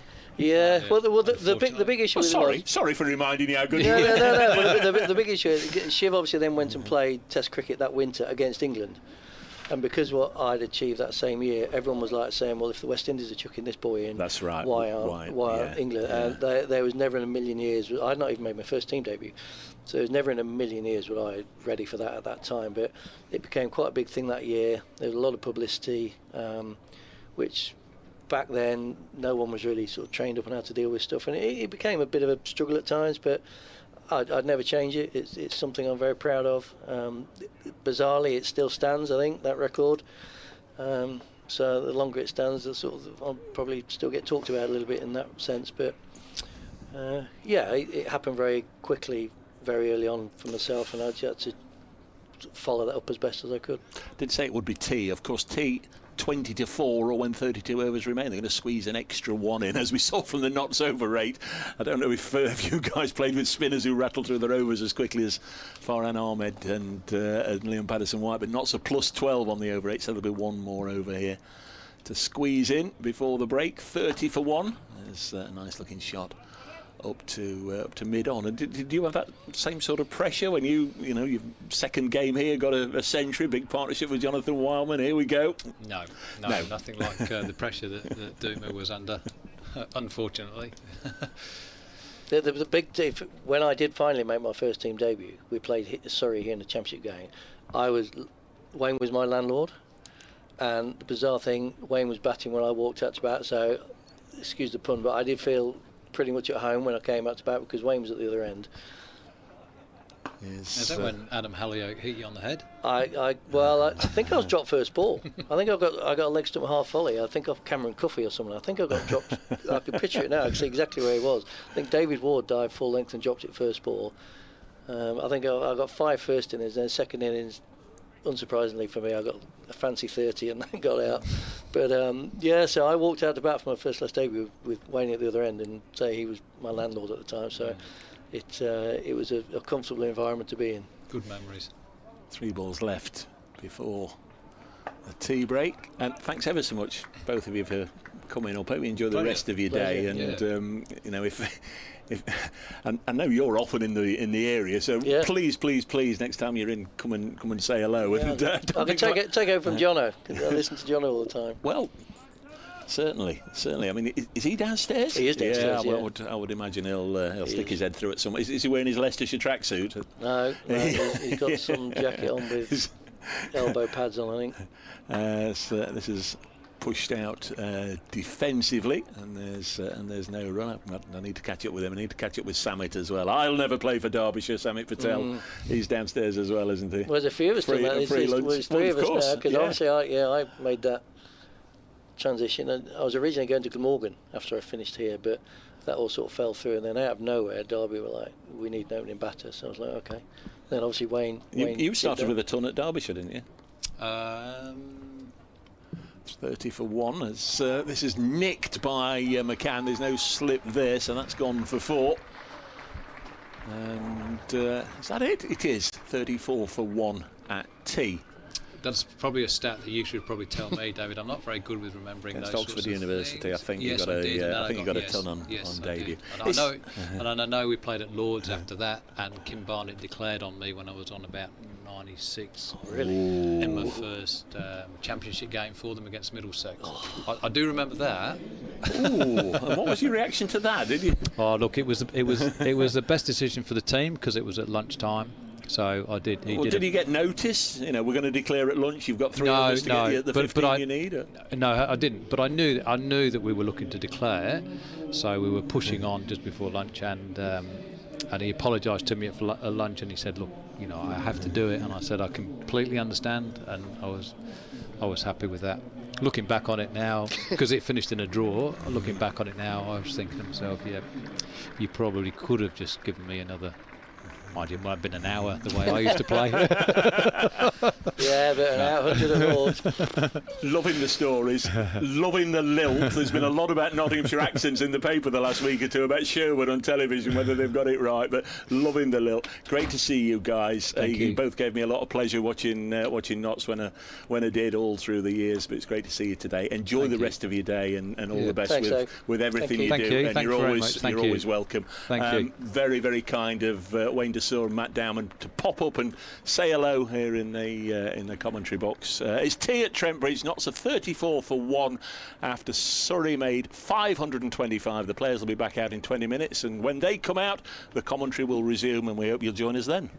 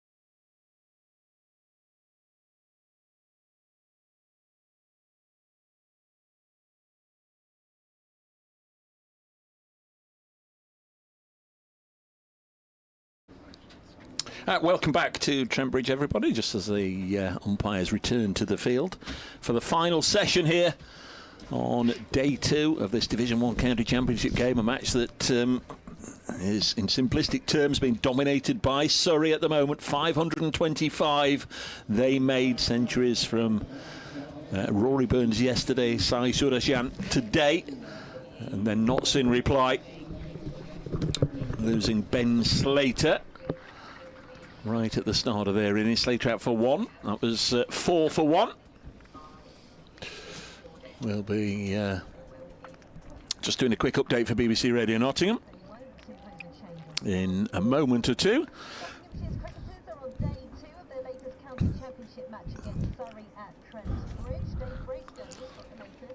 Where the players are just returning to the field after tea. Surrey making a whopping 525 with 7 wickets for the 16-year-old Farhan Ahmed. And then Notts lost Ben Slater right at the start of their reply. They're 34 for 1 going into this session.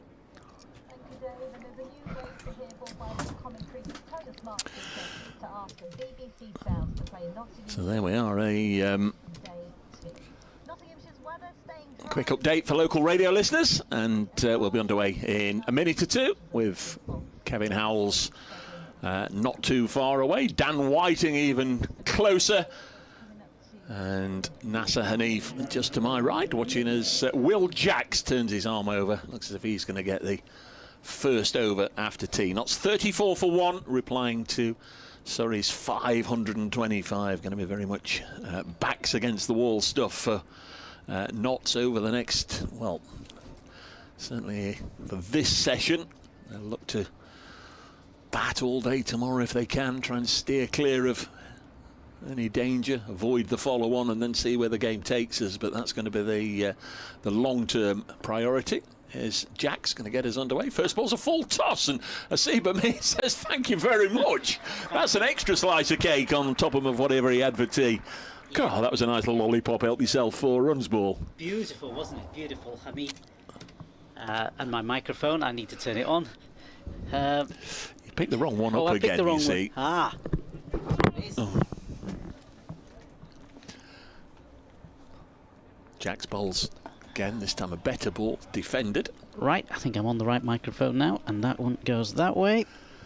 38 for 1 is the score. Put that one there. Real lollipop delivery to begin the session. There's Jack's. This is better, defended on the leg side by Asiba Mead. Have you been sconing? I haven't actually. No, not been sconing. Slightly smaller scone than yesterday, so I'm tempted. We'll see.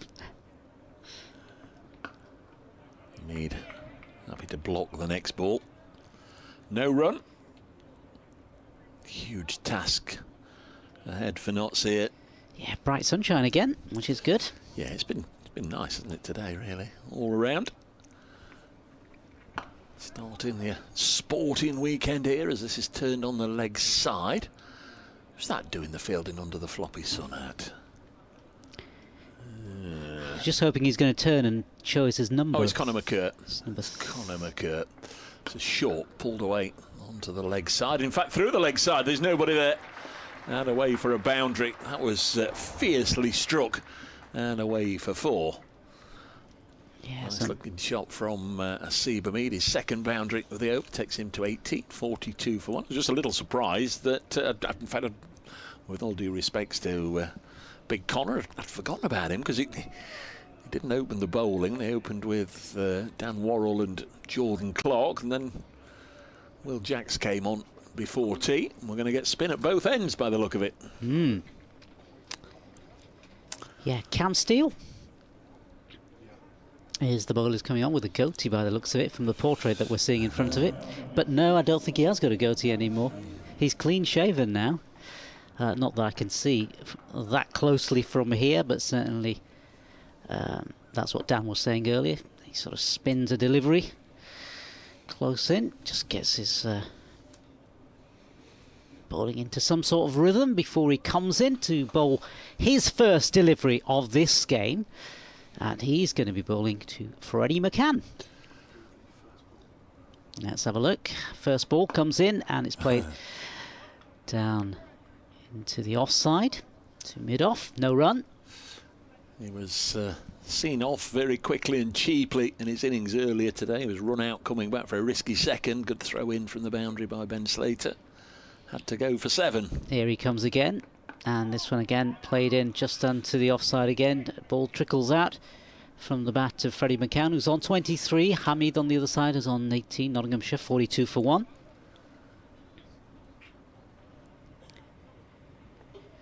And they'll be looking to put on to a good stand together, these two batsmen at the crease. This next ball is punched leg side, just beating the close-in fielder, bouncing over the top of him. And there's going to be no further additions to the score.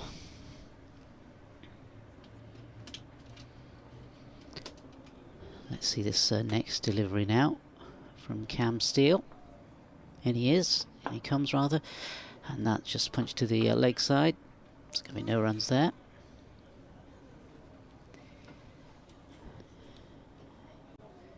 Let's see, Freddie McCann faces again. In comes Steele. And this one again. Oohs and ahs from the close-in fielders. But yeah, question of playing time now. Certainly the start of this Nottinghamshire innings. And he comes again. This next delivery is flicked down the leg side. In fact, it's going to go all the way for 4 runs. And 4 runs there off the bat of McCann. So a good looking shot. As Nottinghamshire move on to 46 for 1 at the end of the over. Hasib Hamid has made 18. Freddie McCann has made 27. Yeah, start of the session, runs coming quite freely for this pair. Elsewhere in the Test match, England very much on top at Lords against Sri Lanka. England 427, Sri Lanka 136 for 7. Couple of wickets for Ollie Stone in that one. Division 1, Durham at Taunton 158 for 5 now. Replying to Somerset's 492 as Will Jacks comes in to bowl his office, and Hasib Hamid lunging forward blocks it at Edgbaston. We're already into the 3rd innings of that match, and Kent already a wicket down there. 9 for 1. Batting for a second time, trailing Warwickshire by 255. Jacks bowls and Hamid squirts it away for a leg side single. Warwickshire earlier were 420 all out in their first innings. At Chelmsford, Essex forged a lead over Worcestershire of 9 at the moment. Worcestershire 266, Essex 275 for 7. At Old Trafford, Hampshire made 389 in their first innings. Lancashire 107 for 3 in reply. McCann, the left-hander, is on strike, so Jacks goes round the wicket to him and just floats that one up. Nice flight. Took pace off it. Division 2 at Cardiff. Glamorgan with a healthy lead already. They're 318 for 5. They bowled Leicestershire out for 251.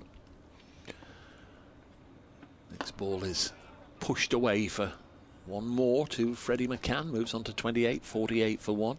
At Headingley, Yorkshire declared their first innings closed on 601 for 6. Middlesex beginning with their openers intact, 55 without loss, early stages there. Sussex also topped 600, 607 for 8 before declaring, as Hamid is very close to being bowled there. He just took half a pace back to try and cut it, the ball turning into him from the off spinner, and Hamid missing the ball. It was very close to off stump. Alarms. Jack's in again to him. This time he gets the forward plunge going nicely. Lunge rather than a plunge, I suppose. 48 for 1 at the end of the over. Derbyshire 61 for 4, replying to that Sussex score of over 600. That's all the scores as they stand at the moment. Everything you need to know on the BBC Sport website and app. I guess Hamid taking the action of going forward to delivery after he'd been beaten off the back foot, and taking a more proactive approach. See if you can meet the spin full on. A conversation now going on between the umpire and a couple of the players from Surrey. Yes, every chance, unless there's a lot of laborious time wasting. There's every chance that, again, we're going to finish at 6 o'clock. Remember, we went to tea on time at 20 to 4, and we were already 1 over ahead then, so only 31 overs need to be bowled in this session. And it's Cam Steele again, first ball, new over. This one punched leg side, no run. Former Durham player, Cam Steele, born in America.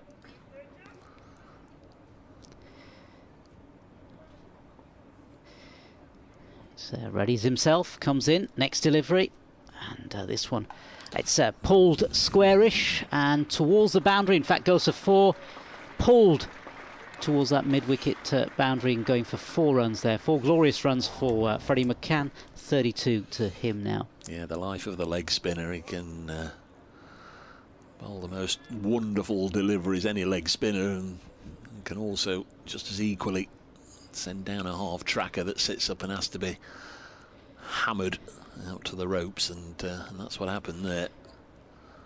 Hit me ball, and it was hit by Freddie McCann.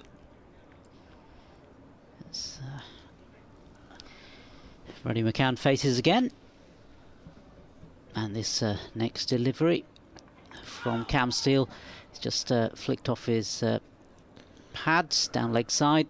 They'll collect a single. Rory Burns, the skipper, the floppy sun hat chasing after it. Notts really need to get to stumps today with just maybe no more than 2 wickets down. If they can get through this session, say 120 for 1, something like that, I think that would be acceptable.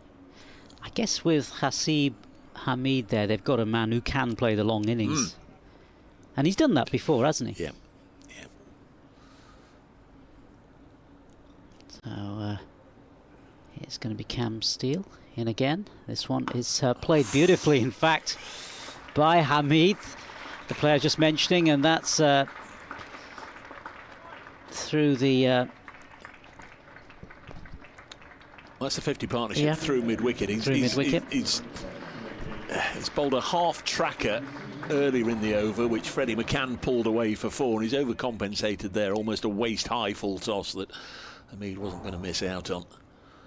4 glorious runs as this next delivery is left by Hasib Hamid, goes through to the wicket-keeper.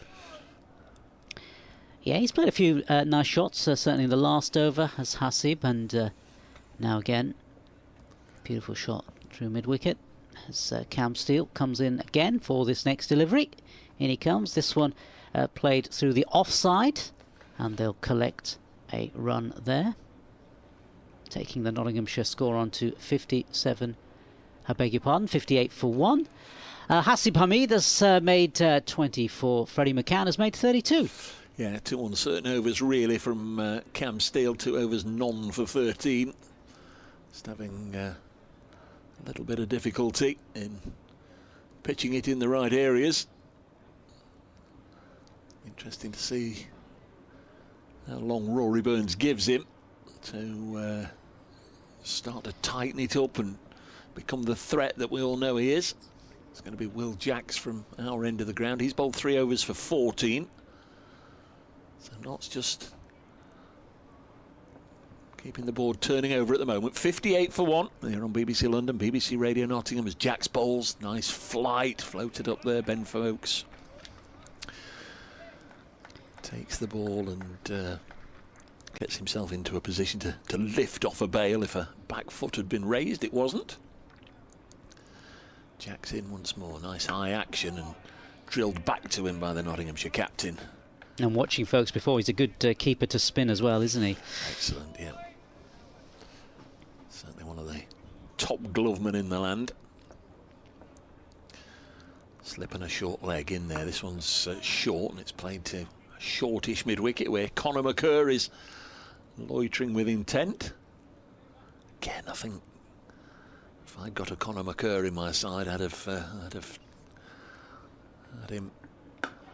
Whilst the ball was new and hard, this is pushed up to mid-off. They scamper through for a single.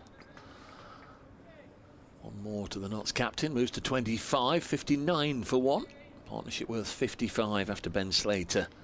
That is, I was going to say stumps rearranged. A couple were actually knocked out of the ground. Jordan Clark bowling to him round the wicket. There's Jacks to Freddie McCann. Little push into the covers. Kerr again doing the fielding. Change in the field. The short leg has now gone over. Close in at silly point position.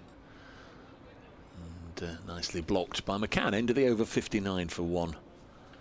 Here's the score on the second day of this county championship match. We'll be back in the morning from 11 o'clock. Oasis morning. Oasis morning, yeah, when the tickets go on sale, don't they? Yeah, the tickets go on sale.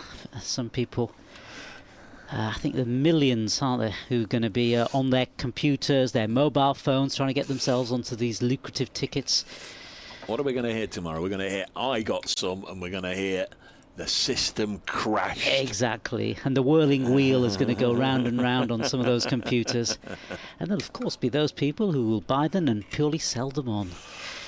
You know, we don't to prove. No, but it happens. Unfortunately, that's the way of the world. It's Cam Steele who's going to be bowling this next over. He's going to be coming in to bowl to Hasib Hamid, the Nottinghamshire skipper. And in comes Cam Steele, first ball, and this one through the covers. And in fact, it didn't go through the covers, it's fielded beautifully. Good stop. Yeah, good stop. Attempted to go through the covers with that shot, looked good. Will Jacks diving full length. In comes Cam Steele again. This next delivery is leg sides, and again, the leg side fielder there in the mid-wicket area, picking the ball cleanly. So twice he's tried to pierce that field, once on the leg side, once on the offside. Yeah, that was Dom Sibley that time. And in comes Cam Steele again, and this next delivery is carefully played down into the sort of gully area. Fox Road stand is a real sun trap at the moment. They're certainly getting the warmth of the day over there, looking straight into the sunshine. Cam Steele, and again this one is played down past through the onside, past the bowler, no run there, picked up by the fielder at mid-on.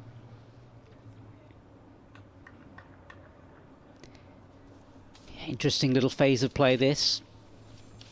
As Hasib Hamid faces again to Cam Steele. This one again played through the covers and picked up by the fielder again. He's not been able to pierce through any of these fielders. This bat now in the air. So is there a warning to the umpire? Certainly going out to the middle of it. He's signalling something. Let's have a little look. Just telling to get off his land. Yeah, get off the middle of the pitch. As in comes Cam Steele again. This time Hasib Hamid punches, and this time he punches through the offside. It's ball going through to the boundary. They'll pick up a couple of singles and a couple of runs there to Hasib Hamid, and that is in fact the end of the over. Nottinghamshire 61 for 1, Freddie McCann 32, Hasib Hamid 27. It's a little fortunate in that over there, Cam Steele, just to go for those 2 runs at the end of the over. There were 1 or 2 balls that again were just a little short and were pulled straight to the fielder, no runs, but might be given an extended bowl by Rory Burns. 61 for 1. There's going to be Jacks to continue from this end, the Radcliffe Road end. Ground, as always, looking an absolute picture, but like all cricket grounds when the sun's out, just looks so much better. Jacks to bowl to Freddie McCann, who's on 32, leans forward and pushes this to the offside. Kerr doing the fielding again, no run. It looks like the batsman have made an intention to actually play the spinners on the front foot. Jacks down the leg side, paddled away by McCann. Should go for 4. If it doesn't, they could run 6. But it has gone for 4. It was paddled away fine, and there was nobody in any great urgency to go after it. I think they all knew better than me that there was enough off the face of the McCann bat for it to always reach the rope. And Freddie McCann on to 36, a nice little paddle away there, knew where the gap was and picked his spot. Just had to wait for the line of the ball.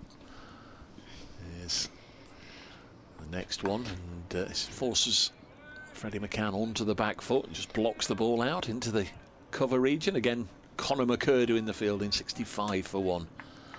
The Nottinghamshire score. Match dominated by the spin bowlers in terms of the bowlers. This one just a little bit of turn through into the gloves of Folkes away from McCann. But Surrey racking up a huge score, 525. 3 batting bonus points, not only 1 bowling point. So the next one is played straight back to Will Jacks.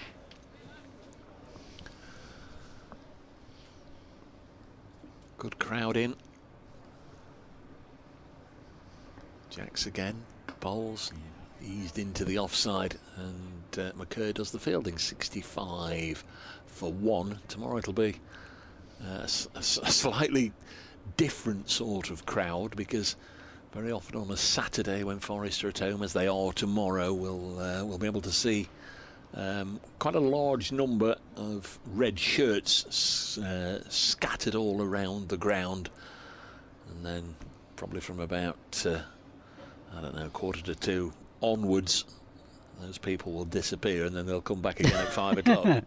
We'll hear all the noise tomorrow afternoon. Dan Worrell is going to get a second spell before Conor McCurr's had his first one. Worrell switching ends. Let's see how he gets on. We'll find out very shortly. See if he can get further inroads into this, or make further inroads into this Nottinghamshire batting lineup. Hamid is the batsman who's going to be facing.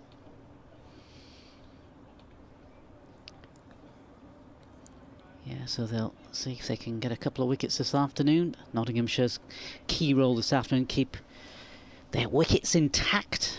As Dave said earlier, if they could close the day with just a loss of perhaps 1, maybe 2, but certainly no more than that.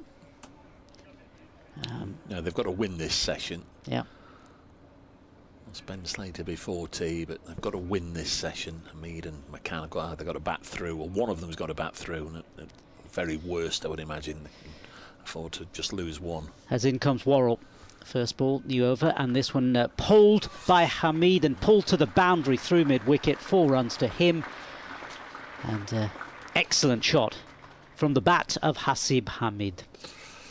Don't think the Surrey coaching staff will be overjoyed at the moment at some of these deliveries. It's been a lot of loose stuff. There's only 3 overs from Cam Steele for 15 runs. Here comes Worrell again. Hamid facing, and this one played more correctly, and no run. As we said in that last over, he bowled a couple of balls that were bordering on long hop territory. They were straight at fielders. It could have been even worse, but Steele out of the attack. Dan Worrell, his first 3 overs went for 10 runs. He's conceded a boundary at the start of this, his 4th over. As Worrell comes in again. Here he is, bowls past the umpire, and this one through to the keeper.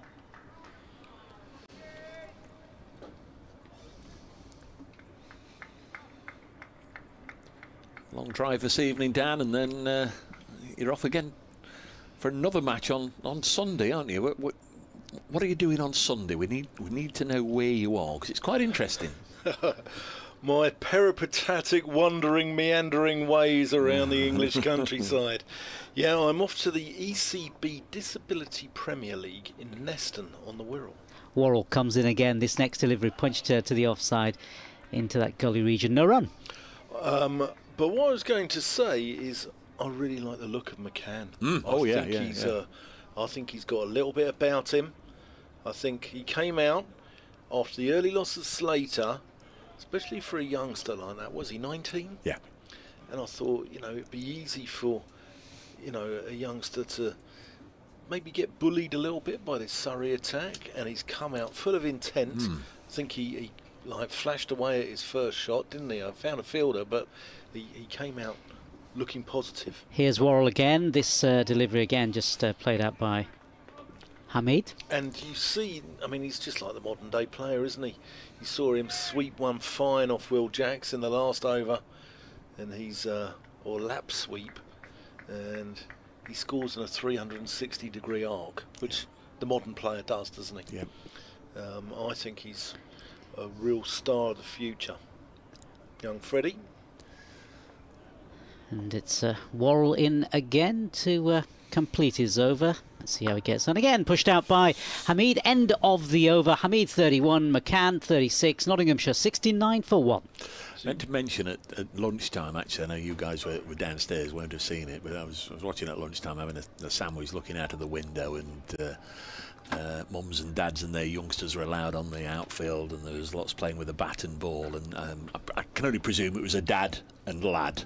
There was an adult, and there was I don't know, I wouldn't like to put an age on, but you know, for the sake of argument, let's say he was 12 or 13. And as we look from our window, we can see the boundary rope away to our right. And Dad was hitting the ball up in the air, and the youngster was practicing taking boundary catches very close to the rope.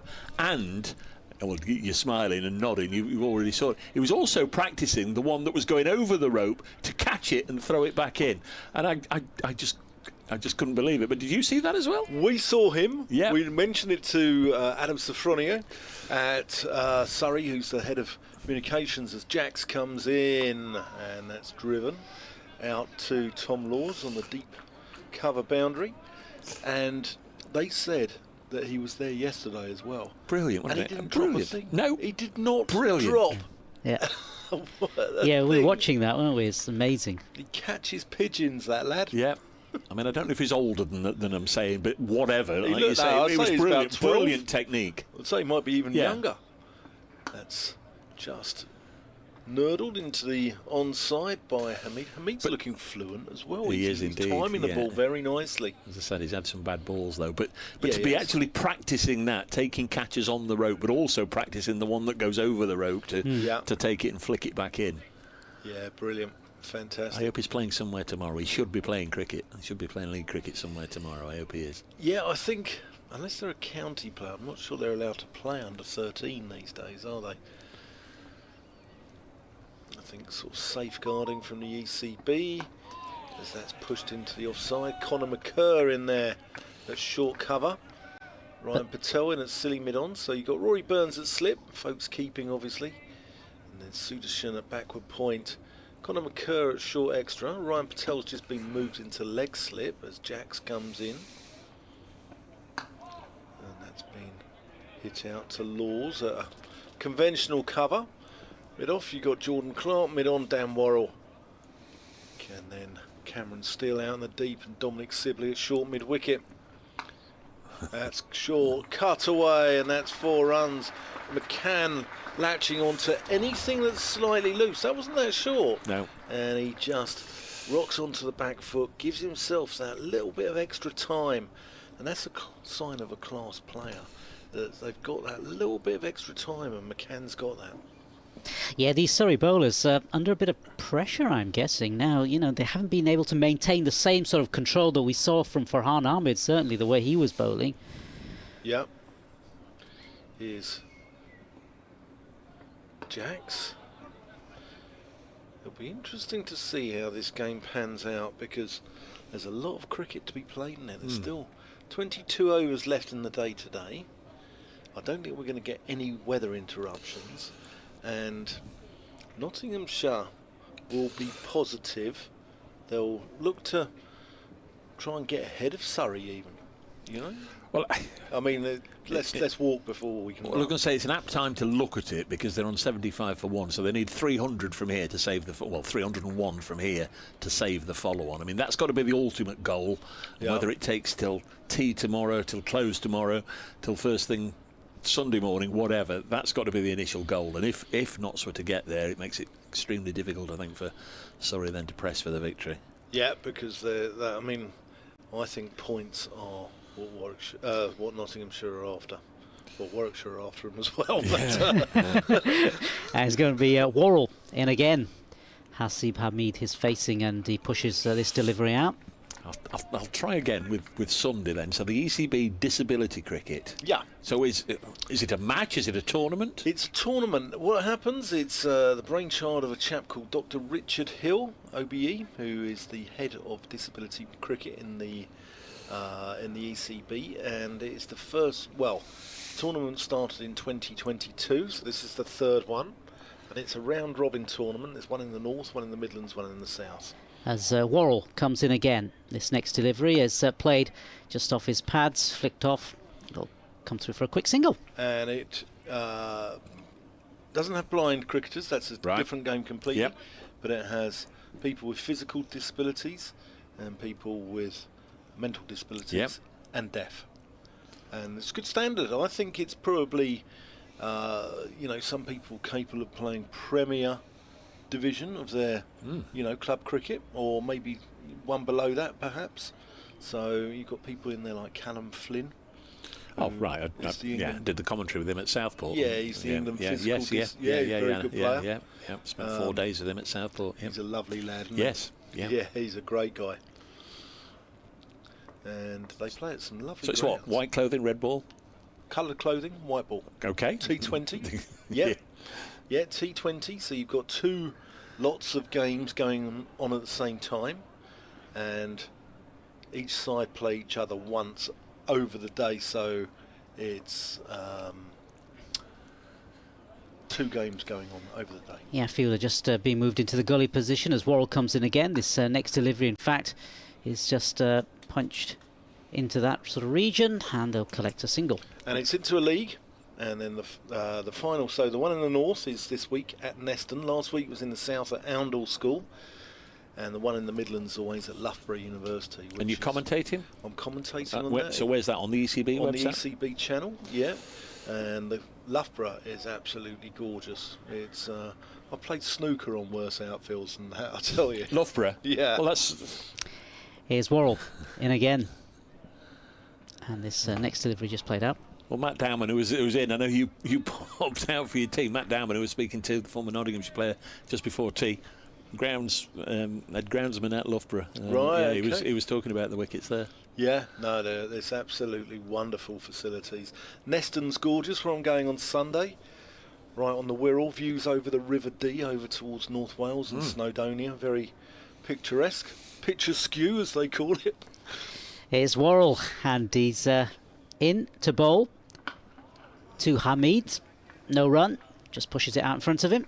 And then the final is always at a county ground. So 2 years ago at Bristol, last year was at Derby, and this year it's going to be at Sophia Gardens at Cardiff. It's a wonderful tournament. Tune in. Well, obviously, keep your eye on this game. Don't take anything away from Trent Bridge Live. I'm not tapping up your viewers, Dave. As Worrell comes in again, and this next delivery is played, well, it's squirted off his bat, and it's behind point, in fact, and going off towards the boundary, and the batsman will cross over for a few single. In fact, they'll come through for 3 by the looks of things. Yeah, Laws is quick. Yeah, collect 3 runs, taking Nottinghamshire on to 80-1. I think it was that extra scrambled egg he had in the team hotel this morning at breakfast. Gives him a little bit of pace. But, 80-1. Was scrambled egg the only offering? No, it wasn't. Oh, right. It was the only offering in the buffet, but you could actually go and order a fried or a poached. That seems to be a common thing. I did it at Durham last week, but there were 755 children in the hotel as well on several coaches outside, and on the buffet it was scrambled egg, and you can ask to have a I like a nice poached egg. Yeah. Now, I want to ask a really important question. Yeah, well, these are the important things when we're commentating on cricket. I've got a friend of mine, and beans shouldn't contaminate any other part of the full English breakfast. And sometimes he uses a sausage as a barrier. What's your view, Dave? As Will Jacks comes in, and Hamid just turns empty on side? Well, there's a wall to my left, and the other side of that wall listening is somebody who has got a flip chart, and diagrams on breakfasts in hotels. Tossed up. Oh, that's handsome. Beautiful shot from Hasib Hamid. And Kevin Howell's thing is that you can't get fried bread anywhere on the circuit anymore. Mine, with regards to what you've just said, I don't mind scrambled egg. I don't mind beans, but I wouldn't have scrambled egg and beans because, like you say, if that infiltrates into that, it's like the beetroot effect. I like it. It's like the beetroot effect on a salad. So it's just pushed up and... I know a nephew of mine who actually puts the beans in the egg and cooks like a scrambled egg with beans in it. Ooh, novel. Novel. Now, I have a definite dislike for the for beetroot plonked on a salad, and then that bleeds all over everything, and you've got none of that malarkey. You've got purple cheese and purple boiled egg and purple tomatoes and all sorts of things. No, I don't like that. Jack's in around the wicket. McCann drives pleasantly through the offside. It's not going to go all the way because Laws is in pursuit, but they'll get a couple. But Kevin will go to his flip chart. He'll be able to tell us exactly where the closest hotel to this commentary position is where he can get fried bread, because he's been carefully studying it over the last few years. What about black pudding and white pudding on a breakfast? Don't mind. Don't mind. Jack's short, scoots along the deck a little bit. McCann had to watch that, but he does and pushes it out carefully into the offside. It's interesting because I haven't seen fried bread for ages at at buffet. I've just not seen it. Yeah. No, the other thing, I mean, to watch with contamination of food is as Jack's comes in, and that's just played back with a point. The home of live county championship cricket.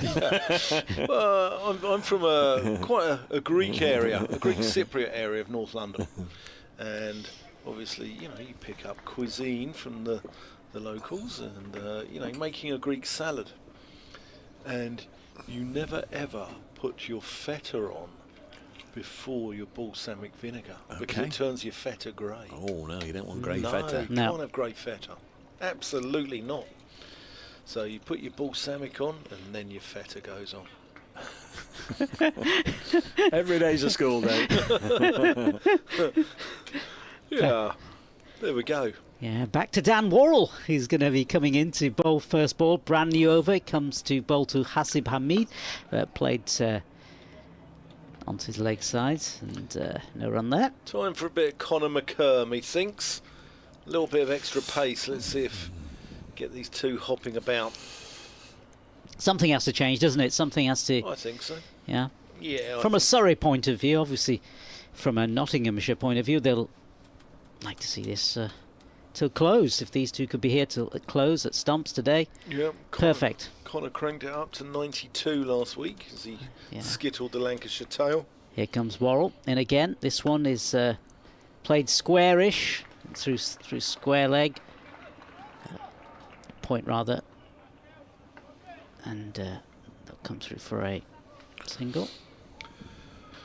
But yeah, contamination of food is, I mean, I haven't got an issue with it, but some people, really just can't deal with it. Yeah. There's a chap I know called Reckless Tony Hammond, he has to have his beans in a container. People do like that. They like to keep things separate, don't they? Yeah, they do. I mean, I'm all for, mixing and matching and a bit of diversity with your beans and your eggs. Here comes Worrell. In he comes again. This next one is actually through to the keeper. As Hamid, sorry, I beg your pardon. I was going to say Fergus McCann for some reason. Who is that? Fergus McCann? Somebody completely different. It's not Fergus, it's Freddie McCann. Went past the outside of Freddie McCann's bat. I don't know where I got Fergus McCann from. There's somebody called Fergus. There is someone called Fergus McCann. I'm just about to have a look at it for you, actually. As Worrell readies himself to come in and bowl again. And here he is. He's past the umpire. And this next delivery is played through the offside. Who's the owner of Celtic? Ah. Yeah, Fergus McCann. Yeah. Yeah. There's another single. Nottinghamshire now 91 for 1. Hamid on 43. Freddie McCann 46, and not Fergus.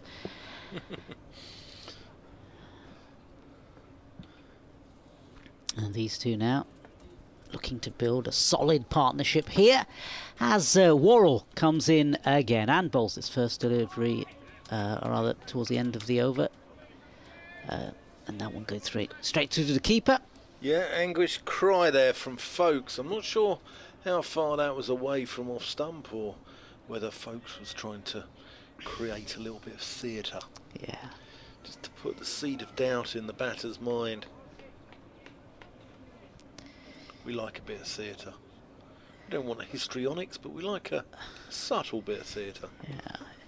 You just need a bit of that, don't you, sometimes? As Worrell comes in again, and he bowls to Hamid, and this one again punched through the offside. In fact, cracked through the covers for 4 more runs. That's a class shot. That's not a half volley. That's a good length delivery. Yeah.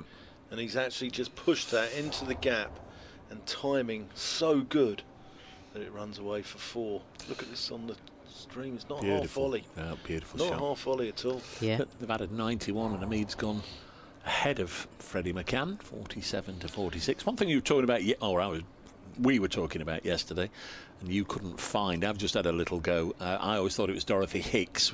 You said it was Dorothy Dix.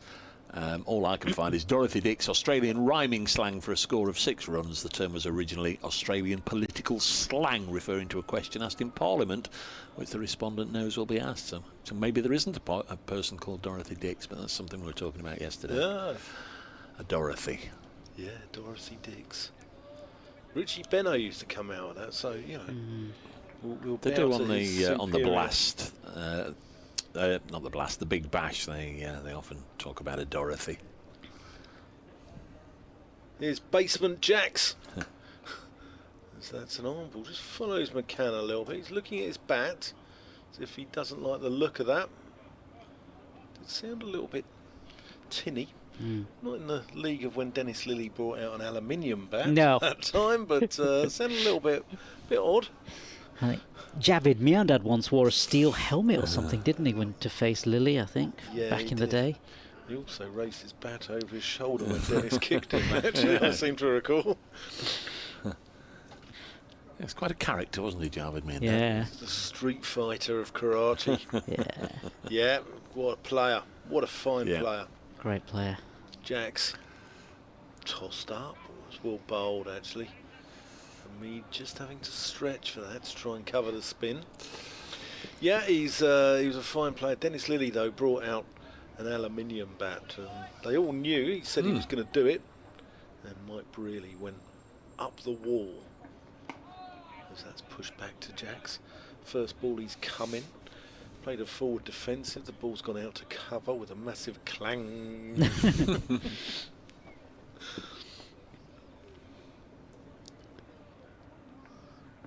Jacks again. Hamid just covers the spin, the turn, the purchase off the pitch. Nottinghamshire 4 shy of getting to 3 figures. That's 1 barrier down. So that's just tickled into the onside by Hamid for single. Yeah, that's 1 barrier down. Not the barrier which separates the beans from the egg, like the sausage would. It's a healthy run rate, this as well, isn't it, for Nottinghamshire? Yeah. Hash browns have come into the full English breakfast as well, Dave. I mean, that's just offended. You're balking at the idea of it. End of the over 97 for 1. If you go to one of those places where you order a breakfast roll or muffin or what have you, and you get one for free, fine, you get one for free, and I'll eat it, and I don't mind it. It's okay, whatever. If it's on a breakfast buffet, no, I don't want one of them. No, I don't want one of them. I'll have a poached egg, a sausage, rasher or 2 of bacon, depending on how big they were, perhaps a mushroom, and perhaps a spoonful of beans. Here's Connor McCurr coming into the attack. Played a handful of games for Notts last year on loan in the Blast. What about various parts of the country? Now, we're not talking about those fast food places, but in London it would be a BAP. But in this part of the world, do they call them a cob? I know in Leicestershire they call them a cob. Well, the bread rolls or cobs, Yeah. All different names all over the place, don't they? Call him Bombs. Bombs, I've heard the word. Bombs up in the northwest. They call it a batch. A chip batch. Yeah, it's Conor McKerr. In he comes. First ball, new over, and that's straight over the head. Hello. Yeah, nice little delivery, that one. Remember me? Yeah, in he comes. You were talking about pace earlier on, weren't you, Dan? You were talking about pace, perhaps unsettling one of these two, and this is Surrey's weapon to do that, isn't it? Yeah, but such is the placid nature of this pitch. That was a quick delivery and still went through to folks on the bounce. Yeah. 22nd over. I mean, he's going to get it down the other end in a hurry, but I think it would have been one of my two for the new ball. But yeah, he doesn't really like bowling with the new ball. Here he comes again, McKerr. Let's see what he does with his second delivery, and this one played correctly by Hamid. No run. Some of the real quicks don't like the new ball, do they, for some reason? Robert Croft told me that one bowler they had at Glamorgan in the 90s who was quite sharp, didn't like bowling with it because he couldn't get his fingernails into the new ball. No names mentioned. Steve Barwick, maybe. 97 for one. I thought it might be that, but here comes McKerr in to bowl again, and this one they've just played out offside by Hamid. No further additions. That wasn't the name I was thinking, and I was thinking of a Glamorgan quick of the 90s rather than listening to what you were saying there. Yeah, interesting. In case any solicitors are listening, I wasn't accusing Steve Barwick or anybody of sticking their fingers into a ball. It's McKerr, Conor McKerr. He's a fine player from what I remember. Yeah. Comes in. Basil? Is he Basil? And he bowls. This next ball again pushed out in front of him by Hamid. No run. Yeah, Croft said that, one half of the ball was perfectly formed, lacquered. And he said, and the other half looked like it's been chewed by a bull terrier.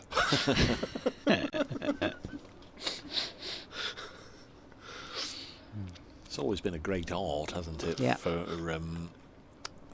the player responsible on the field. There's usually one person who's responsible for the polishing, the buffering of the ball, make sure it's, I don't know, the side with Made in England on or whatever it may be. Hasib Hamid is facing as Conor McKerr comes in, and this one's flicked off his pads, and they'll go through for a single. Hamid plays that very well, that shot, head down over the ball. Very wristy, isn't he? Yeah. Lovely player. It's on to 49. It's going to be Freddie McCann now facing, who's also in his 40s. He's 47.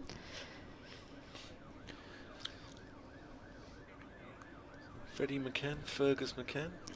You haven't described it as a Porsche McCann yet, have you? No. The umpire makes a gentle jog across to the other side and gets himself stationed in his correct position as the bowler comes in. Here comes McKerr, and this next one just played out in front, and there's no further additions to the score. Nottinghamshire 98 for 1. McCann's 47, Hamid is 49. 17 overs left in the day. Listening to Nasser Hanif, Dave Bracegirdle and me, Dan Whiting, BBC Radio Nottingham, BBC Radio London, and on the Nottinghamshire streams, the hosts are just a couple away from three figures, with McCann on 47, Hamid on 49. Nottinghamshire making a decent recovery after the early loss of Ben Slater, who had his furniture rather rearranged, didn't he? His jacks in as that's an appeal. They think pad first there off Hamid. Probably just, again, planting that seed to stop Hamid from lunging, planting that front leg down the pitch. There's one tossed up. Hamid looks for a quick single and they take it. There's his 50. Well batted, 74 balls. And he looks more fluent than I think I've ever seen him. He looks timing it really well. And 80 minutes he's been there, 7 fours in that, and he looks in fine fettle. Yeah, he got out of the traps quite quickly, and they've not been able to contain him really. Jacks to Fergus McCann, the Celtic owner.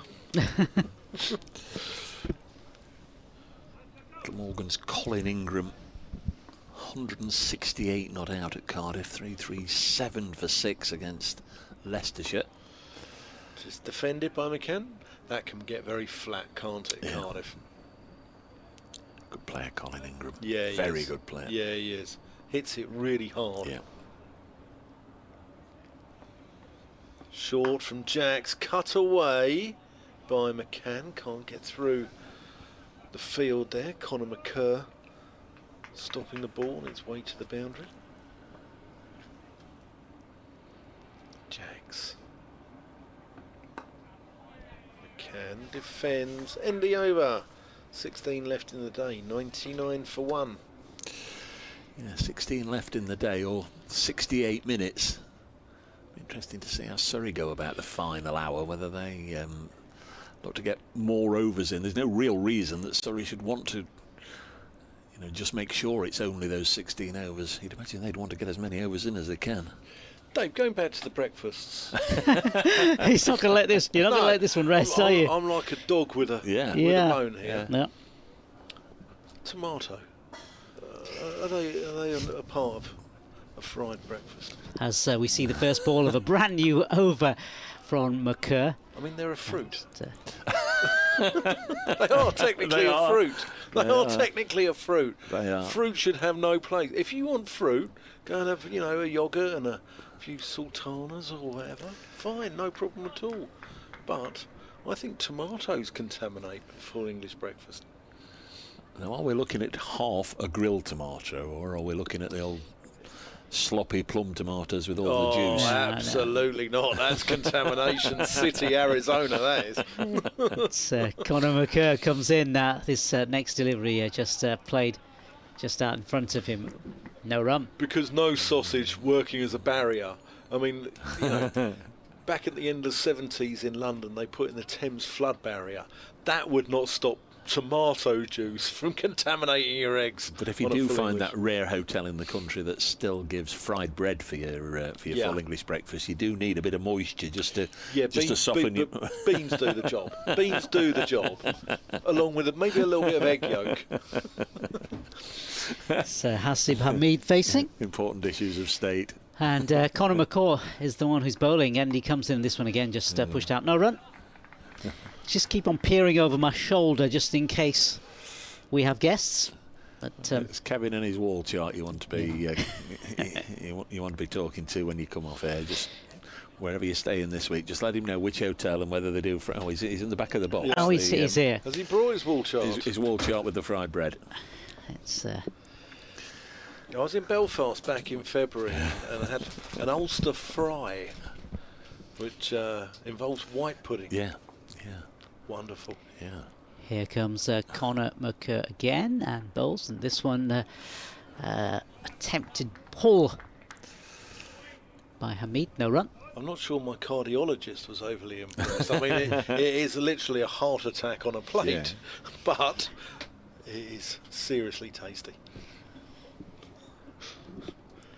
Kevin will be coming on in a minute. He'll give us the full lowdown and on contamination of beans and tomato juice into other parts of the English breakfast. Gentleman away to my right, who's or away to the right there, who's got my jacket on, my green and gold striped jacket. In comes Conor McCurr again, bowls, and this one again pushed to the offside. No run, picked up by the close in fielder. There's only 3 or 4 knocking about, and I've got one the same as that. So, I wouldn't say it's for special occasions, but the special occasion is when I can lose a bit of weight so it fits me again. That's the special occasion. Don't worry, Dave, you'll be wearing it tonight out in West Bridgeford, Friday night out, with your dancing shoes. I shan't be within 20 miles of West Bridgeford tonight. Or any other night, come to that. So, Conor McCurr. It's nice, West Bridgeford, actually, on an evening. Really is. Comes in, bowls to Hamid. This one again onto It's pads bowls onto. Well, it's picked up by the fielder there on the leg side, and that in fact is the end of the over. Freddie McCann 47, Hasib Hamid 50, Nottinghamshire 99 for 1, and I'm going to give way to Kevin shortly. Yeah, West Bridgeford was working with Scott Reed last week from BBC Radio Lancashire, lovely chap, and he said West Bridgeford is the place to go round here. Yeah. Which I was quite surprised at, considering also Nottingham itself has got, you know, so many different and varied watering holes and aspects of culture. You know, for being right on the site, it's a good place to stay because the whole road down here is all B&Bs. That's just turned into the leg side by Jackson. Good evening, Kevin. Lads. Yes. That's Freddie McCann. No, it's not Freddie McCann. It's Nottinghamshire's 100. It's Freddie McCann reaching 48, but Notts reaching 100. Good afternoon, Kevin. I've just been listening for the last hour and watching the stream. Very, very fine pictures. Wonderful pictures. Wonderful pictures, yeah. Have it on mute. Just tossed up there by Jax. Bowled out a little slower. And interesting, engaging, amusing chat. But did you just really refer to the idea of there was, I quote, shall I wait till the end of this over? Jax in. Go on, tell me now. Put me out more misery. No, I think I'll wait till the end of the over. 3 balls away. I'm still trying to get my head around it. I might need to hear it. Did I really hear right? Here is Jax around the wicket. Short, pulled away, 4 runs from the moment it left the bat, and Hamid latches onto a loose one. Been a bit of that, hasn't it? He's playing well, but he's been fed a bit of tosh. He has had a little bit of toffee, yeah. Steeled him bowled particularly well. There's a couple of drag downs. That is the 100 partnership as well. 140 balls he's taken. Hamid's got 51 of them. McCann 48, and they batted extremely well because they were under a little bit of pressure after Slater was removed by Jordan Clark, and they've stood up again. A little short from Jax. That could go away. No, it's not. It's been well. Yes, it is. It's fielded on the boundary by Cameron Steele. Oh dear, Cam. Yeah, he's normally a brilliant fielder. Surprised. And nobody will mention it. Sat in the front row just behind him there of the Fox Road stand. Nobody will mention it. Oh, he's running to get in front of the Surrey flags. In front of the Surrey boys. They'll look after him. They'll look after Kev. Sorry, boys. Jack's final ball the over. Tossed up, and Mead defiant in defence, and Kevin Howes. Well, you did that. You went. Look, I'm not too sure. There will be people watching, listening around the world. And if they tuned in at that particular moment, all they heard from you was, and even the sausage didn't act as a barrier. And at that point, I'm thinking, I really need to go and see the GP again on Monday, because clearly whatever he gave me the other week has worn off far too quickly. We're talking about... I know what you were talking about. You don't need to explain yourself.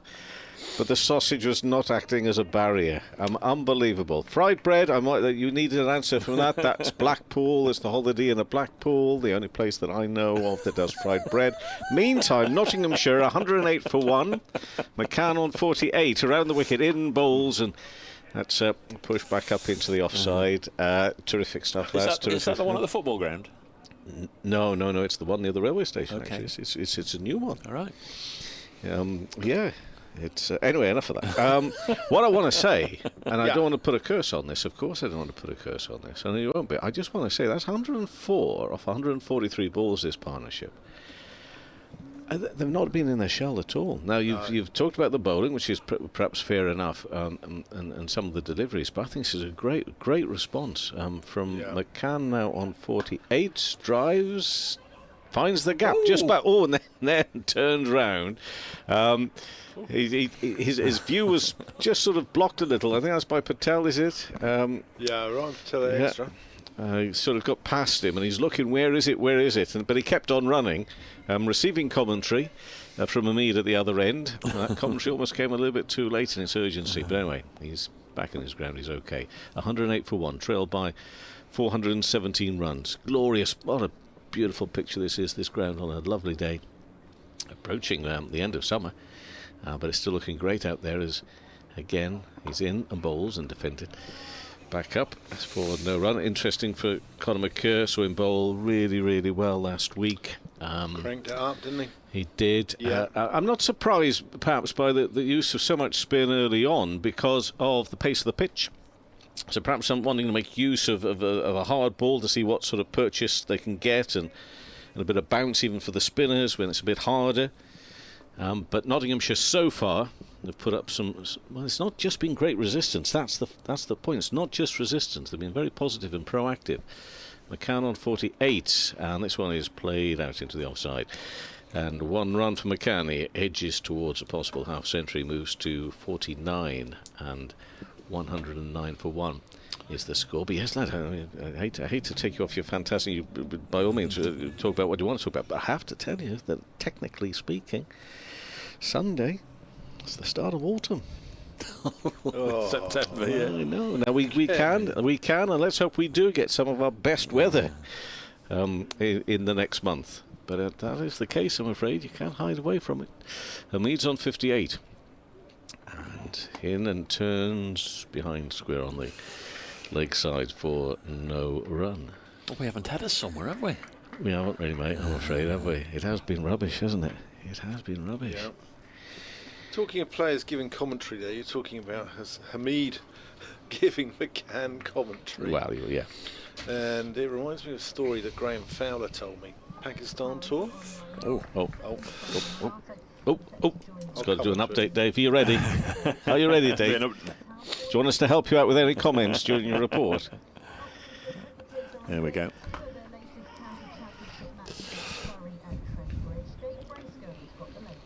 Where Nottinghamshire are 109 for 1 in their first innings, replying to Surrey's huge first innings total of 525. Star of the day for Notts, undoubtedly 16-year-old Farhan Ahmed. On his debut, he's taken 7 wickets in that Surrey innings. Notts going well as we pause for a drinks break here. Hamid and McCann at the crease, 109 for 1. Oh, yeah. Can I do my bit again? Because she's just talked about the smart speaker bit. Indeed. And there is a slight alteration today, lads. Ask BBC Sounds to play Notts versus Surrey, day 2. Yes. It's no good you say, ask BBC Sounds to play Notts versus Surrey, because that's not enough. No. I need to put the day on as well. Quite right. And I did query last week whether it had to be Nottinghamshire or Notts, but Notts apparently will suffice. It will. And because I'm one of our many great esteemed leaders. What a job this is. He actually tried as many variations of county names as he could on a smart speaker to see how many worked. And the word we got back was that most of them do, and certainly not. No. Yeah. So walks, middocks. No. Hants. Hants might. Yeah. What about middocks? Hants, Lancs and North Hants would be the other ones, I guess. Yeah. None of your nicknames for some of the other counties would work, Dave. Well, I don't know. It's worth a go. What about things like maybe like a parrot? pears? Maybe you can, like a parrot, you can treat your smart or teach your smart speaker to understand what you're saying. Notts versus the Yorkies. Would that? That wasn't the nickname I was thinking of, Dave. I know what you're thinking of. So Durham, you'd had Durham. Derbyshire, Derbyshire, you couldn't be short than that. Then where are we? You couldn't do anything other than Gloucestershire, could you? Anyway, Glamorgan, Hants. Very roughly speaking. We've got 5 minutes as a drinks break. Hants, Kent, Lancs, Leicestershire, Middlesex, Notts, North Hants, works, Somerset, Sussex, Surrey, What Worcester, have I started? Can we get back to the sausages? Anyway, ask BBC Sounds to play Notts versus Surrey, day 2. And then tomorrow it changes to day 3. We got Forest in action. You told me Forest are in action tomorrow. Yes, they are indeed. Are we okay for the car park? Against the Wanderers from Wolverhampton. Oh, do you know? It must be my age, but that conjures up wonderful images of football back in the late... Stankullis in the 50s. No, yeah, cheeky beggar. I almost said something, almost got me into trouble there. You cheeky beggar. When Forest conquered Europe? It was, yeah, well, around that time, yeah. And Wolves being sort of the closest big club to myself. Derek Dugan. What did they call the one in the Midlands? Was it Star Soccer? No, Star Sunday. Star Sunday. Star Soccer. Hugh Johns commentating. Anyway, right, so that's tomorrow. Well, Forest versus Wolves tomorrow. The Midlands is always good for the Pinken on a Saturday night. Yes, yes. Yeah. Oh, terrific. Yeah. Tom Laws is going to come into the attack. So. Well, it was the Football Post here, the Nottingham Football Post. Oh, is that right? For many years, yeah. So the Pinken was the West Midlands then, was it? Yeah, it was always New Street Station. You'd be able to pick one up. Where was the Green in Sheffield? I think that was up north, yeah. Oh, right.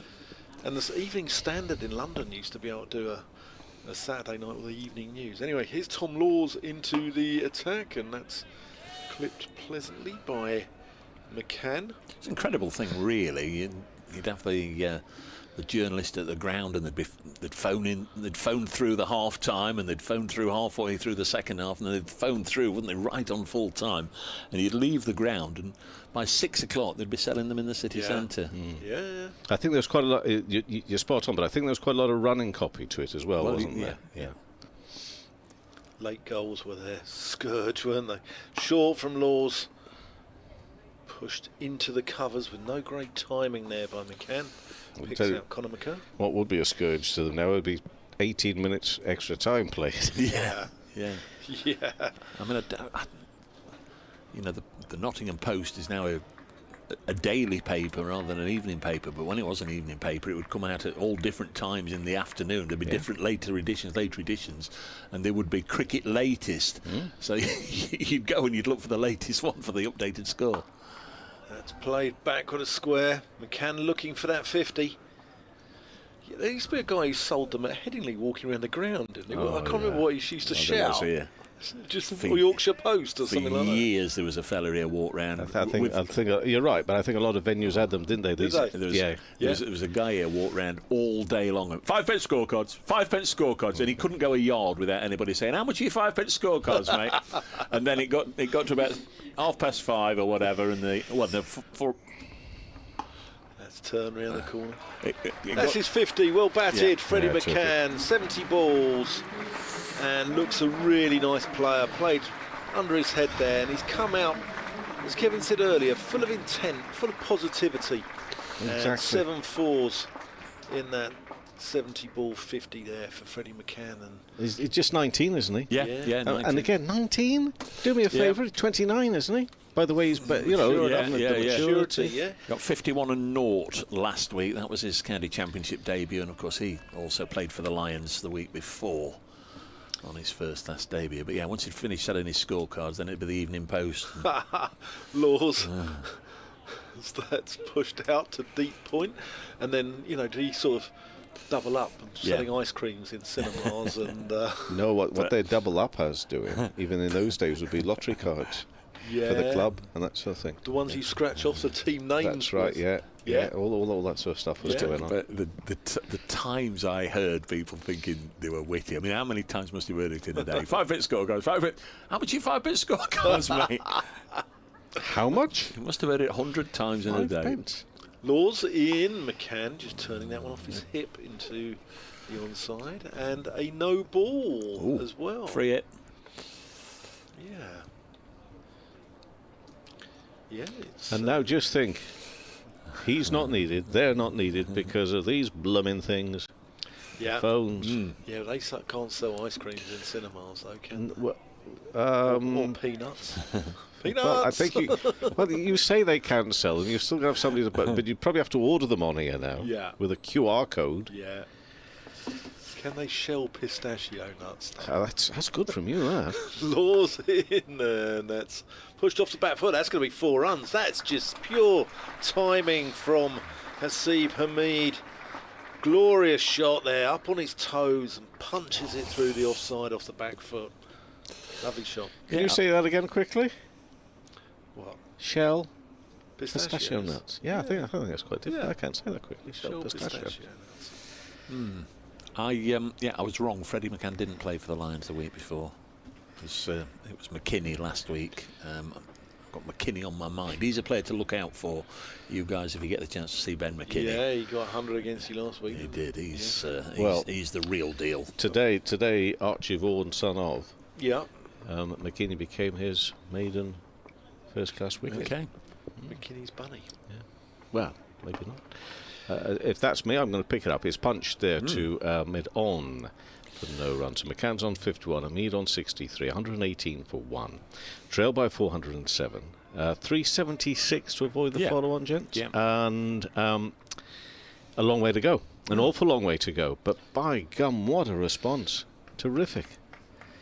From a team who need to fight, who need to battle. But it hasn't felt like a fight in the battle so far. They've been so composed. And it sort of says a story as this ball from McCurr around the wicket in and worked square, a tumbling stop there at square leg. An attack like Surrey's that doesn't fill you with jeopardy, no matter who the opponents are, in the first 27 overs, suggests that this pitch and these conditions at the moment are still very good. And Kookaburra throw that in, I know, but still very good here for Nottinghamshire. It's going to be required the concentration, isn't it? I mean, today it's felt quite cool up here, but I guess it's felt quite warm and hot out there. They've had these drinks breaks, which they've required as well, but concentration and driven to mid-off for no run.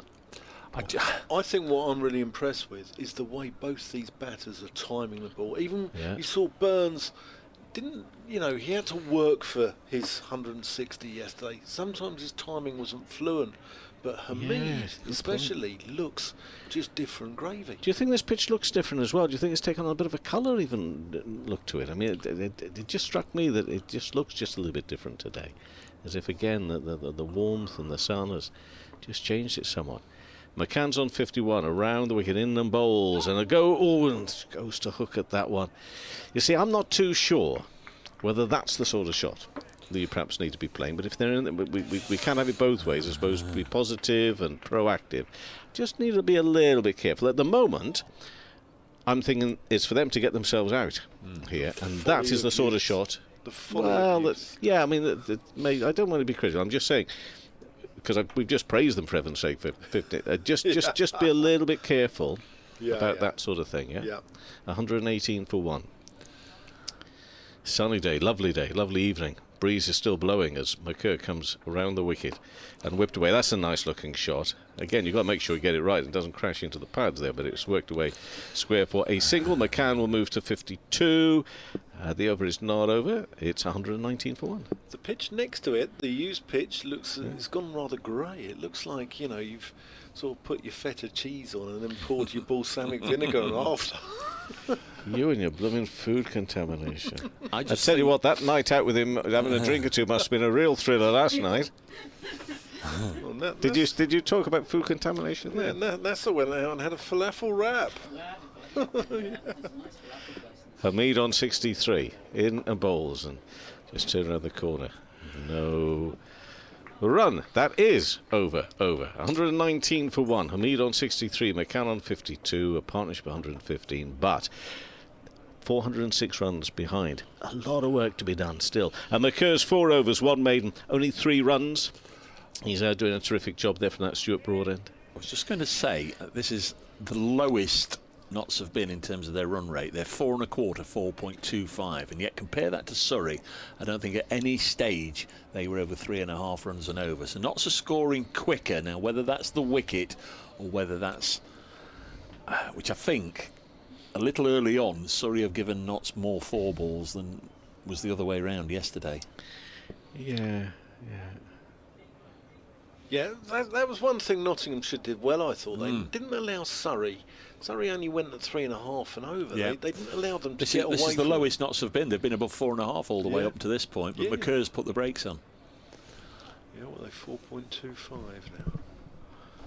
There's Laws bowling from this end, the Radcliffe Road end. They scamper through for a single. In comes an errant throw from Dom Sibley, but Freddie was already home, Freddie McCann. So he is now on his highest first-class score. He's gone past the 51 he made last week at the Riverside. Never mind a smart speaker. If you're listening on stereo, do not adjust it at home. There used to be a little symbol for stereo, didn't there? What was Yeah.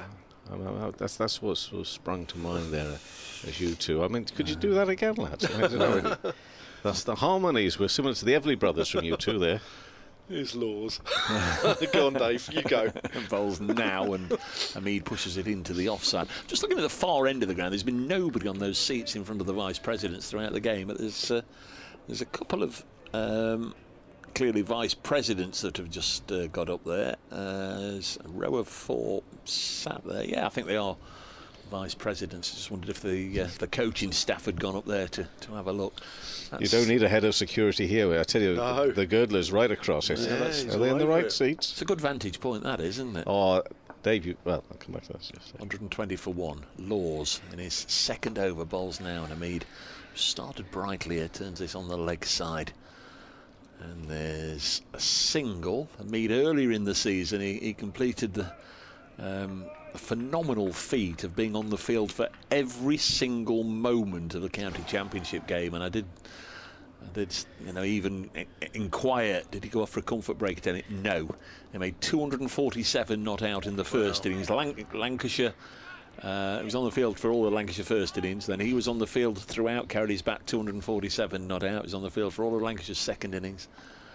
As Laws bowls a little push into the offside, and they take a single to Freddie McCann, and then he was there, whatever it was, 40 not out to see Notts home. It's a phenomenal feat to be on the field all 4 days. It certainly is. Kevin, you are right. There used to be a stereo symbol. There's also a mute symbol.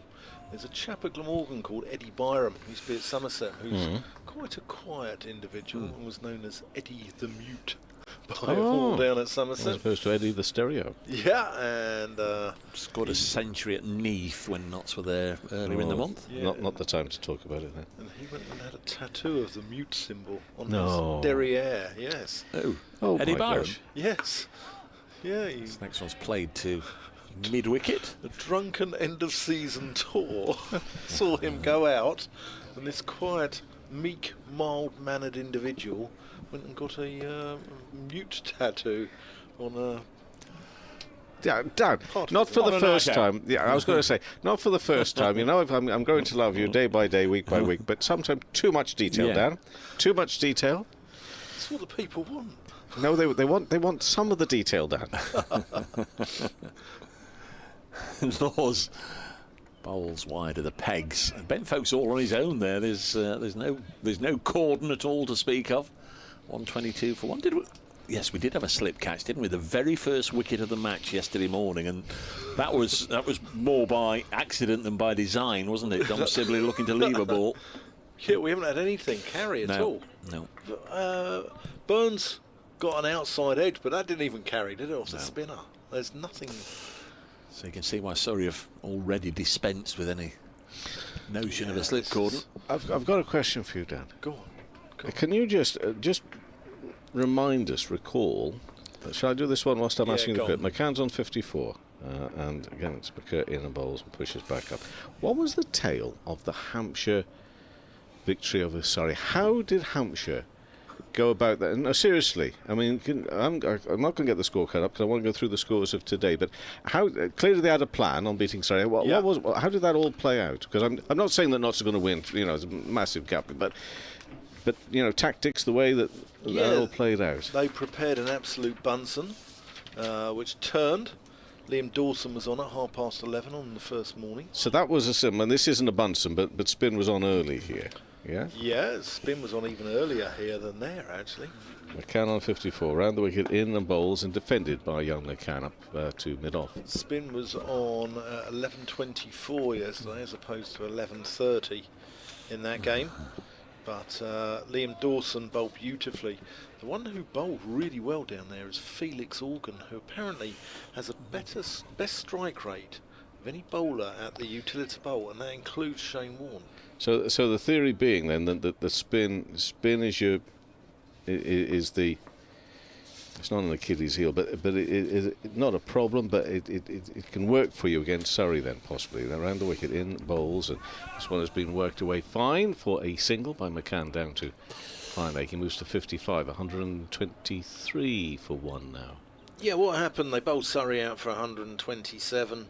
Right. Dawson bowled really well at the top. He dismissed Burns, Sibley, Pope, and then Kyle Abbott came and, well, I wouldn't say blasted out of the tail. I mean, Folkes, Lawrence, But the turn, Clark, Abbott. It had a bit more pace maybe to the pitch. It was faster turn, perhaps. Yeah, and a little bit more bounce. And then Hampshire got 608 for 6. Amazing, wasn't it? Yeah. Amazing turn. Toby Albert batted really well. I like the look of him. Hamid on 64. Oh, McCurr comes into bowl and then decides not to. We've had a little bit of that going on. I don't. The lads. Is it that door? There's a door in the pavilion. The batter withdrawal. Yeah. It's the steward. I don't blame them. Thinking, God, I wonder what's going on. Let's have a little bit of a look. Yeah, Ben Brown got 100. Gubbins got 100. Liam Dawson got 81. We'll try again. Hamid on 64. McCurr midway through his over in bowls and defended into the offside. He's certainly put a bit of. It wasn't reckless. He wasn't really out of control, but he's put a bit of control on it from that end. Yeah. Yeah, he's a good hard cricketer, Connor. Brought up in South Africa, and it's what Division 1 should be about, shouldn't it? Good hard attritional cricket. It's what it's designed for, to toughen people up for the England side. There's a long run up as well. It's a long approach here. Running from the Stuart Broad end here at Trent Bridge to Hamid. McCurr to Hamid. Again defensive. And a good full length. Good little battle, this, isn't it? Can I just run through some scores? Because, of course, for both Surrey at the top, Nottinghamshire towards the bottom of the First Division. Essex, Worcestershire. Essex, in reply to Worcestershire's 266, are 362 for 8. It's a lead of 96 runs, so Essex perhaps will be able to maintain a little bit of pressure on Surrey. Worcestershire, well, of course, they're not out of trouble. McCurr, again, head down, low as he comes in now, full height into bowl to Hamid, who's just happy and content to push that behind square in the offside. So 123 for 1, trailed by 402. What else we got for you? Somerset 492, Durham 248 for 6 in reply, trailed by 244 runs. It was Somerset who were in second behind Surrey, but that 35-point gap at the start of this round. Hampshire 389, Lancashire 136 for 6, and that of course is of real note to Nottinghamshire, how Lancashire get on there. They still trail by 253 runs, so that is a little bit iffy from Lancashire's point of view. Just one more from Div 1 if I can here, Dave. Kent in their second innings 98 for 1, and they trail Warwickshire by 166 runs, so that's Warwickshire without a win yet in the Championship. Look, maybe well placed there at Canterbury to do so. Well, they're out of it really, aren't they? But Warwickshire, as this was defended into the offside, beg your pardon, if they can pick up a win, that obviously is going to give them a bit of a boost in what could be a difficult last few weeks of the season. I was just going to say, in terms of a live table, I know you can get them here and there. I know you're not looking at a live table, but Notts started this 1 point clear of Lancashire. Notts have only got 1 point in this game so far. Lancashire have got 3. So right now, as it sits, Notts are 9th, but a long way to go in this round of matches. But the danger is there. It is ever present. They are at the moment in the bottom 2. Oh, Lord. Bottom edge, low to the keeper. Sorry, I'm going to keep quiet now. I wasn't too sure I was going to speak there. I'm not Lads, too sure either, actually. I'm zipped up now. You're the home commentator. Well, can I just mention a few people that I've just refreshed, and sometimes you get all your messages come through at once. I don't know where these have been stuck in the system. Steve Battlemuch is here today. Lovely afternoon at Trent Bridge. Brilliant to see Farhan Ahmed take 7 wickets on his debut. Spirited reply from Notts. Hopefully get full bonus points and a draw against the leaders. Nick Morell, I put a picture on of you three earlier on commentary, as this is played back to the bowler. Laws remains 123 for 1. And darn Southerners coming up here, taking all the best commentary positions from you, Dave. And by the sound of it, also the best restaurant reservations in Nottingham. Thank you, Nick. Fighting the fight. The Sheffield Outlaws been here today. So pleased that we were here to see Farhan get his 7 wickets. Now a good batting performance. The Notts youth looking good for the future. Mark Mugaseth, come on Notts. Looking across, Dave, the Dave Bracegirdle Residential Care Home has got people in there today as this is pushed into the offside, fielded by Conor McCurr, 123 for 1. So I've not seen anybody or noticed anybody, but it's not like what Taunton or Bristol, Chelmsford, where we can actually see people, Hove, where we can actually see people on the balconies watching the cricket. They're behind dark windows if they're in there. Can't see anybody up the top either, but apparently there are people in there. Apparently it is open for business now. Melodious goings on. Laws around the wicket, and that's I think off the pad of Freddie McCann, who yells no. Good stop by folks. 123 for 1. This is West Bridgeford, this, Whiteegg. I don't know where you come from. There'll be none of that going on. Dark windows or no dark windows, if you don't mind. Not when the girdler's got his name associated with it. Well, I'm disappointed I wasn't invited to cut the ribbon. I've been plugging it for 2 years. The Dave Bracegirdle Residential Care Home.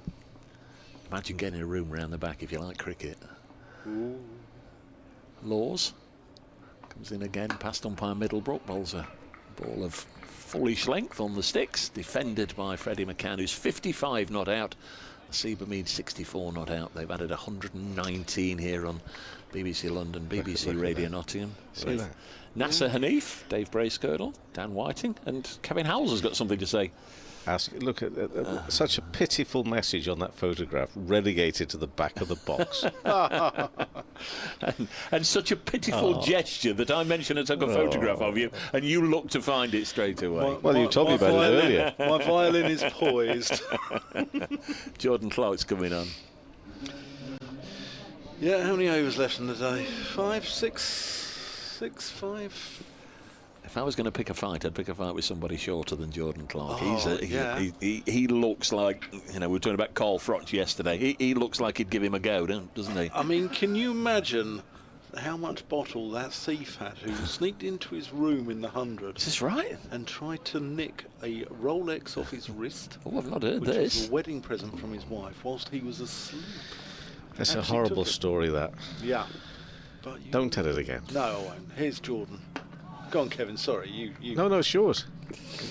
I'm going to me. You carry on. It did seem like it was breaking news yesterday, Kevin, that these guys didn't know that Jordan Clark at Scarborough in a second 11 game had hit 6 sixes in his Lancashire days against Yorkshire seconds. Do you remember that? I could say, isn't that terrible of them, Dave? But I could also be honest and say, really? Yeah, it did. It did. Well, I think them not knowing that. Or maybe it's yet another of the things I've dreamt and it didn't really happen. No, I'm sure it did. Those dreams you have about me are slightly concerning, but It's Jordan Clark, driven nicely by him. I can remember a couple of years ago at Edgbaston, we pulled up at the same time in the car park, yours and mine. And he went, okay. Dave, you're looking puzzled. And I went, well, I had a dream last night. Oh, yeah, what was your dream about? And I said, well, I think it was something along the lines of me and Dion Dublin had opened a fish restaurant. And he went, Dave, you're eating too much cheese. And you just walked off and left me. Well, what else could you say to that? I mean, I'm a bit worried about what's going on behind those dark windows of that retirement home now. Jordan Clark in, and that's whipped by Hamid. It's not been a recurring dream, but I do remember that one because it was just so strange. Why would I be opening a fish restaurant, and why with Dion Dublin? Because you've been spending all your mornings watching Homes Under the Hammer. I don't. I've already said that a couple of times this week. Bargain Hunt is the only one in the daytime we'd have on. What sort of fish? What would be the, Well, he's not going to remember that. I don't know. I wouldn't know. Just those are fish restaurants. What would be the catch of the day? Those that swim in the sea, I've no idea. That was Dion's side. We're all Jordan's trying to bowl here, lads. Give him some respect. Here he comes around the wicket to McCann.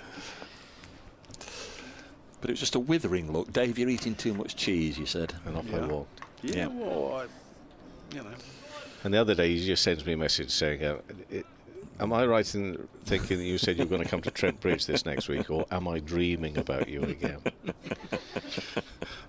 Those dark windows hide a lot of secrets. He does live in Nottingham. He's a proud Newark lad. Yeah. I don't know what goes on over there. That's driven again nicely by McCann. Out to Sai Sudarshan. I think that's hit him on the outside of the knee there, actually. But I don't know if it's an area you know anything about, Kevin, but there's an awful lot of stuff that I'm being copied in on the fact that Farhan bowled 50 overs as a 16-year-old. And we thought there were regulations against this sort of thing. Yeah, well, only for seam bowlers. Only for seam bowlers. There we are. That's your man. Yeah. Well done, Dan. Thank you, Dan. That'll do. Thank you. Bowlers. And I think there is a special dispensation as that is played into the offside. Special dispensation in the county championship or in professional cricket as opposed to, in recreational cricket. I think you, Kevin, were talking to Mick Newell yesterday, and they said, from the age of 14, we'd even been thinking of including him. Well, he hadn't, but Hasib Hamid had. But I get their point, the people writing in, because, Victorian children in factories. No, come on. He look, take that. It was just sensational, wasn't it? Wasn't it brilliant? Yeah, it was really good. It was fantastic to watch. If he'd got none for 140, it would have been a delight to watch him bowl, and the way he went about his business, it was terrific. But he looks like he's been here for years. Yeah. He looks like one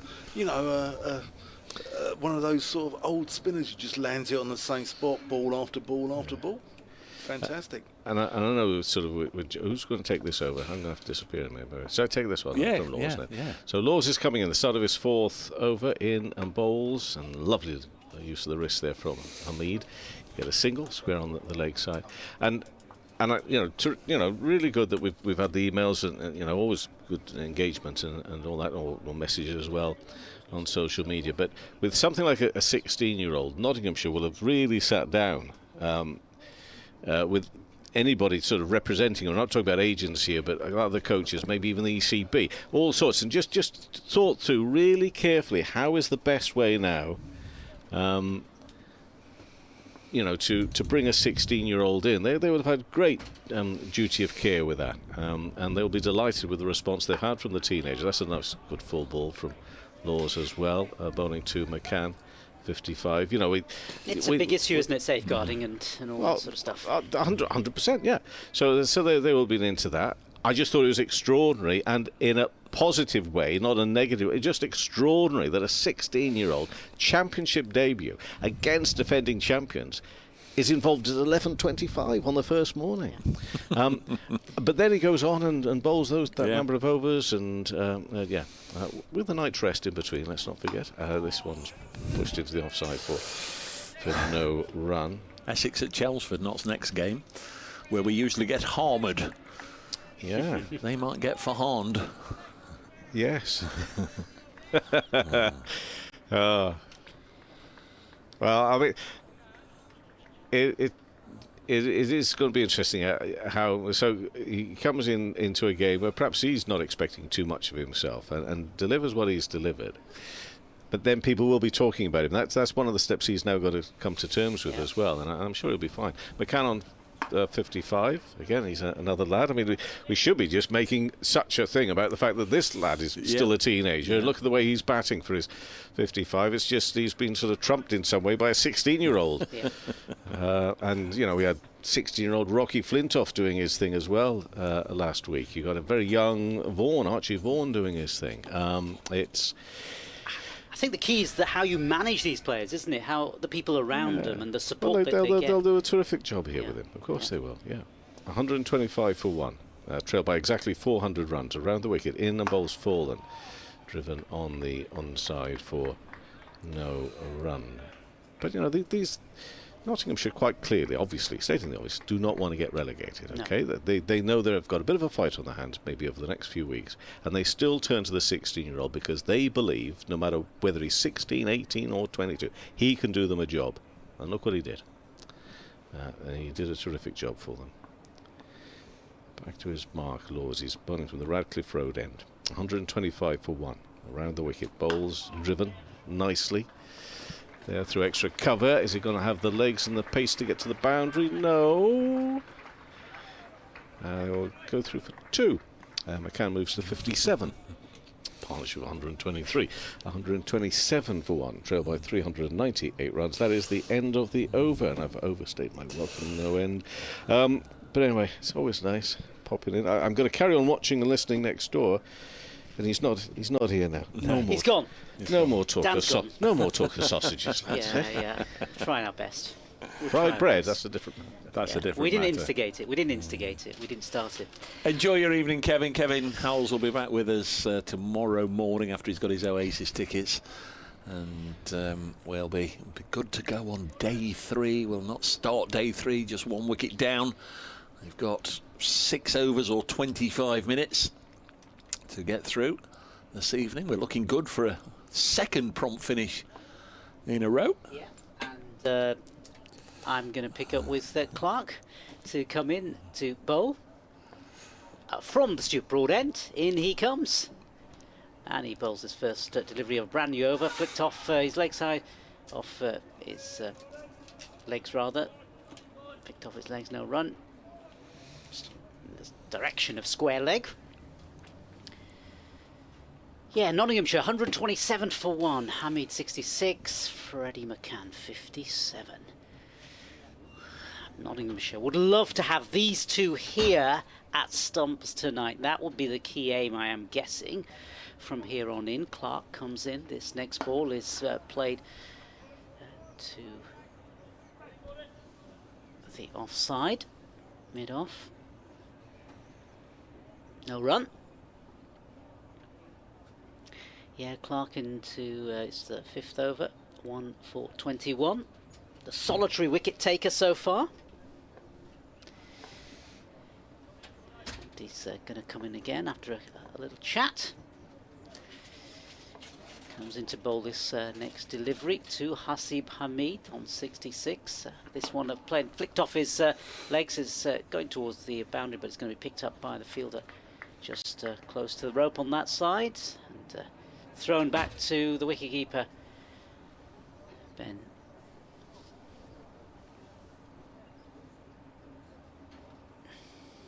Folks, of course. And it's Clark again. Yeah, that run rate at one point was Nottinghamshire were going at quite a fair old whack. It's come down a little bit now. It's coming down with every passing over, under 4. Yeah, I guess in this last passage of play, Nottinghamshire perhaps wouldn't mind that too much as long as they don't lose another wicket. No, absolutely. Rory Burns is just running off the field to fetch a helmet. There's a little pile of them on the boundary edge at the far end. He's bringing one back. It's going to be Dom Sibley. Is it Sibley? No, it's Cam Steele who's rushing up to the skipper to get the helmet. Clark's just rubbing that ball in. In fact, I think it says Sudarshan as well, giving the ball a good old rub on the old thigh. See if we can get some movement, perhaps some movement off the pitch, maybe. It's just for Ben Folks after all that. He's coming up to the stumps for McCann. Yeah,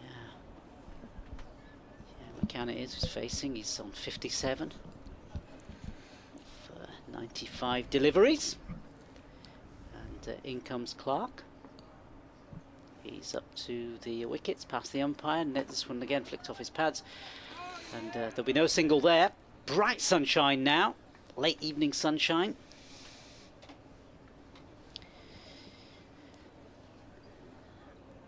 And Surrey have placed a fielder right in the eye line of Freddie McCann, just on the leg side. As in comes Clark again. This next delivery is played through the covers, and the batsman will go through for a run.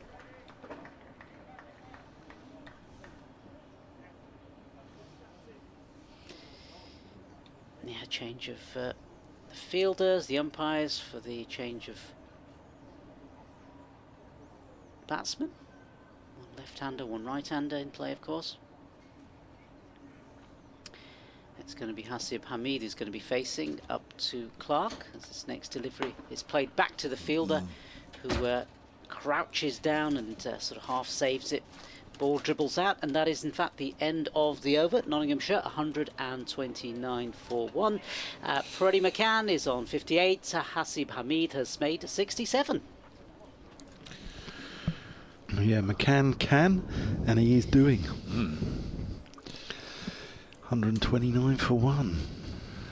We are in the sort of territory that Notts would send out a night watchman now if a wicket went down. Usually it's within the last 6 overs of the day, and normally it's Luke Fletcher. Well, we can say with some certainty that if a wicket went down, it wouldn't be Luke today. He's not playing in this game, so I'm not entirely sure who might be given that responsibility. There's Laws bowling to the left-handed McCann. It's cut to backward point and there's no run. I think Brett Hutton's all over it. It's a bit extravagant for a night watcher. No, he's done it many times in the past. Maybe it's the time to hand over the role to a younger body. Rob Lawrence. Ahmed, he hasn't done much in this game. I saw a Rob Lord in the 50-over competition. Sound enough technique. This is down the leg side, well taken by a sprawling Ben Stokes. It was bowled from wide of the wicket on this end of the ground, and it was always drifting down beyond the legs of McCann and going further away. Took a fair amount of stopping from folks. Of course, Farhan Ahmed's not a bad batsman either. He's put together a few knocks together, hasn't he? Yeah, he can bat. He's also got a bullet arm. He's got an amazing arm, Farhan. 29 for 1. McCann, little push and maybe a touch risky, but they comfortably got home in the end. Cam Steele, it's not had the best of days in truth. Comes in, picks it up cleanly, but realised there was no point in throwing it. They were home. 130 for 1. No, he's better cricketer than what you've seen today, and he'll bounce back, no doubt. He's too good a player not to, Cameron Steele. So 4 overs after this one.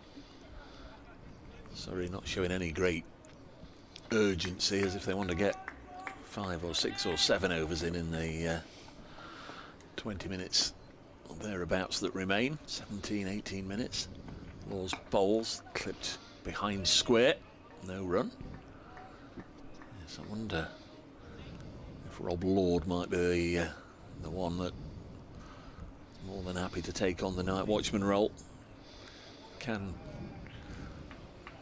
be the start of something good, can't it, for a young player to put your hand up and volunteer to be a night watchman? You think of the many famous ones in history that have gone in and really performed the next day. Another player we've mentioned who's played for both these clubs. Laws bowls defended.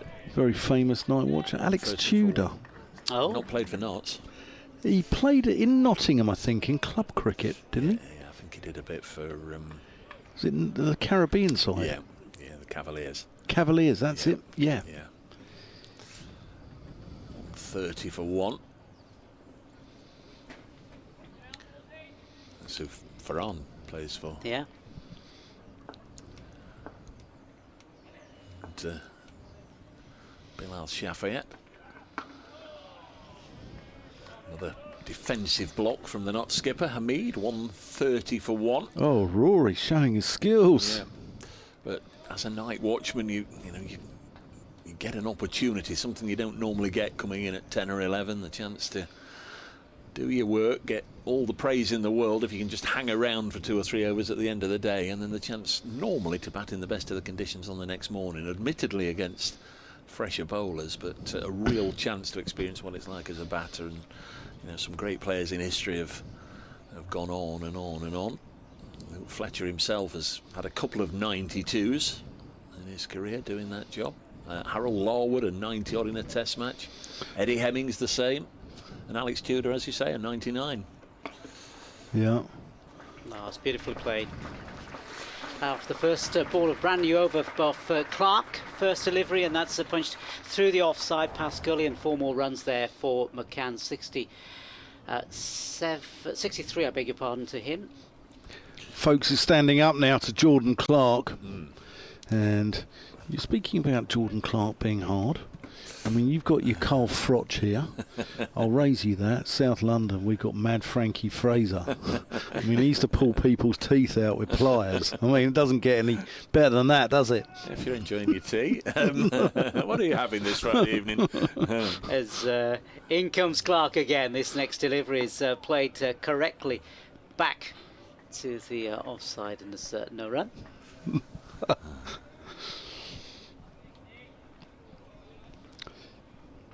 Yep, just 3.4 overs left in the day. I don't think Surrey will be bowling any more than that. 14 minutes to go. Sri Lanka are 9 down, 196 for 9. Here comes Clark again. In he comes, past the ball, and this one again played into the offside. Just while I'm looking at that card, Gus Atkinson a century, would that be a maiden first class 100? I think it is. Yeah, I think it is. What a way to do it, Lords. Get on that Lords Honours board. It's extraordinary, isn't it? Yeah. That's a great thing. It'll be there forevermore. And you think the fine players who aren't on there, no Brian Lara, no Sachin Tendulkar on that honours board. No.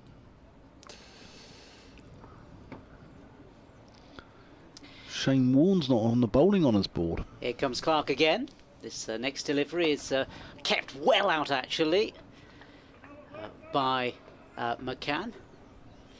Sort of trickled, and he got his back right down to cover it.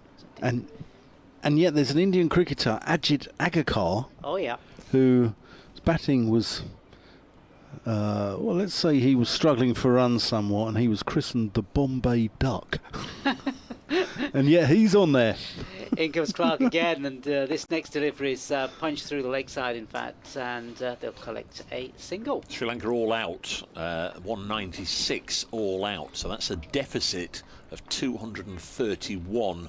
So we'll have to see if England opt to bat on or enforce the follow-on. Of course, they've just had 2 days, haven't they? It started when this one started yesterday, so that game moving on at a pace. England 427, Sri Lanka 196. 45 minutes to go on day 2, and we'll let you know when we know what England are going to do. It's Clark in again. This next one again played off his pads to the leg side, and it's going to be the end of the over. Nottinghamshire 135 for 1. The follow-on's gone out of fashion, though, isn't it? It's sort of gone out with the space hopper and the yo-yo. My wardrobe. They, I tell you what, they won't want a 3-day test match at Lords, will they? No, the chief exec. £7 a pint. Hot weekend. Absolutely not. Will Jacks is coming back. A little bowl before tea and a decent spell after it. 10 overs, none for 46. Got about 12 minutes down. Yeah. 3 overs in 12 minutes. I think we'll be out of here pretty sharpish.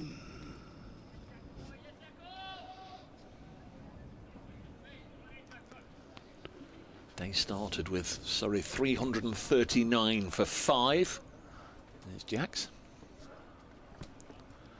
Bowls, and his first ball is cut out into the offside, single taken.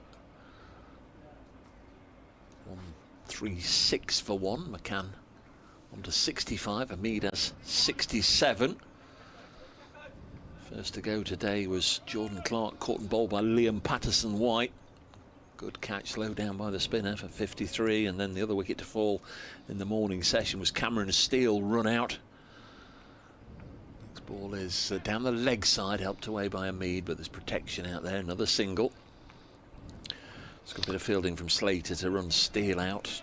He went for 7, and then afterwards, Farhan Ahmed, we'll get the pronunciation right, picked up the last 3 wickets to go from his overnight 4 for 69 to finish up with 7 for 140. Absolutely phenomenal stuff. Bowled 50.4 overs in all. Sorry, just letting everybody know that they don't want to bowl more than these 3 overs. They're not rushing, are they?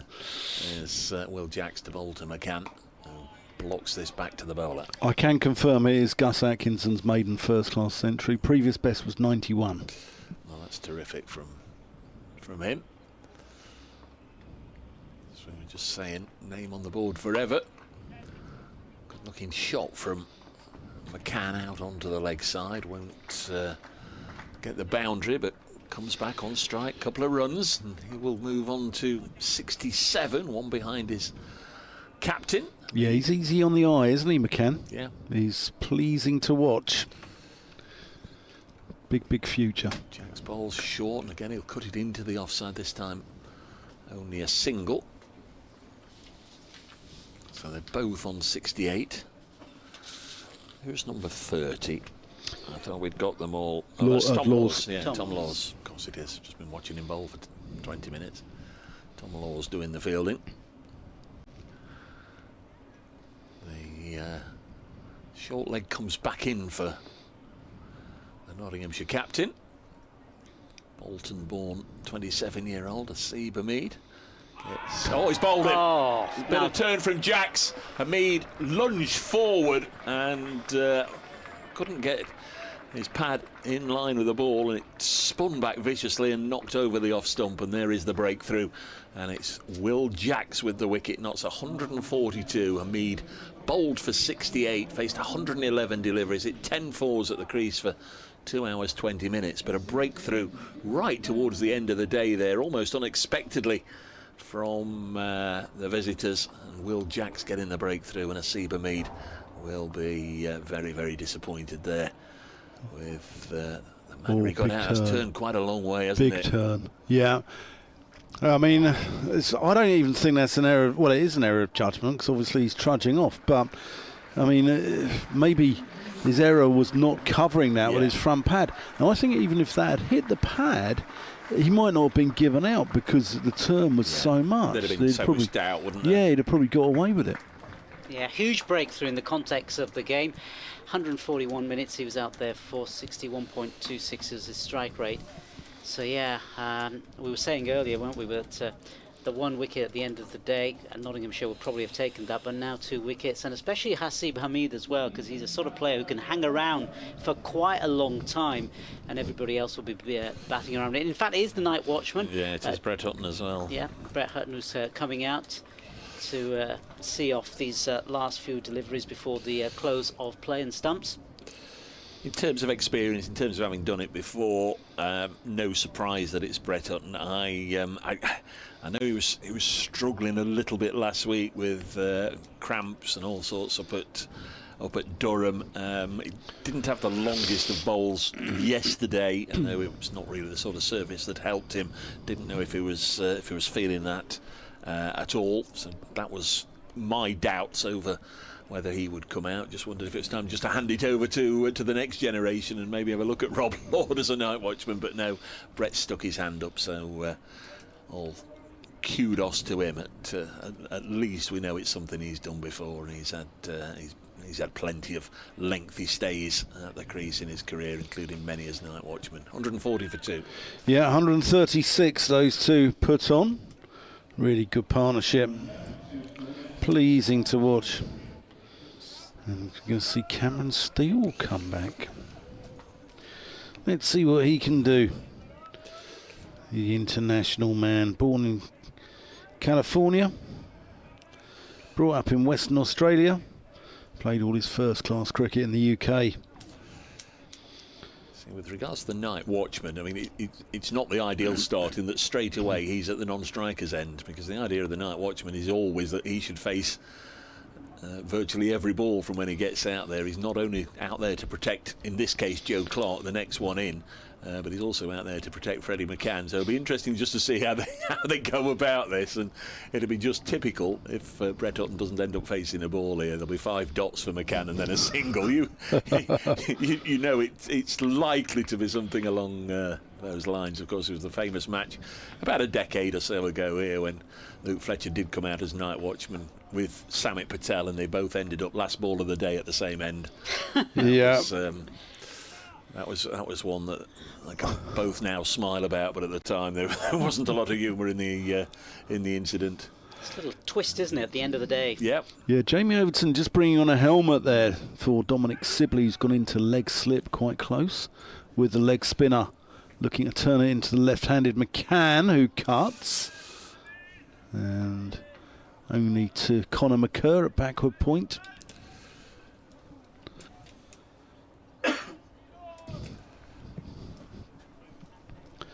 Sudarshan is 3/4 of the way back to the boundary, long on. There's a deep mid-wicket as well. That's just short and probably should have got the treatment really, but with 10 balls to go in the day, don't want to take any risks. Yeah, last thing they want now is loss of another wicket. They just want to see this through. Steele from the Stuart Broad end. Big appeal for LBW. Not out. Paul Pollard lifts his hands up to scratch his face. I thought his hand was coming off the holster. Tickled his chin.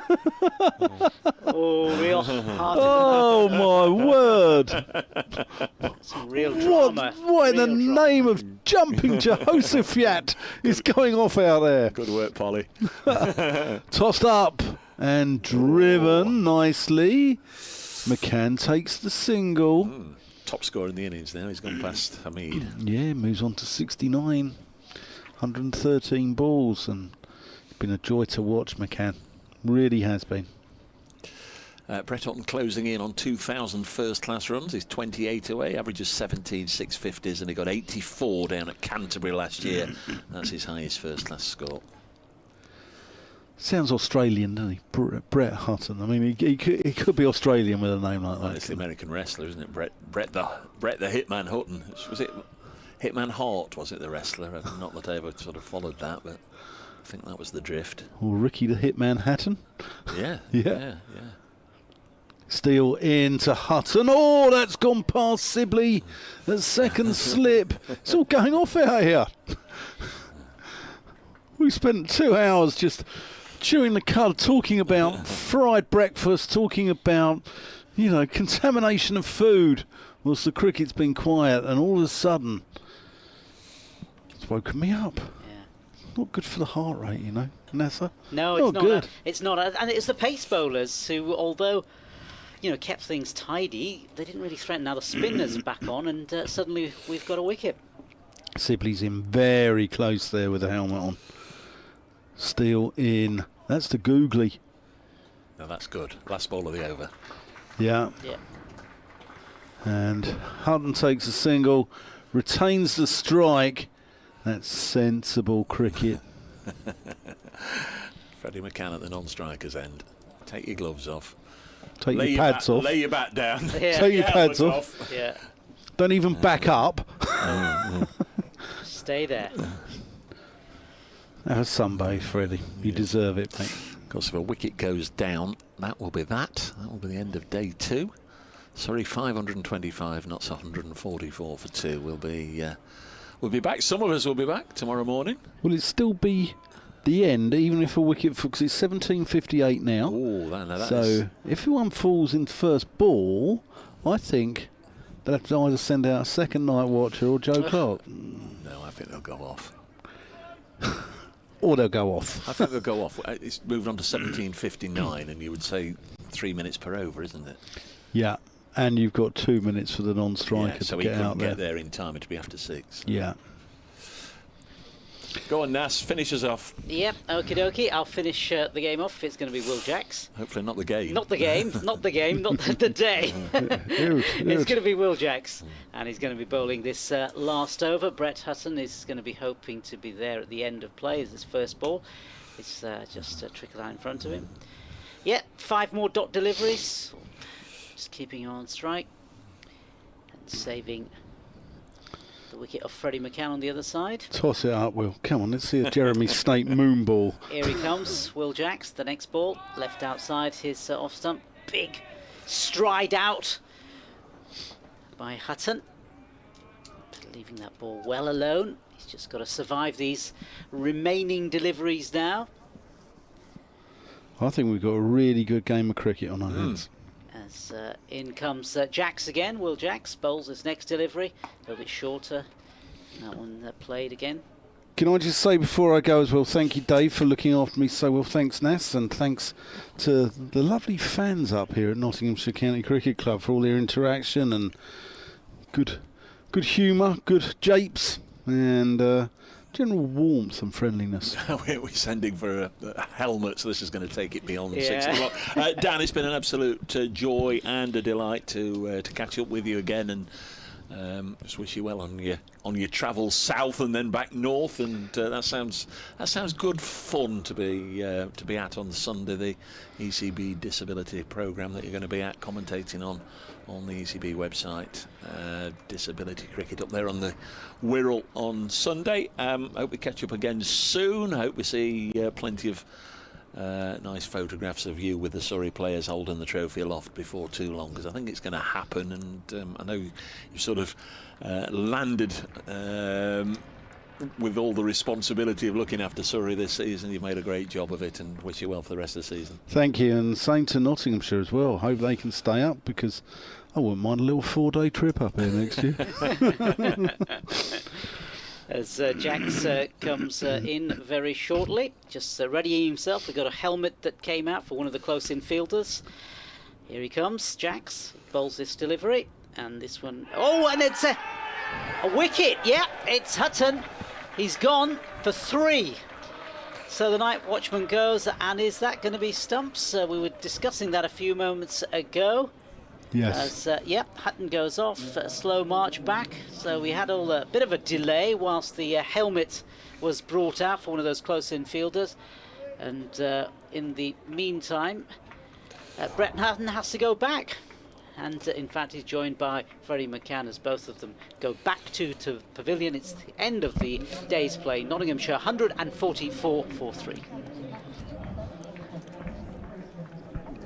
Where players just finished, and it's finished with Notts losing 2 wickets in 2 overs. Hasiba Mead out for 68, then Brett Hutton, the night watchman, out for 3, last ball of the day. Notts finish on 144 for 3, replying to Surrey's all-out total of 525.